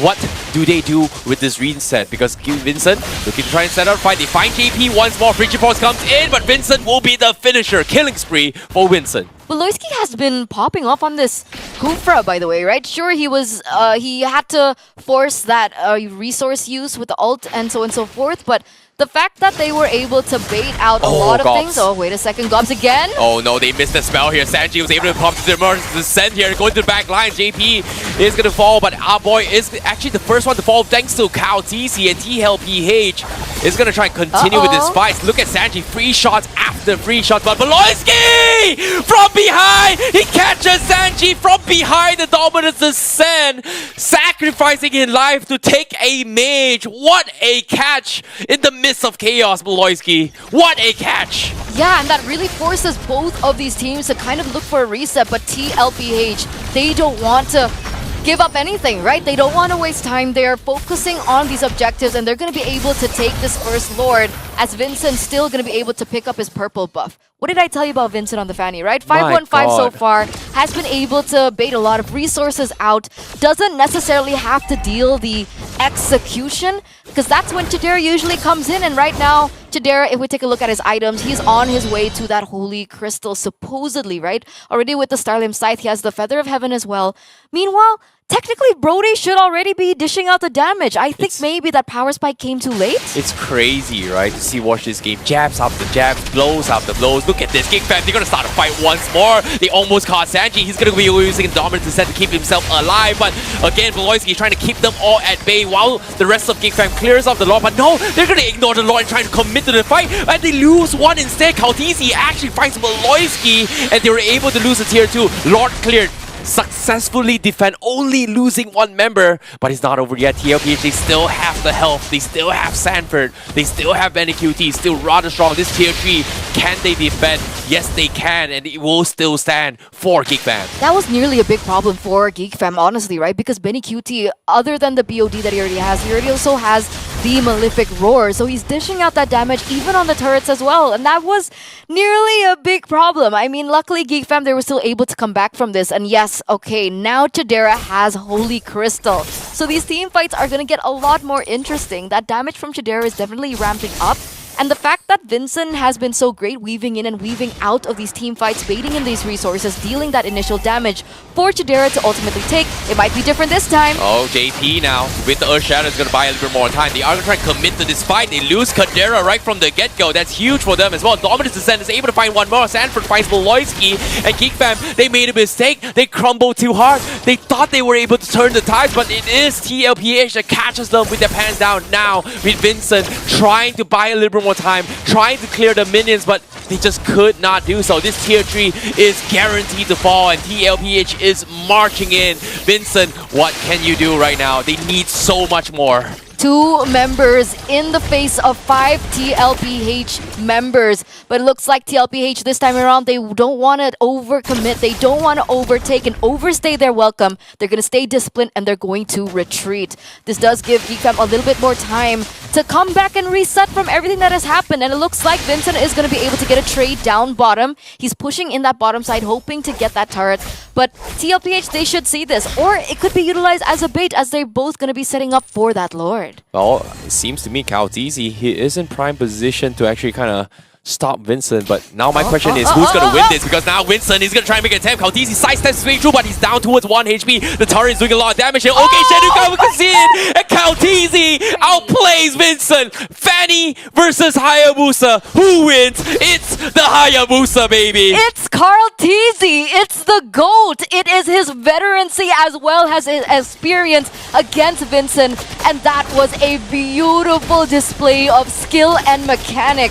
So well accustomed, so cold-headed, level-headed to make that play happen. And that is going to be a free lord for TLPH in the 14th minute of the game. Oh my goodness, Kautizi's got so cold, man. He's got ice in his veins, even with 1 HP. He did not panic. He baited him out. He just completely shut Vincent out. What an outplay. What a player. Absolutely. And of course, there's a pause because we need to digest what happened. How is that possible? How did he... Kautizi was barely at 1 HP. Vincent came in a little bit too aggressively under turret.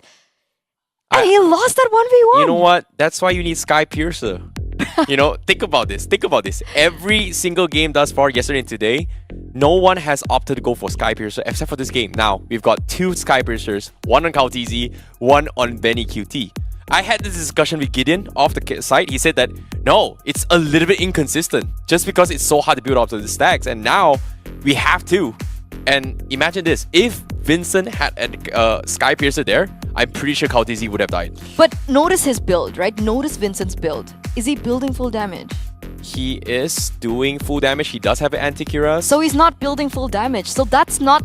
And this is something that we've seen from Vincent, right? Every time he goes into Fanny, like, I don't know if this is supposed to work or not. I'm not a Fanny player myself. But whenever Vincent plays the Fanny, yes, he does go for damage, but it's a hybrid, right? He uses it to be a little bit more utility. He dives in first. He extracts resources from the opponents for everyone else to deal out the damage and to be the executor later on. So this is just very Vincent-esque, I would say. Okay, I can respect that. But at the same time, yeah, this 1v1 outplay, oh my god, if he had the Scout Purser, he would have died. But at the same time, Kautizi was able to shadow step, sidestep that last moment, survived, popped an OK Shido kill and just outplay him. Look at this. Brother Vincent, I got you. You know what? I see you. You're dead. You're gone. It's over. We're the doubters now. Oh. We're the haters now. Broski, this is prime Carl Teasy. Oh my god, that was so sick. Like, how often do you get a 1v1 situation like that? I love it. I live for it. Who's better, Hayabusa or Fanny? Kautizi just made the statement right there. I mean, technically, a Hayabusa should be able to outplay a lot better than the Fanny, to be fair, right? I mean, he has the Shadow Kill, he has a lot more tools in his kit to make those plays, but you know what? Let's just completely ignore that because Kautizi, bro. Oh boy, we are going to be jumping back into game once more here. We had a little bit of hype moment between Vincent and Kautizi, but let's see whether or not if Geek Fam still holds on for game number 3, because game 2 seems like with the Lord crashing in, Geek Fam is going to have a lot of troubles.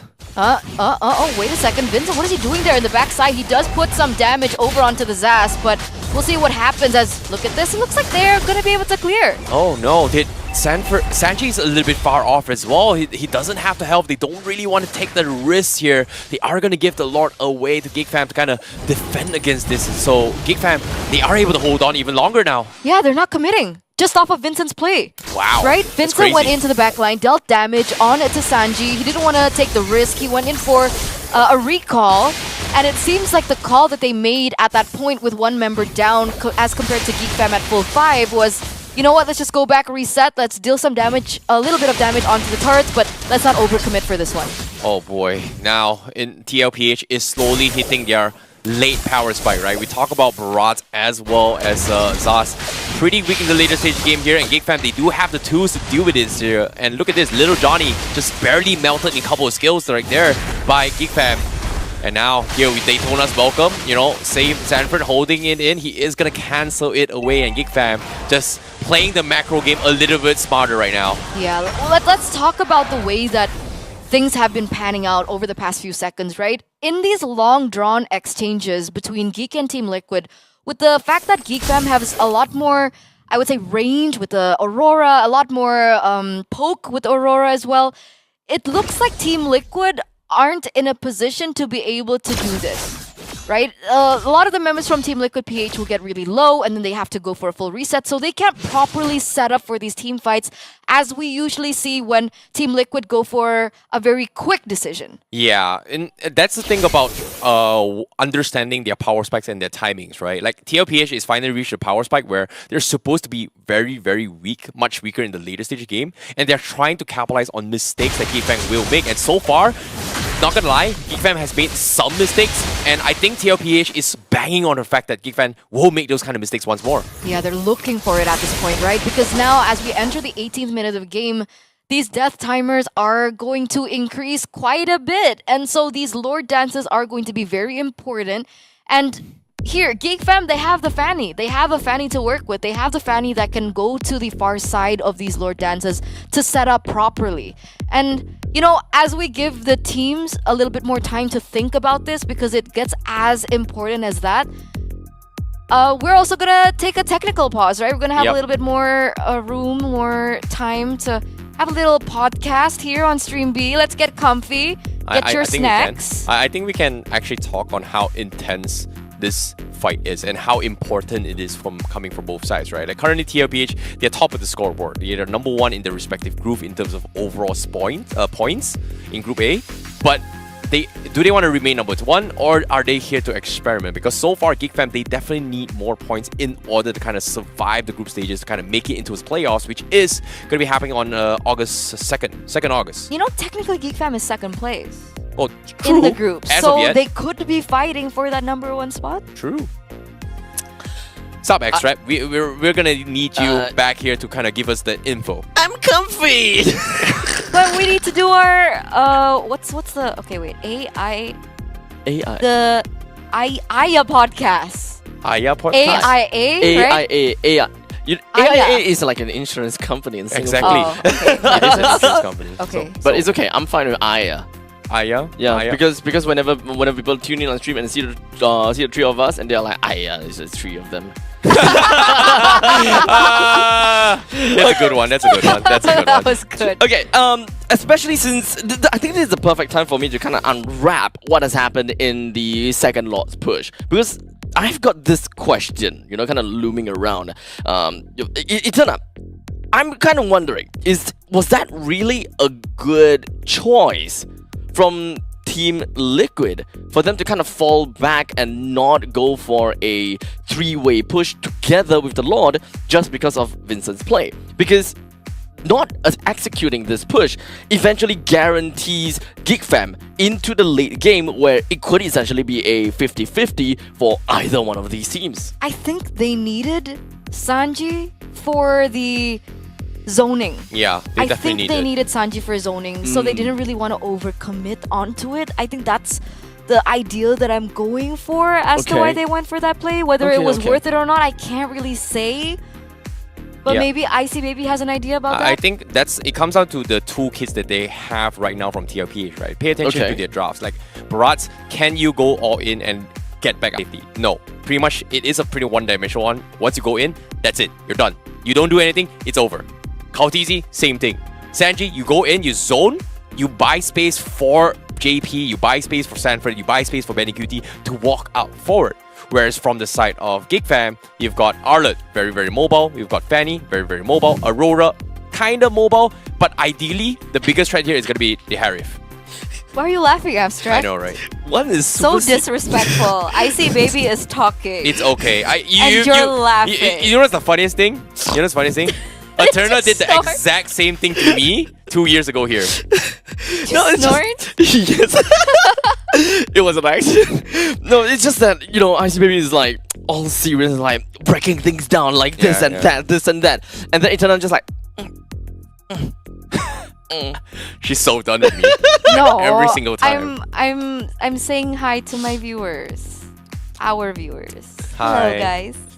In case, welcome to the podcast. Welcome to the podcast. For those people that have just tuned in to the Stream B, the best stream of all streams when it comes down to the Snapdragon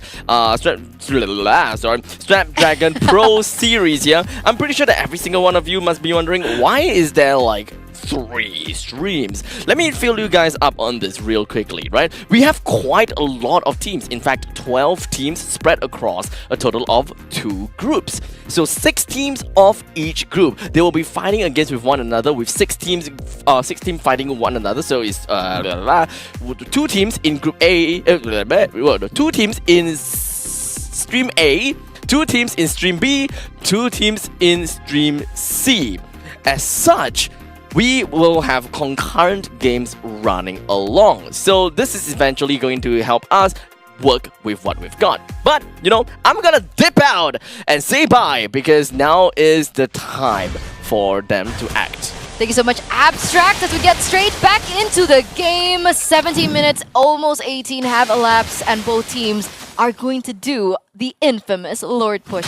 Wait, is that Thunderbelt on Benny QT, by the way? Thunderbelt Brody? Yeah, it is Thunderbelt on him. But at the same time, Sanji just died out of nowhere, and now TLPH, they are going to be forcing a fight as well. Okay, Shadow Kill comes in, but it's not going to be enough here. Vincent looking to try to finish off the members coming in from TLPH in one fell swoop. JP is going to be the POI here. He's trying to go for Earth Shatter, trying to back out of this fight, but he will be able to get out. Geek Fam, can they finish him off? Yes, they can. They find JP on the sides. Meanwhile, Sanford is going to run the other direction here. He's down on pretty low, but he is going to die here with double kill for Kadera. And now he gets another one. And in less than 10 seconds, Geek Fam able to almost get a full wipeout on TLPH. What happened? No idea. Sanji. What? Sanji was the first to die. Geek Fam completely turned tables, ladies and gentlemen, in minute number 19. 3 members, 4 members taken down with the price of 1. And now Geek Fam with that space, with that momentum, they are going to be able to get this neutral objective take uncontested. And this is the Lord, an enhanced Lord at that. Is this a evolved Lord at this point? Yeah, it That's is. going to be pushing in favor of Geek Fam. Team Liquid completely let go of the reins in game number 2. It is going to be huge here coming from Geek Fam. This is what they exactly need to kind of push out the lanes, because so far TLPH, they have been dominating every single thing, and now we finally get a first glimpse of the items here. It looks like that the Brody actually did go for Thunderbelt. I think he recognizes the fact that he is so vulnerable against the damage coming through from the side of Geek Fam, whether it be from Vincent or from Chidera. He haven't actually built in an Athena shield, so there's a lot of respect coming through, but that is in sacrifice of his damage. So do not expect these crazy plays coming in from Benny QT. The damage is not quite there. Perhaps they're banking on the fact of Carl TZ and Sanji. Maybe that's where the damage is coming from. Well, he sold his shoes for the Athena shield, so I guess it's just our boy, you know, going to be very, very aggressive. But he needs to be a little bit careful here. Carl TZ tries to get a little bit sneaky here. Can he get the 1v1 against Vincent? But there are minions here, and Vincent doesn't have the purple buff, but looks like he's going to try to make an attempt now. Here he comes. Okay, Shadow Q comes in, and he gets the kill! Sky Piercer wins the game. Vincent first to fall for TLPH, and now Geek Fam has no choice. Do they want to push this Lord here? But it seems like they won't be satisfied with just the tier 3 down bottom. You know, the saying goes like, fool me once, shame on you. Fool me twice, shame on me. Yeah, shame on you, Vincent, for thinking for the second time that you can outplay the GOAT. Wow. And wait, what? Huh? Sanford? Winter Crown? Okay. I mean, he saw a boy, maybe? No, he saw trigger? Beloyski, you know, coming in. He thought he was going to hit him, but Beloyski was actually out of range to hit him. I mean, technically, Beloyski's at 2712 has the flicker as well, so he's been able to find a lot of moments. They're just respecting that, but it is a good resource wasted for sure. Yep. But TLPH now going to be continue their aggression here. Vincent is going to be back in 5 seconds. So they are going to deny the purple buff away from Vincent once more as they continue to find the mistakes, I guess. Carl TZ gonna look for that play. And it goes back to that reset, right? The reset that we know and love. I think the fact is, when we get to the point where they go in for these objective takes again, as they group in, careful of 2 things, especially against Geek Fam, right? One, Vincent is going to be able to utilize that far lane, which Team Liquid PH doesn't have the inhibitor turret for, by the way, so it should be naturally be pushing in favor of Geek Fam. They have to be careful of that. They have to be careful of the fact that Vincent can do this, right? Split push, get in those side lanes. You don't do housekeeping. Be careful of side pushes coming through. And they also have to be very aware of Beloyski and his positioning. But wait a second. Oh, middle lane here. They do find Gobs here. Winter Crown comes in trying to extend the fight, but he needs to flicker out as well. Frigid Frost has been used, but meanwhile, here PH Sanford, they catch Beloyski. They go for the Rose Welcome to try to isolate the fight, but Vincent, they find Sanji at the expense on his own life, but the rest of Geek Fam, they're getting so low. Look at this, Kautizi is doing so much work here to try and finish off the rest of the members here. Even Beloyski will fall. Kautizi, double kill for him with the Sky Piercer. Geek Fam loses 3 in exchange for only Sanji. Oh no, and now Team Liquid with that space, with that build, with that momentum, they're gonna be able to get this neutral objective uncontested. Geek Fam this time have really dropped their reins. This is going very ping-pong-esque, very tennis matchy. Very back and I'm throw. getting whiplash a bit.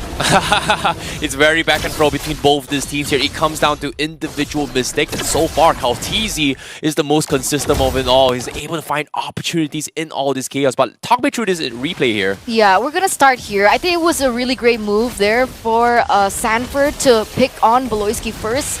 Meanwhile, right, I told you, right, every time we see Team Liquid be able to really inactivate Beloyski, that's when things kind of go south for Geek Fam.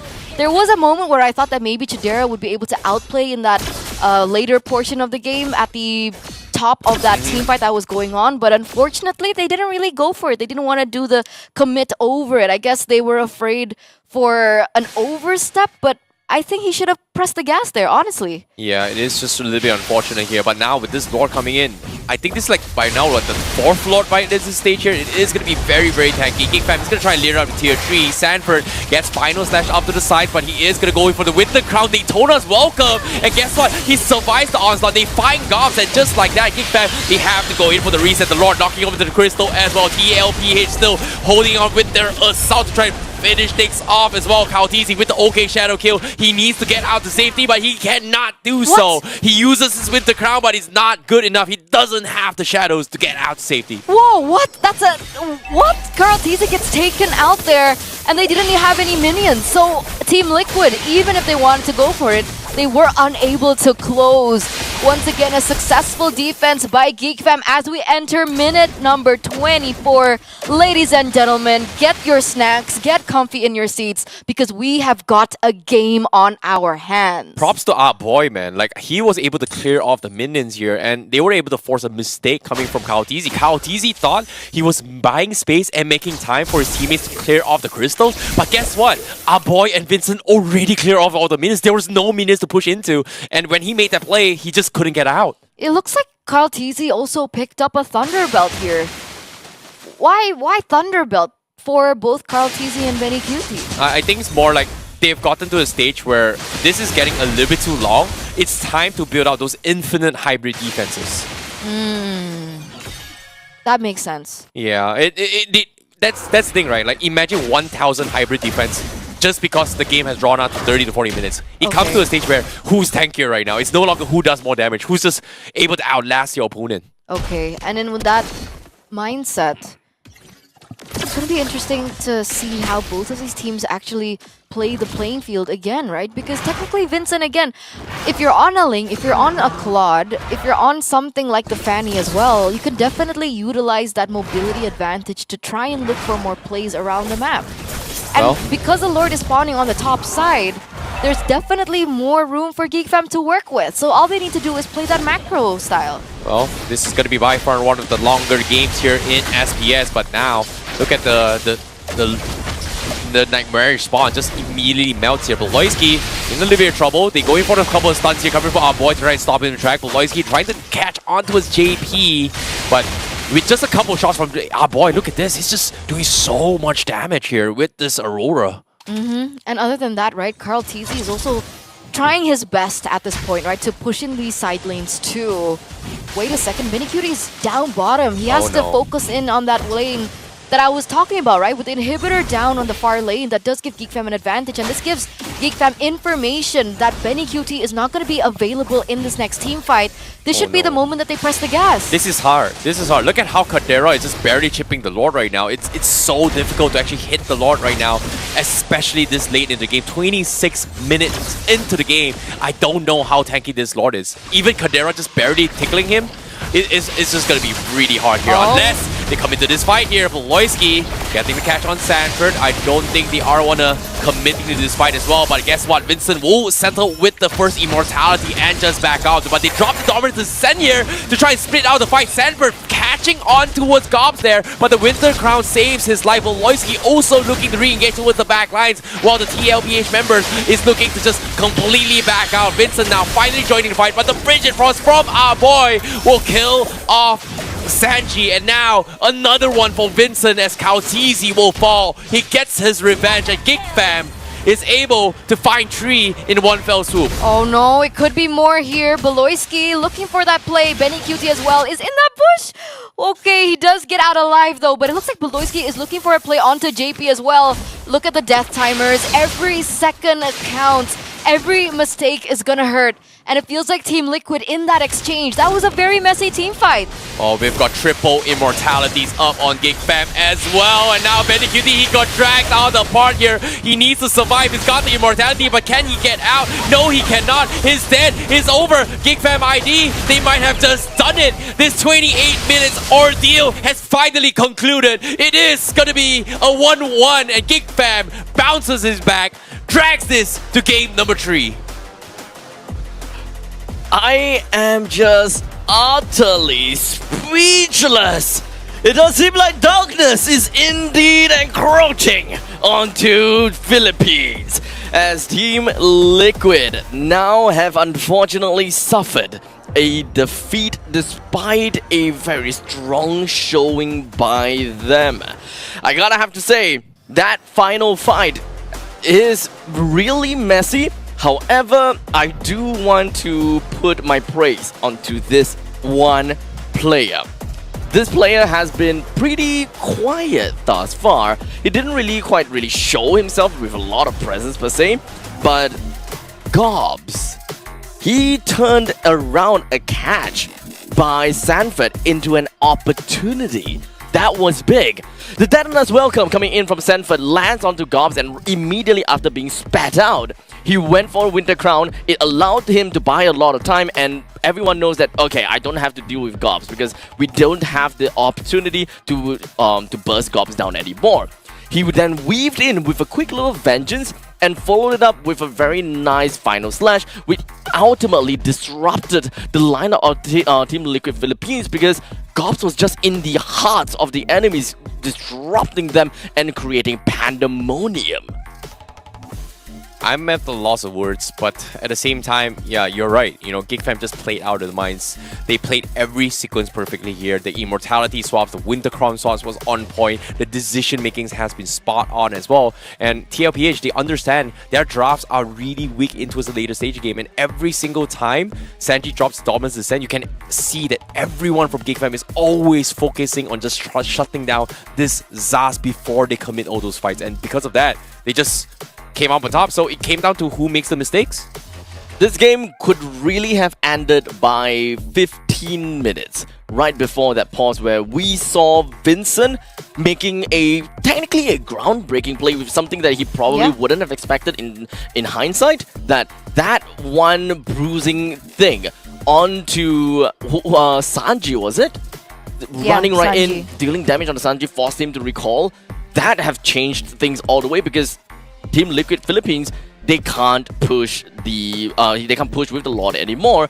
Bought Geek Fam so much time to run it down with that 50-50. Yeah, I think there's a argument to be made from all the members of Geek Fam, right? You guys were able to highlight Gobs. I'm gonna highlight Vincent because of that play, right? I mean, from the very early start of the game, he was already being such a nuisance with the pressure that he was able to have. It was so difficult for Team Liquid to go in for the team fights as well. He was doing a lot for his team, and that's why when Vincent was in his previous team, when he was with Rebellion as their jungler, every time they would go against Rebellion, they would always ban the Fanny, and that really goes to show how important and impactful that this Fanny pick is for Vincent. Yeah, it kind of shows in the graph as well on how he's been doing, right? Like, even though he's been, not doing a lot in the early stage of game, like, even here, you can see early game, they were kind of leading by 2k advantage, and somehow TLPH was able to kind of match it up. But the moment they got that big lead for TLPH, that is where we start to see, like, especially during the 15-minute mark, every single time that happens, Vincent has been split pushing, split pushing, split pushing, split pushing. And KaoTZ, yes, we saw that highlight moment. He won his by once, but even if he did that, the rest of TLPH was just not united to actually push towards the base, and because of that, GigFam was able to just buy so much time into his later stage of the game to allow Kadera to do his own things, and guess what? He is the MVP for this match. Kadera, 8:3:11 with a total of 702 GPM and of course kill participation of 68%. I think that this final game from GigFam, every single one of these players really pulled their weight immensely. And Beloyski, with those Tyrant's Revenge catching up, we saw Beloyski making sure that Sanji wastes his Purify. We saw him manage to take a kill onto Sanji shortly after that. It was completely fair when it comes down to a position 5 trading away for a position 3. Absolutely loved it. I'm surprised, right? With the last pick Kufra, I didn't think it would work out. I didn't think it was... Me neither.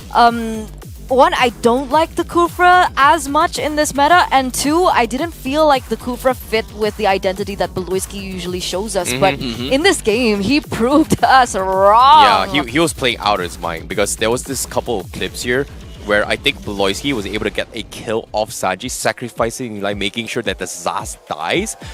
In the midst of 3 people, he flickered back 3 guys and then catching Sanji behind all by himself, getting the kill while dying here. So absolute that was pretty precision sick. too. It really takes a lot to be able to gauge and judge the flicker distance and make sure your Tyrant's Revenge don't land on one of them. Timing is ultimately very important. And looking at this replay, right, it's just 18 minutes in. It sounds very long of a game, but 18 minutes in is technically speaking close to the mid portions of the game, which is kind of weird because this is a very long game after all.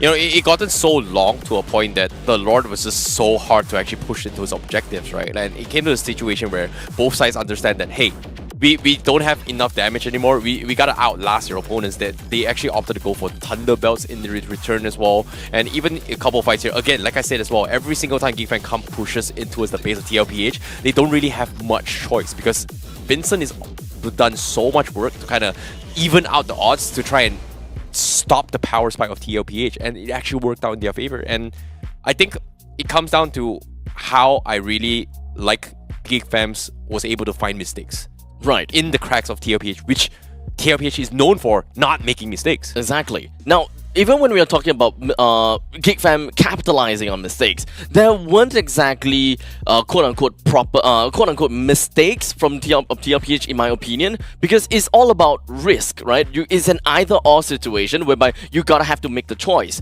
It's an either-or whereby I do this action and then something else happens. It becomes a domino effect. So this begs the question once again, and this begs the question whereby is TLPH really just not doing well this season, or rather in this current meta because of decision making? It's always gonna fall back again as to why TLPH is not performing.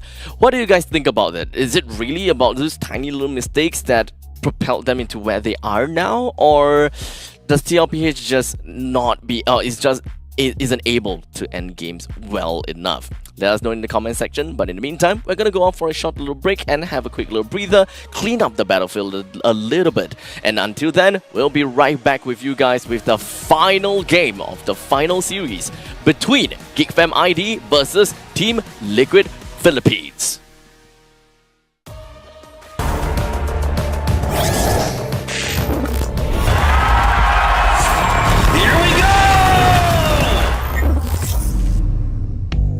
I'm the type of girl that turns logic into Artemis.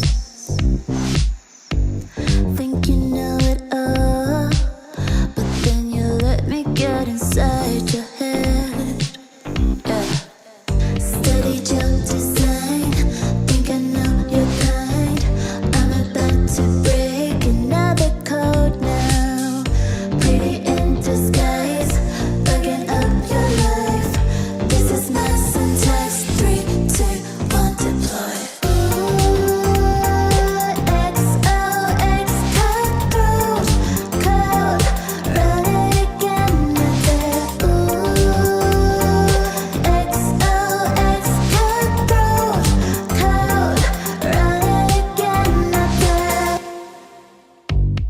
job design. Think I know your kind. Steady job design. Think I know your kind.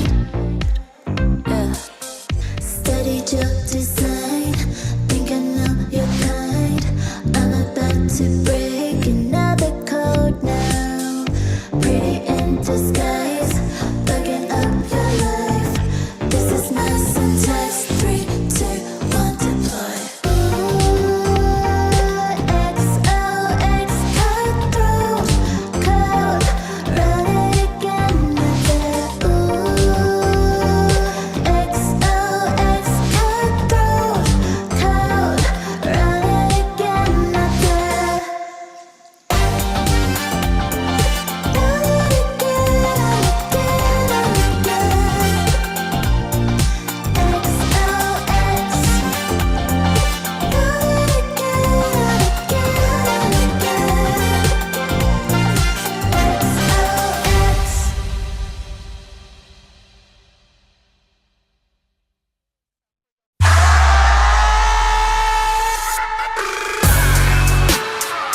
When you finish one task, it's on to the next.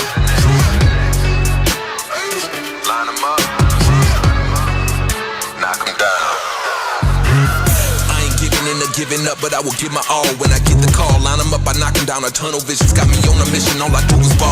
Ball hard and finesse has gotta be success. The other option is to fall. I'm about to ruin that, cause I don't plan on doing that. I take a stand, I'm standing tall. I was raised like that. We ain't the same like that. OGs gave me game. I gave the game right back. Had to show it to the youth. Told them go and live their truth. You could be who you wanna be. Look at me, I'm living proof. Game time, frame of mind, strictly on the grind, hustle to the end. Pay the cost, be a boss. I ain't about a loss, I'm about to win. Yeah, I'm on to the next. Hit it, quit it, hit it, quit it. Hit it, quit it, hit it, quit it. Yeah. Hit it and quit it, I'm on to the next. You cannot stop me when I'm at my best. Pocket of vibes and it comes at a time when I stayed on the grind and came up with a flex. Microphone backer, so you better step up, cause you playing checkers when I'm playing chess. Gotta move fast, so I stay on my task. If you ask if I'm legend, the answer is yes. Cause I move like that. You cannot do like that. Don't call me by my government, cause we ain't cool like that. Had to show it to the crew. Told them go and live it true. You could be who you wanna be. Look at me, I'm living proof. Game time, frame of mind, strictly on the grind, hustle to the end. Yeah. Yeah. Pay the cost, be a boss. I ain't about a loss, I'm about to win. Yeah. I'm on to the next. Hit it, quit it, hit it, quit it. Hit it, quit it, hit it, quit it. Yeah.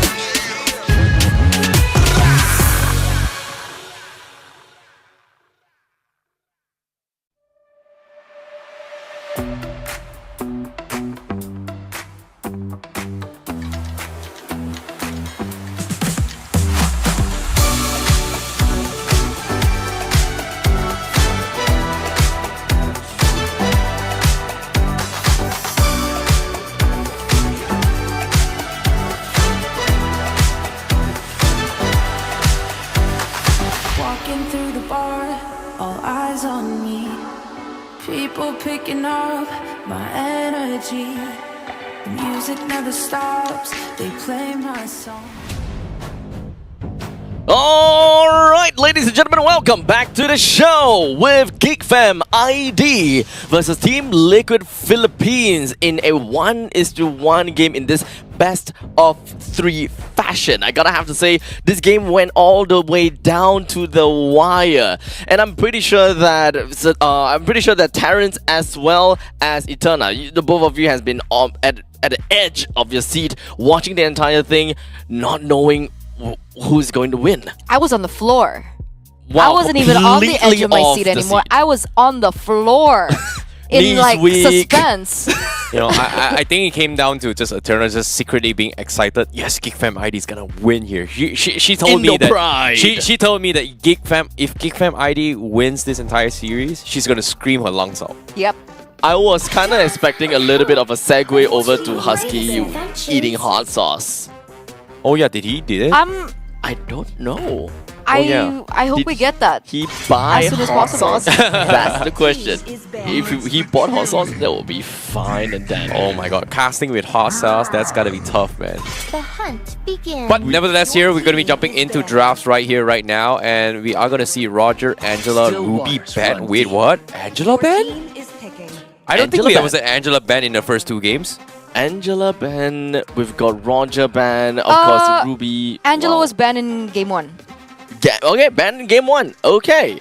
But unfortunately, the Hellcat is still banned too. So it's really unfortunate that we will not be able to see the Baloyski special once again.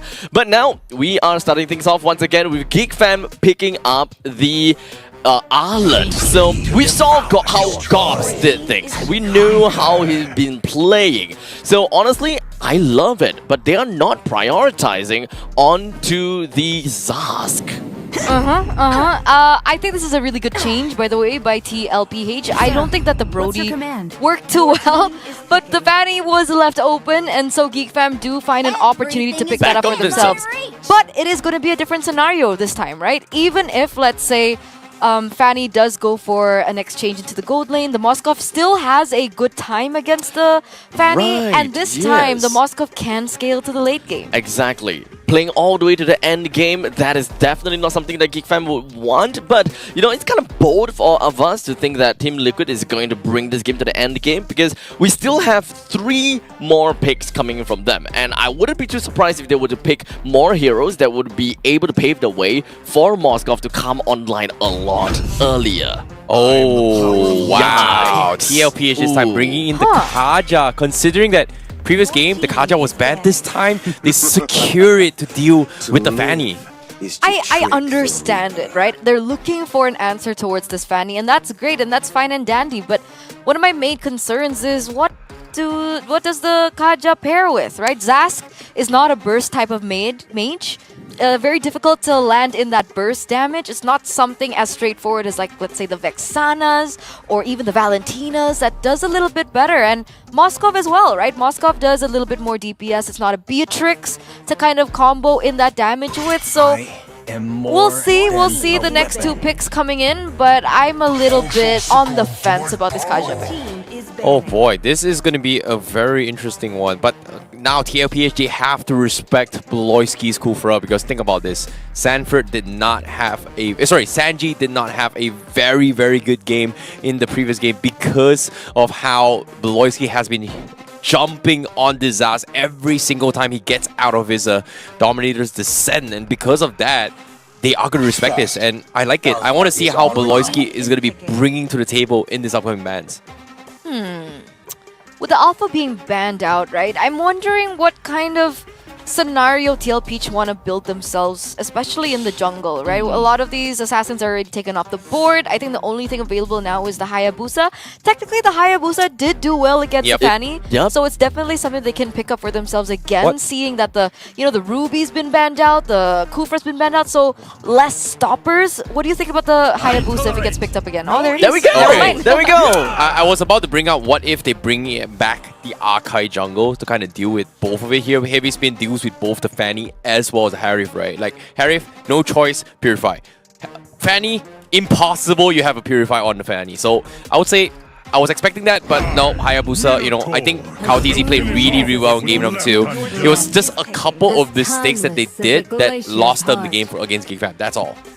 So with this all set, we still have one final pick remaining from Team Liquid PH. Is it going to be an X Factor pick? That's the question. It's going to be EXP Laner, and the X Factor is here indeed. It's a Phoveus. I'm not too sure about this though. I'm not a very big fan of that because it's generally a little bit hard for you to be able to target exactly who you want with the Demonic Force, and you may accidentally just fly super far away because you are just tracking onto Fanny. it could be possible to just go ahead against this Harif. And once again, it's all about either number one, denying more damage off of the Harif, or deal enough damage onto the Harif. So we gotta have to identify, once again, position 3, position 4. What exactly is this Fervia's job? If he's there to soak damage, it's position 4. You just want to build up shields as much as possible, get that Oracle as well as the Clock of Destiny ASAP.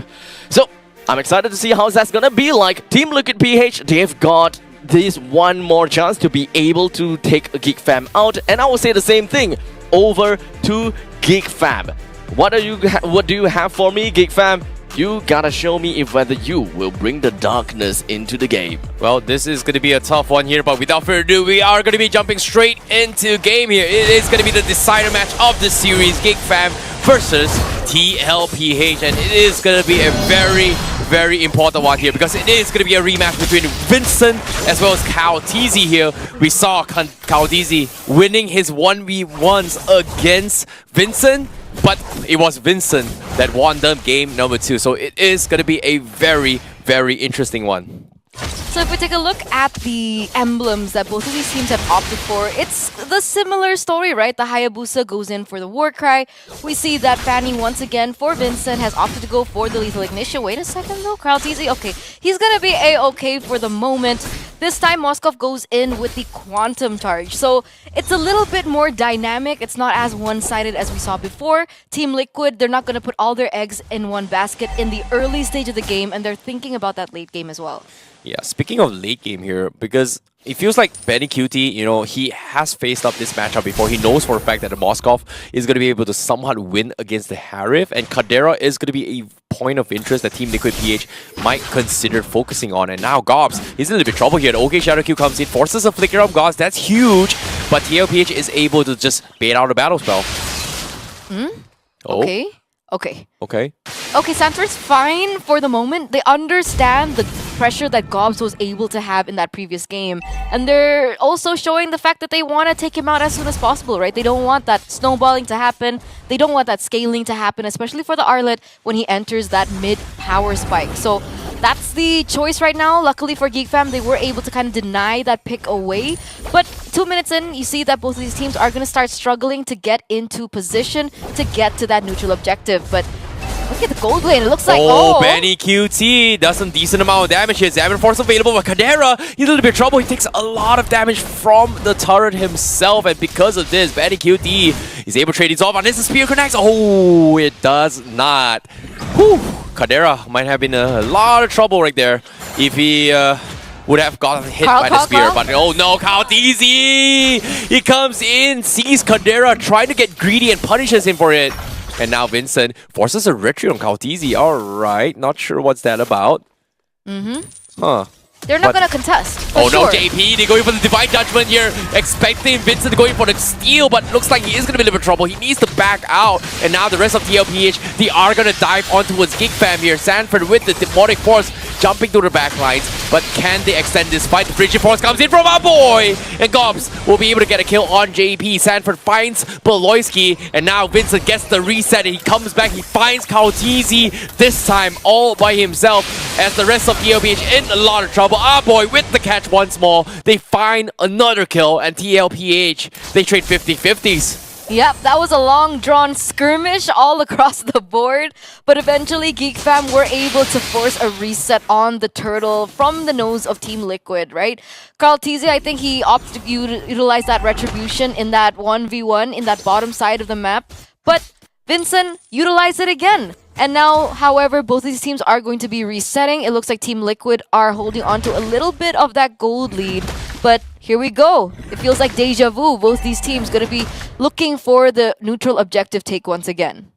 Well, speaking of levels here, Kaotizi as well as Benny QT, they are leading in terms of the gold and XP as of now. And this is going to put Geek Fam in an awkward spot. Like, you know, it all rides down to whether or not Vincent can do his job. And it seems like TLPH, they are starting to respect this. As you can see, Turtle Skirmish comes in, the Turtle Dance as well. Gobs to be forcing out the Demonic Force out on Sanford here. He is going to be in trouble. Frigid Force from the side catches JP, but do they catch him off? And now, yes, they do. The Divine Judgment connects on Vincent, and he's going to be the first to fall. They may have lost the turtle, but it doesn't matter. They've lost their jungler, and now Gobs looking to extend this fight as Sanford. Can he get out to safety? No, I think he's going to try and bait out Kautizi. Yes, it is. He's going to lose his life, and Kautizi, will he be able to trade him off? And now Gobs looking for the runaway to get away, and he does escape. What a play from Gobs. That was a little bit interesting in that timing, right? I think Kautizi, what was he waiting for? Was he waiting for that Sky Piercer to come through before he went on to the engage? Because maybe if he came in a little bit sooner, that would have ended quite differently. But now Sanford had to fall. Wait a second. Oh, Vincent looking to try and catch on Sanji. He does the damage, but he won't be able to go in for the finish. Meanwhile, the spear connects on the bottom lane, but Kautizi manages to finish his job up top on Gobs. He's an Avenger. My goodness, he does get the kill, but bottom lane as well. Beloyski extends the fight with Minon's Rage with the Frigid Frost, and JP will fall. And TLPH, they're slowly crumbling here. They're fighting everywhere, and now Sanford with the Demonic Force tries to dive the backline, but it's just not enough. They don't have the damage. They don't have the tools to continue on. Yeah, not just yet though. But it looks like Kautizi going to play a little bit aggressively here. Looking for a punish perhaps onto Vincent. Trying to take his purple buff away. Sanji and Sanford are on their way. And look at this. They might actually go for this. Huh. Dropping the Dominance Descent coming in. Gobs, he is looking to try to press the pressure here, but they will secure Vincent's purple buff. So that's going to be the objective for now for GigFam. But again, the aggression from TLPH is starting to get a little bit scary now. It looks like they were trying to bait out that resource, right? Bait out that retribution, but Vincent, very disciplined, doesn't actually utilize it, still going to be able to secure his purple buff without it. So coming into this, GeekFam does still have that retribution to come out and play with against TLPH. Meanwhile, for Chidera, we saw a little peek into his item. He has his first item now, Starlim Scythe. Nowhere near ready just yet, but the fact that he's winning out in the lane is putting some pressure onto Benikuti, especially now that both of these gold laners might want to start participating in these turtle fights. Yeah, I do see the Thunderbelt purchase up on Gobs as well. That's going to be a little bit of a scary one, especially if this Arlet starts to scale. Meanwhile, the Turtle Dance comes in. JP gets the Divine Judgment, pulls Beloyski in. Can they burst him in time? North's Rage comes in, doesn't connect the third stun, but it is enough to try and set things up for the Frigid Frost. Kadera able to find Sanford. JP still not able to catch Vincent here as he almost dies here. Benikuti, he dives in for the spear. He couldn't get the job done, and he is going to be the ones to get taken out at TLPH. They've overcommitted, and they will pay the price. Oh, wait a second, no, Chidera. He wants to go for more. Examine Force onto his Kautizi. Does he have the OK Shadow Q? No, he does not, but he does have the protection of tier 2, so it's just not worth it. Vincent also taking tier 1 up top. See, the trades are not happening, right? GeekFam are... They've warmed up from game number 1, right? Game number 1 felt like a very one-sided game in favor of Team Liquid, but this time around, right, it feels like the mentals in check. They have their fundamentals on board. Kautizi was able to get that turtle, earlier on, and that turret trade-in was perfect by Vincent. And now it looks like they're looking for more for the side of Team Liquid. I don't think Beloyski will be able to get caught out as easy as they expect. They are still going to be able to protect this turret for now. And Benikuti and JP, are they going for a kill onto Gobs? Not just yet, but it's a complete reset for both of these teams. Yeah, they're definitely trying to make a lot of plays here, but look at this, GeekFam. They're getting very confident here. They're going to try and stop Kautizi's purple buff, and no, they don't get it at all. So that's going to be Kautizi without the purple buff. Yeah, for a while, he's going to have to operate without it. So expect that. Wait a minute. All right. What? All right. Before that kill landed onto Sanford, I saw a boy picking up the Sky Piercer. I didn't expect to see the effects come through that quick, but this really shows that a boy is taking a turn in the mid lane. He is picking up where he left off. He was one of the main pillars in GeekFam from way back when, and now he's picking that title back up, picking that crown back up as one of the main damage dealers of his team. This is insane. Like, TLPH, they're slowly trying out a lot of things here, but they are eventually crumbling here. We've seen how scary Aurora is during MSC when nobody believed Aurora was a strong hero. SRG brought into the table, and guess what? Now GeekFam takes a page of it, and boy is just making it work for Aurora every single game. Yeah, he's leading actually in terms of gold as well, as compared to Sanji, who just was able to get that Divine Glaive. So hopefully that Divine Glaive does pay a little bit of dividends into the damage. seeing as... Wait a second, let me check. Okay, Beloyski has the Athena shield, but other than that, there aren't many defensive items on the board. Not really sure why he went in to quickly rush the Divine Glaive. Yeah, but now seeing having the Zaz in play here, TLPH is still trying to have Sanji making work by getting a little bit of chip damage onto his turrets here. And GigFam, they're starting to scout out that this is actually what TLPH has been eyeing for the entire time.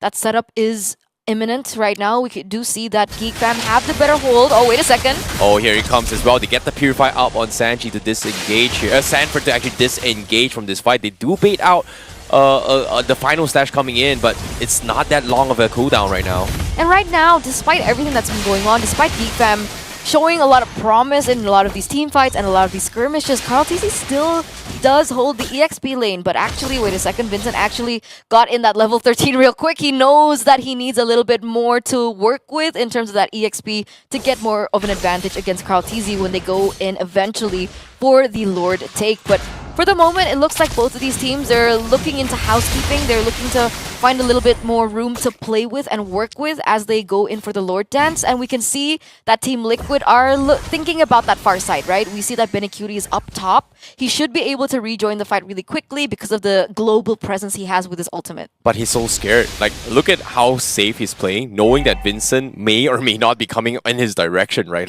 So he is trying to drag this on to the later stage of the game. They are hoping that Benecutie is going to be the ones to carry the team. And I think TLPH, they've got everything covered right now. Like, they have a pretty solid game plan, but can they execute it and get to that stage? That's the big question. I mean, technically, Benecutie doesn't have any defensive items. Maybe that's why he was working a little bit more passively in the top side of the lane. He does have that Holy Trinity, however. So his damage is there and his damage is ramping up, right? Corrosion side, we have the Golden Staff as well as the DHS. So he definitely is ready for a team fight. Meanwhile, Chadera is a little bit further on. No Holy Crystal built. Neither is a Divine Glaive. Only the Starlium Sight as well as the Feather of Heaven. So, I don't know. Team Liquid, it looks like they still want to go in for the contest. The Moskov Benecutie is still up top. And I think that's what they're going for. They're looking in for that push in the top side of the map, and then he's looking to join in later on. But look at this. Conceal play comes in, Divine Judgment to the back lines. They do find one. Sanji first to fall right there. And now a boy finds another kill. They made the mistake. They couldn't find Vincent. Benny, and now GigFam looking to try to pull the counter play, but Gendy QT will be able to trade a couple ones, but he is left all by himself. But Sanford is still alive. Kyle TZ is still alive. And one fell swoop. They are able to trade 3 for 3. And just they had to go in for an all-out brawl. Yeah, unfortunate, right? GeekFam were able to press the issue as soon as it favored them. They realized that, okay, maybe Benecutie is actually not present in this team fight, and they were able to get the advantage out of it. However, Benecutie rejoins into the fight with his... Oh, wait a second. Oh, Vincent, he's trying to make a play there, but TLPH stealing the Lord was just huge against GeekFam. Like, you know, they tried to make a play. You know, JP made the blunder, couldn't find Vincent, but despite the chaos, it looked like GeekFam was trying to win, almost winning the fight, but Kautizi as well as Sanford was just left completely untouched. And now, with this play coming in as well, GeekFam, they're just fighting every single pixel just to, you know, secure what they need to get done. And in this case, the purple buff for Vincent is going to be the priority right now. For sure, they really want to allow, or disallow rather, a way for Vincent's mobility to occur, because that damage is there and his mobility is there, and he's been a big problem in a lot of these team fights that Team Liquid are trying to commit onto. So with that being said, right, you mentioned Carl TZ earlier on. He now has the Blade of Despair. Hopefully that can aid him in his venture of the damage in these particular team fights. And yeah, we'll see. Yeah, he's got the Sky Piercer with a decent amount of stacks as well. He's like 6-1-1. So one right OK Shadow Q, everyone from side of GeekFam is going to drop like flies. And that's something that GeekFam cannot afford to do so. And look at this. Immediately OK Shadow Q, Kadira gets melted as well. Beloyski almost dying to it because of this. And Kautizi finding 2 very, very easy kills. And TLPH just finally getting the jump. Tier 3 will fall, and now GigFam, another one drops down. Godlike for Kaltizi, double kill for him, and now they're looking to close up this game. Vincent trying to clear off all the minions, but I don't think he can do much. He finishes the ball, he finds Kaltizi, he resets the Sky Piercer, but there's still minions. It's only Vincent left. Gobs is 5 seconds alive. He's clearing the minions at TLPH. They really want to end this game. It's over, and they're focusing on the crystal, but wait, there's no minions. Can they backdoor the crystal? It is being mowed down, and they do get it. TLPH closes out. Game number 3 takes the series. Another game down to the wire, but in the end of the day, Team Liquid Philippines still managed to come up on top. It's definitely a tough game for both of these teams, and I gotta have to say, Team Liquid, they went through this game in the hardest fashion. They're pretty much hanging on knife's edge, where GigFam seemed like they were doing very well in that final Lord fight, but Team Liquid PH, especially with Kaltizi coming in with triple kills, stealing the Lord, that allowed them to push in the lanes and eventually manage to capitalize on a mistake from GigFam as well, because I'm not too sure if whether you guys managed to catch that, but I have absolutely no idea why and how Gobs found himself in the hearts of Team Liquid. Well, it is just, it is what it is, you know. In the midst of chaos, it was just so unpredictable, right? Like, Gobs was trying to make some play, but unfortunately, you know, that's the beauty of what having a Kaja is, right? The Divine Judgment comes in, means, oh, somebody's going to be dragged in. And so far, TLPH, their idea is just making sure that Vincent doesn't get left unchecked. But what they didn't realize was that Kaltizi took advantage of the power spike with the Blade of Despair and his, 6 or 7 stacks on his Sky Piercer. But after this game, I gotta have to say that GigFam ID is definitely another team not to be trifled with. I mean, they did definitely mark themselves on top of Team Liquid Philippines, and they have pretty much been pursuing Team Liquid time and time again, and ensuring that they are a team that is relatively scary, especially ever since Vincent has picked up the Fanny. I mean, Eterna, right around the head. Vincent's Fanny is indeed pretty darn scary. That's why a lot of people respect this Fanny away from him, and I'm glad to see this, right? I knew at the very end of the day that TLPH would be a little bit more ready when it came down to this matchup, but I wasn't expecting GigFam to put that much of a fight, and the fact that they're a new team that only had a few months to prepare with this lineup, with Gob stepping in, with Vincent stepping in, the fact that they've been able to get a game and a very close second game away from TLPH, it really shows that this team has potential, and hopefully with a little bit more time, they will be able to be a big contender for Snapdragon. Yeah, I agree. And on top of it all, GigFam definitely, you know, showed us why they deserve to fight for their in SPS, right? Like, they definitely showed us that, hey, even though people kind of underestimate them here, I think earlier today we had a tier list where GigFam was pretty down low, but for them to give a fight towards TLPH, it just shows you that they're not out of it yet. And that's the beauty of competition, right? Especially now that day 2 is pretty much over here. I think tomorrow's day 3 is going to be the last hoorah for every single team to try to make it to its playoffs. Yeah, I'll say that tomorrow's games are definitely going to be even more exciting. To GigFam, you know, initially we were looking at GigFam, we were just thinking, yeah, maybe not all that big of a deal. But after them being able to take 2 games out of RSGPH and 1 game out of Team Liquid, let's not count them out just so soon. Vincent is pretty darn scary when it comes down to the Fanny. I think yet another hero that teams should definitely want to respect him. And in the meantime, you gotta have to take away the Hellcut as well. So, without further ado, ladies and gentlemen, I believe that we do have something from Mara, as I believe that Team Liquid PH, they have got quite a bit of things to say. Over to you, Mara. Here with the winning team, Liquid Echo. Congratulations, Benny Cutie. That was a really intense series, especially game number 2. We have to go back to that. It was, I think, the second longest game since this tournament started. What happened exactly in game number 2? Because you guys were going back and forth, and one moment it looked like you guys were gonna win, but then the opposing team was able to turn it around. Siguro kaya nahirapan din kami kasi sobrang lakas sa team fight ng mga heroes nila. And sobrang ganda rin ang paggagamit nila. Yun. They had a really hard time because the team fights, the opponent was really good, and yung heroes, pati yung gumagamit sa kanila. and then the heroes and the players using those heroes. In fact, you know what? You were actually great with the Brody. You're the first one. If we can go back to that, you're the first one to use Brody. No one's used it in MSC. First one to use it in Snapdragon. What was the reasoning behind that?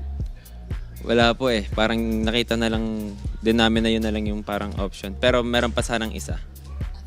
Because he saw that that was the only option. But you know what? That was great against Fanny, especially using Thunderbelt to make it tankier. Now, what happened after game number 2? You guys went to your dugout in your room. You discussed something. How was the team able to get composure? Because coming into game number 3, you finished that really quick in 13 minutes. Siguro pagka usap-usap namin, kinalimutan lang namin yung nangyari ng game 2.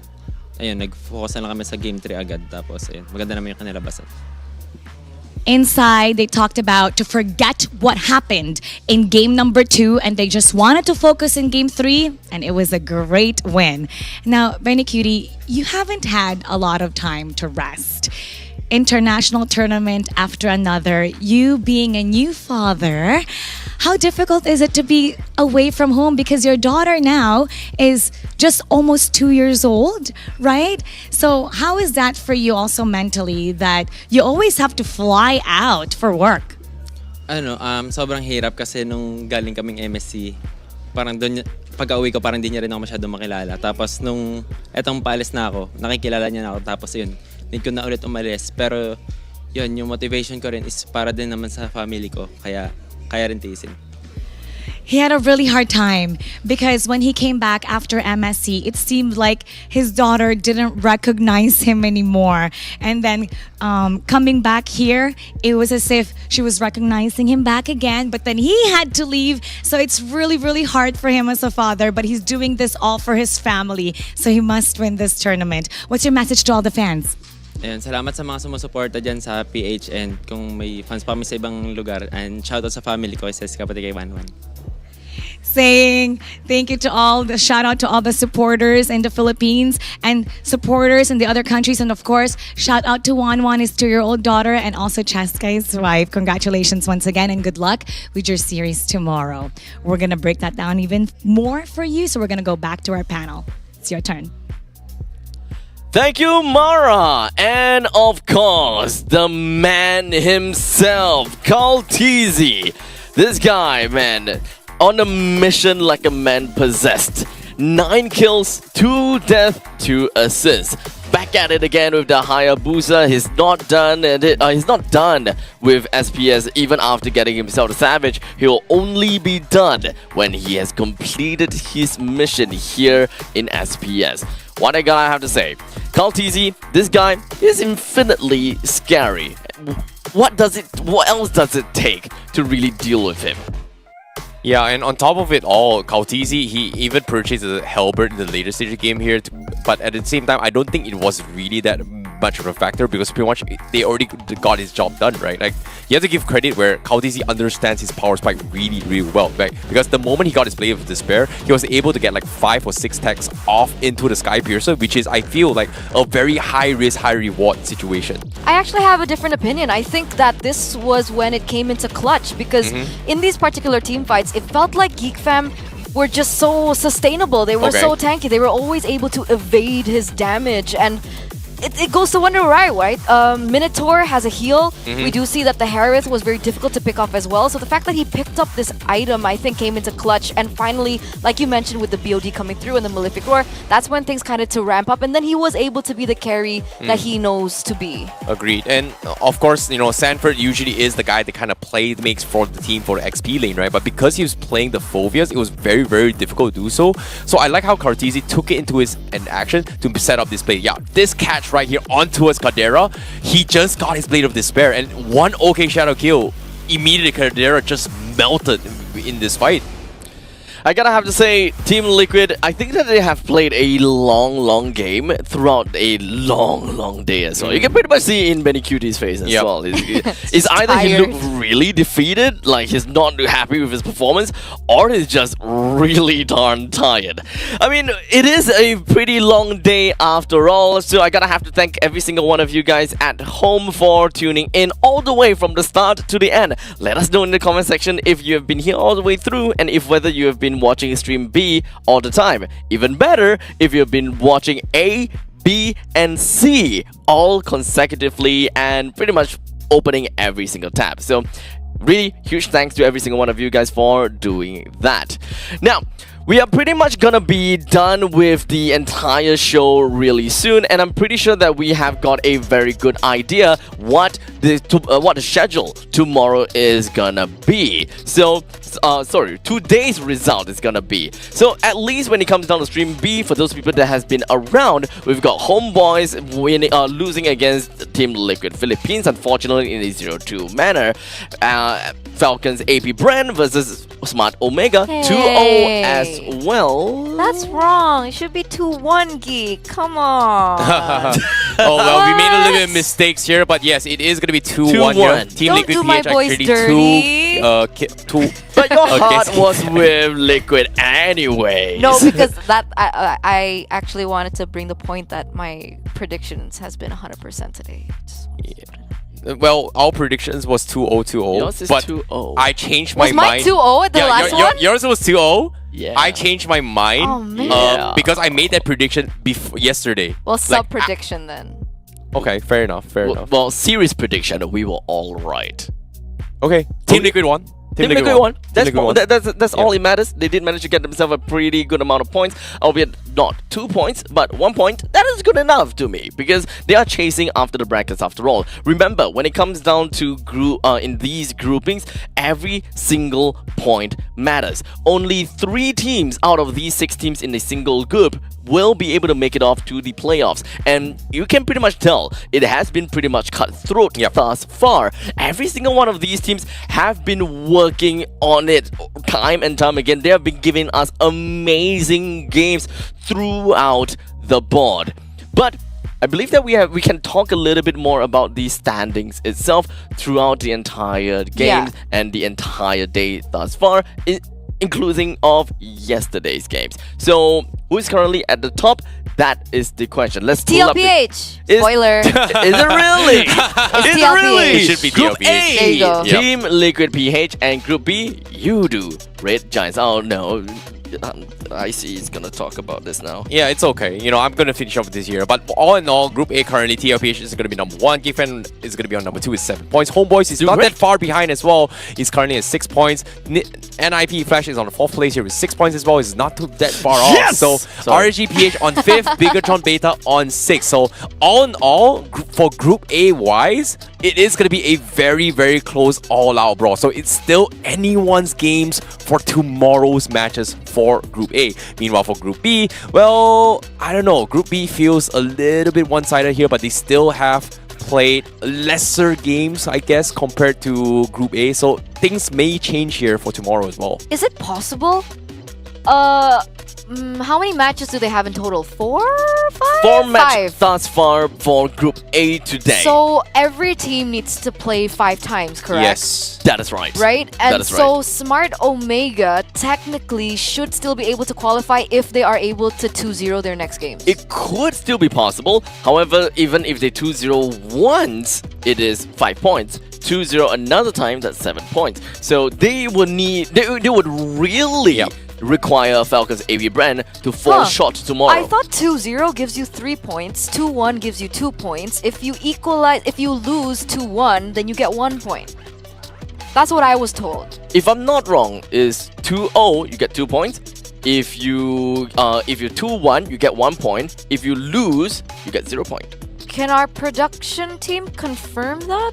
We probably need some confirmation on Okay, that. yeah. We'll let you guys know about Just to that. be sure, just to be sure, yeah. Technically, you should be right because it makes more sense. But what I was told was the way I explained it earlier on, and that's why I was like, maybe Smart Omegas can still.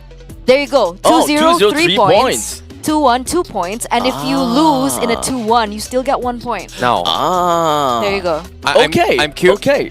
curious to see actually how do they qualify to the next stage, because that's something that I think a lot of us haven't been talking here in Stream B. Most amount of points within the group. The top 3 teams with the most amount of points, they will be moving on to the next stage, which is going to be the playoff. But it's not as simple as you think. Understandably, when you are at the top of the group, you're immediately seeded over to the second bracket. This is where we are talking about the hybrid elimination. Number 1 of Group A, for example, so is A1. You don't have to care about immediately losing, right? Eliminating out of the playoff. However, A2 and A3, they will be seeded over to the very first bracket of the playoff, whereby if they lose just one series, they're going home. Yeah, it comes down to the situation is similar to how MPLMY's format is as well. They have the play-ins as well as the playoffs, right? So the play-ins means they make it to playoffs, but they don't have a second life. But once you go to the second round, everybody gets a second life in terms of double elimination format. So that is where things get a little bit more spicy.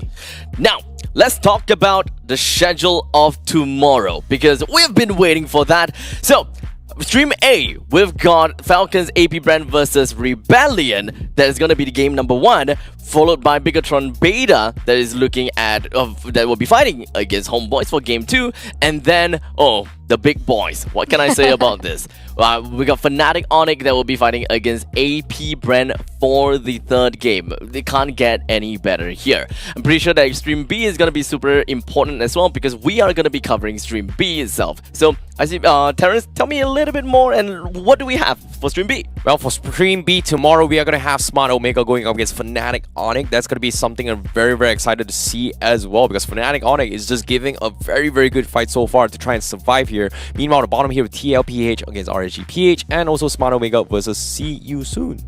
They have to... Okay, we were talking about Smart Omega just now, right? So they would really require AP.BREN to not win. That's a tall order. But another tall order is to have them beat FNATIC ONIC. So we gotta have to watch that tomorrow. But Eternal, run us through on Stream C. I will try because I'm not wearing my glasses right now, but bear with me, guys. See You Soon versus the Yudu Red Giants. We have Geek Fam ID against Nip Flash, and we also have Yudu Red Giants going ahead against Rebellion. So you and Mirko what's is wrong? Always on the Nip Flash. It's their name. They're NIP. ninjas in pajamas. NIP. But I asked Diablo, he said it's okay. And the Really? owner also said it was okay to say Nip Flash. Oh, really? Yeah. Okay. there's nothing I can do to fight against the owner. He says okay, then I'm okay. But technically, it's only allowed for Mirko, so I hope I get a free pass. I am a huge fan of NIP Flash, and I hope you will allow me to continue saying it in the other way. This is how Eterna gets all her merchandises for free. Did you know how expensive all the jerseys are in Riyadh? It's ridiculous. You gotta learn then. You've gotta learn. You gotta teach me You some want skills those merchandise? You gotta have to work for it, man. Okay. That's how I get my jerseys too. I'm a big fan of everyone right now. See, that doesn't work. I know, right? You can't, Yeah, that you can't doesn't be a work. That doesn't churros, work. man. Because I am legitimately a huge fan of Diablo. Oh. That interview though. That was so hilarious though. Was it I not love a it. masterpiece? It was. Okay, I okay. love Thank it you. so much. It was like this is content. This is pure entertainment. For those people that haven't saw Please just tell yet, me what happened. You gotta have to No, watch it to you have to believe watch it. it. Yeah, you gotta have to watch it. Go I can't over to spoil you that. MPLSG because they posted it. Exactly. Okay. Head over to MPLSG's Instagram. Watch Eterna. Interview Diablo. Best thing ever. Okay. Good job on that. Good We job. gotta do that. It was hilarious and yet so awkward. I love it.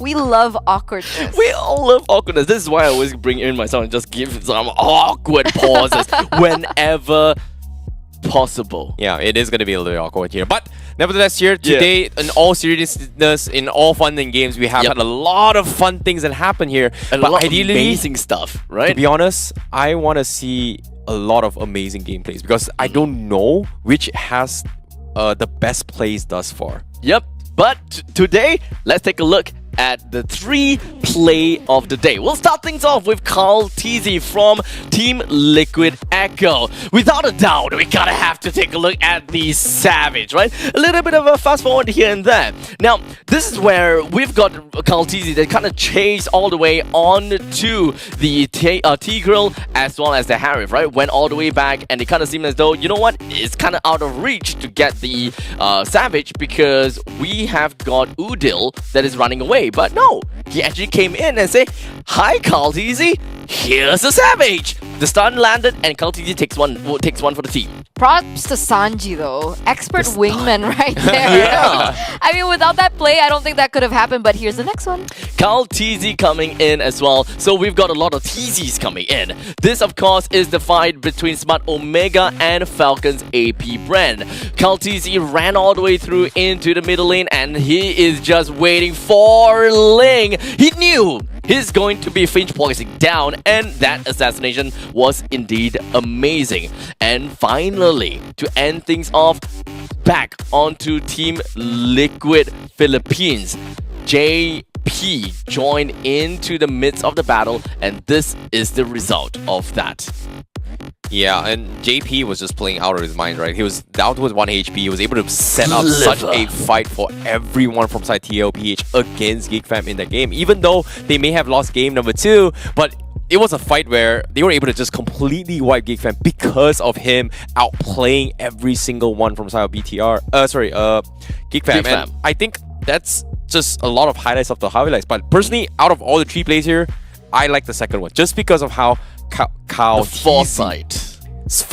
Like, he didn't even know there was a Lincoln coming in. He anticipated he was gonna finish points down. Boom, one shot him. That was crazy. That was nuts. If it was a coincidence? What if he just wanted to kill the creep and it's just like, hey, look, 1-for-1 deal, I'll take it. Buy one, free one special. I get it. Exactly. 1 token, 2 okay, different contacts. Not the right way. Okay. Awkward. But okay, anyways, we've got a great day thus far, and I'm pretty sure that every single one of you enjoyed all of these plays. So make sure you guys cast your votes. Who do you think is the best at their plays? Was it Kyle TZ? Was it Carl TZ? Or is it JP? Cast your votes, let us know. We'll announce the winner, or rather, which is the actual best play of the day of day number 2. But day number 3 is dawning upon us, and that will be happening tomorrow once again, same time, same place. So make sure you guys tune into the stream once again. We do have a very exciting pre-show segment prepared for you guys as well before the game even starts. So make sure you guys tune in onto that as well. We'll be unwrapping quite a lot of stuff, perhaps even talk a little bit about Chu Sin, because I believe that we saw that a couple of times today. So once again, thank you so much to everyone for tuning in, and on behalf of Eterna as well as Terrence. That don't have to be on behalf anymore. Bye. We love you. Thank you so much. Take care, everyone, and have a great evening. Goodbye.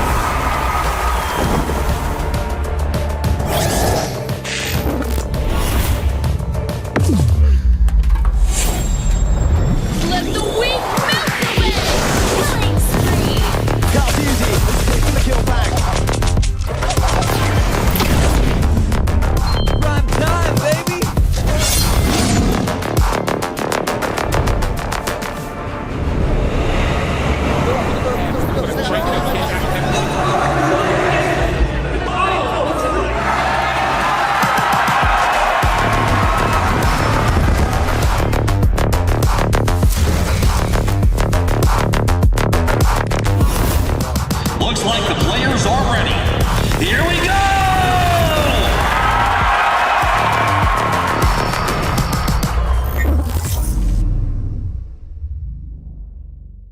The Snapdragon Pro Series is brought to you by Snapdragon Elite Gaming, Monster Energy, and DHL. Things I never wanted. Is this the way you always get what you want? Alright, alright. You got me right inside of my head. You got me so, so close on the tip of your tongue. This is the way you always get what you want. Alright, alright. Let's do and say that we're done. Let's do, I know that you want to. Let's do and say that we're done. Say that we're done. Let's do and say that we're done. Let's do and say that. You got me saying words I've never said. You got me powerless on the edge of your bed. This is the way you always get what you want. Alright, alright.